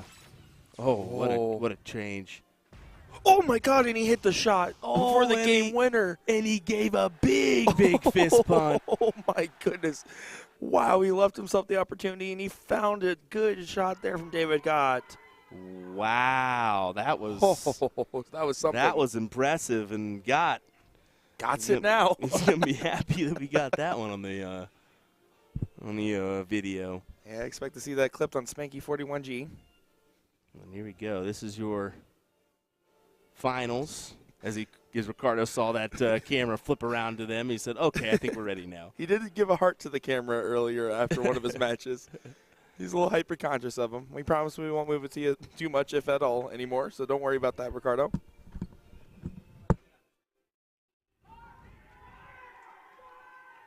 You can see Ricardo and Jesus giving each other some love. Big hug. These are some good friends.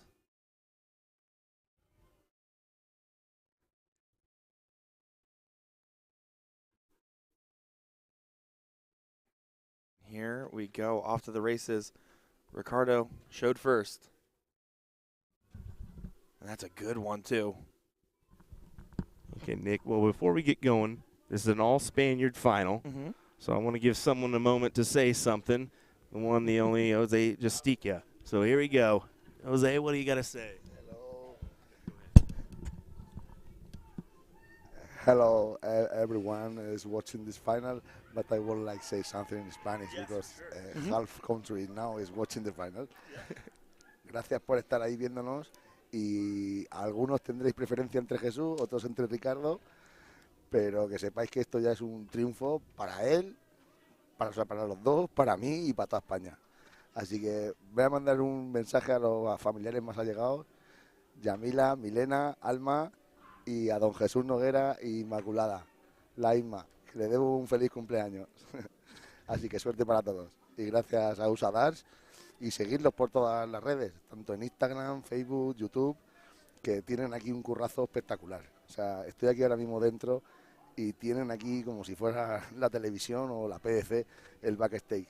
Así que muchas gracias a estos chicos y seguirlos y darle mucho amor. Y que gane el mejor.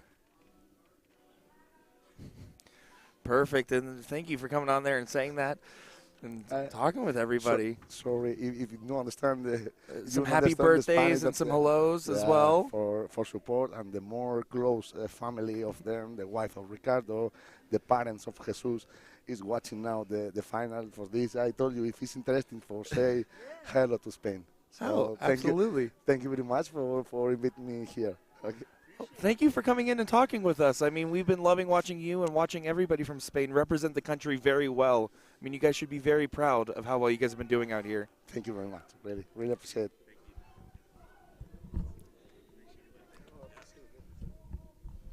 Well, there you go. Jose Justica from Team Spain.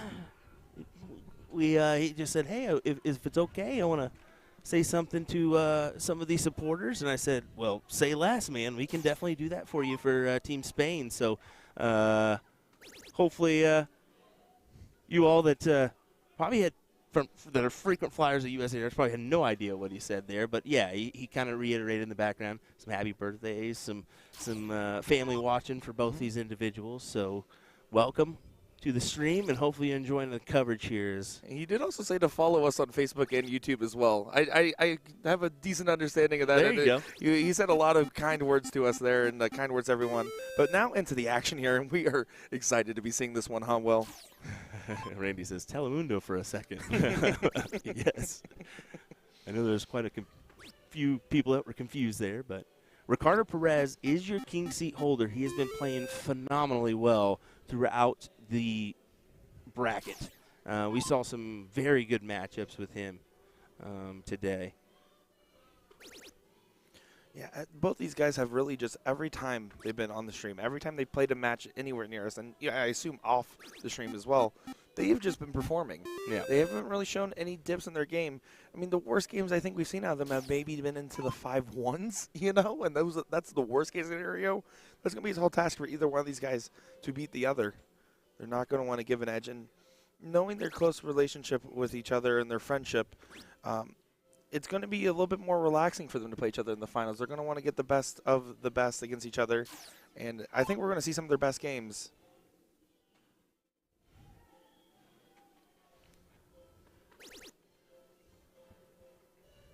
Perez wants to trip 15. No, he goes back up and adds a couple more points. Do you like that? Because that single 18 there means that there cannot be a point lead regained.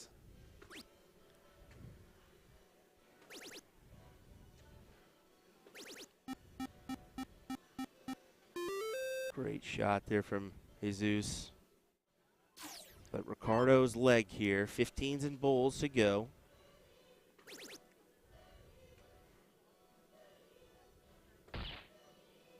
Big bull. Oh, how about that? Okay, I like the move. Go ahead and pat it in the points just to make sure you can gather the leg. Ricardo wants to end this in 2, not in 4. Yeah, it's certainly. And or also more. I mean, it could be 6, let's be honest. And you'll notice the difference is Jesus was playing a little bit more aggressive, going for those multiple houses. Ricardo on the other end just going for those situations where he likes to add those extra points. You're right, the absolute certainty to get it done in 2 is what he's trying to go for. And look at that double bowl there. So leg number 1, and now on match point, Ricardo Perez.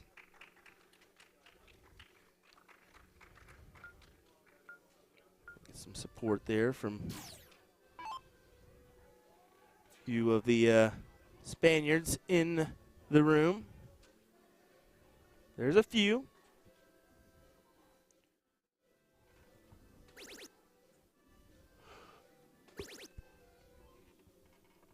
Yeah, again, a reminder, $2,500 for first place, $900 for second. And a big 7-mark open there for Jesus.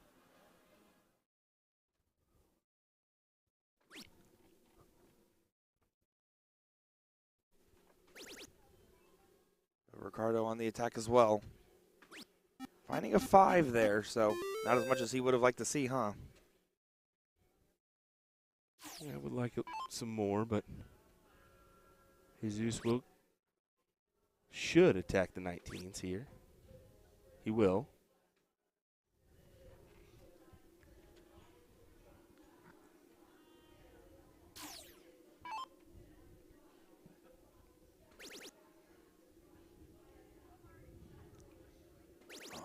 Perez looking up. Finds a 9 mark there. Big hit. That's massive right there to steal away those 20s. Have the point advantage in the 19s to work off of. Forces Jesus to hit 6 on the 18s before he can do anything, and he's only going to come up with 3. Wow, I feel like we've very rarely ever seen him hit a 3 mark. So this is the moment right here for Ricardo to go on the full-blown assault at this point. He's going to. He's continuing it. Oh, last one gets away from him a little bit, but now with a 2-house advantage here, plus a good close. That's a good shot there from Perez. A great shot even.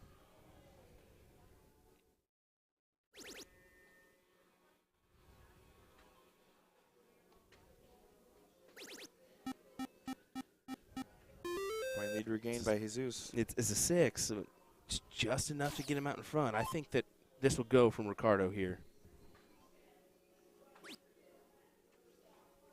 Triple for triple.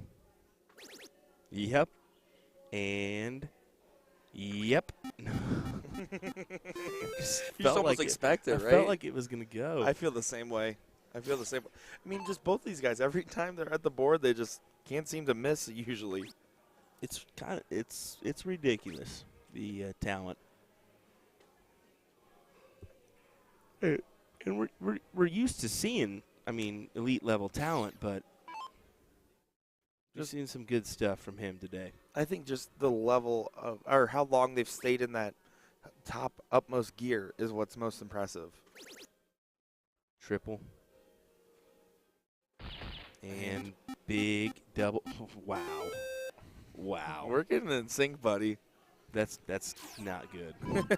For you, maybe. For me, it's an improvement, probably. But Perez puts himself 1 bull away from getting a 2 straight win in this final. Wow. Against his fellow countrymen. I almost can't believe this is over so quick. I figured this may go to double with Ricardo sitting for a minute and Jesus playing well. But he didn't have to put in his best effort here and still got the job done. As you can see, he's very happy. Oh, and that's some love between fellow countrymen, and they're going to be happy that they get first and second place in here. But Ricardo Perez going to be your elite winner today, getting it done in style and winning $2,500. And there we go. You can see crowning the victor. You can see that's Jose Jessica that talked to us earlier at the start of this. And, of course, on top of that, Jesus, $900 and a second-place prize. And look, España can fly the flag proud, knowing how well they played tonight. And yeah, you can see the representation, all the love, and some Spaniards. They're going to enjoy their night. That's for sure. They're going to enjoy the rest of their morning, I should say, as the chat floods in with some of the Spaniards over in Spain right now that are congratulating Ricardo Perez as well as Jesus on their finishes. And thank you to Jose for spending a minute. And he's the one that came back here and said, hey, if it's okay, can we say something or no? And, yeah, I said, yeah, we can make that happen, you know. At first I was asking, if you wanted to commentate. I was like, that may go weird. Yeah, that would be a little jarring. A little tough. I don't think either Nick or I understand fully Spanish. But yeah, exactly. Barely passable first grade level for me, maybe. Looking at the other bracket, we did have a couple brackets in here that got thrown at us. Singles cricket level 1 was one. And look at that. That's a big one. That's a big love one. It. There we go. There we go. They Snapping let them know the that it's on photo them. there. There we go. Yep. We'll go get photos of these guys real quick, and I'll let you know how it went here for singles level 1. David Gott, we saw him pull off the big shot there to win that match. That actually got called to another area. That got called to board 60, I believe. Yeah, but no, board 80. That's crazy. But that's where that one got called. The singles cricket 4, that was won by Kirk Gallagher of Alaska Anchorage. So congrats to Kirk, congrats to Bill St. John, who we saw here on this first board.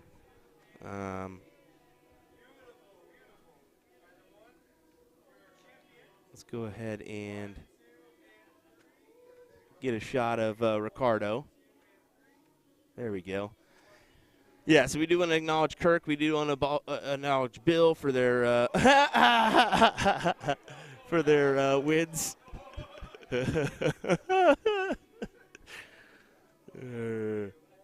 Or Kirk getting the win and Bill getting second place. Sorry for the tongue tie. I think that's the rest of our brackets. Ladies singles was won by Chrissy Grimmel. Congrats to her. Masters singles was won by Frank Z, who we saw here on the stream. So happy we got those for you as well. I think there may be one more final somewhere that hasn't happened yet. I don't think so, actually. I think that's it. Yeah, looks like it, folks. That's your coverage today of Monday night singles cricket here. As we'll jump to there, give some hugs, some kisses one last time. Congrats to you, Ricardo, and thanks for joining us, folks. We appreciate it. Tomorrow we will start our coverage about, middle of the day here for us. It's going to be a 12 p.m. start. We'll be kicking off with team cricket, and then we'll be coming back later on at 8 p.m. for some mixed triples. So that's what we got coming your way here, folks, tomorrow. Don't go forgetting about us. Tune in if you would. Nick Teixeira, William Stewart, we appreciate you being here. We'll see you next time. Bye-bye.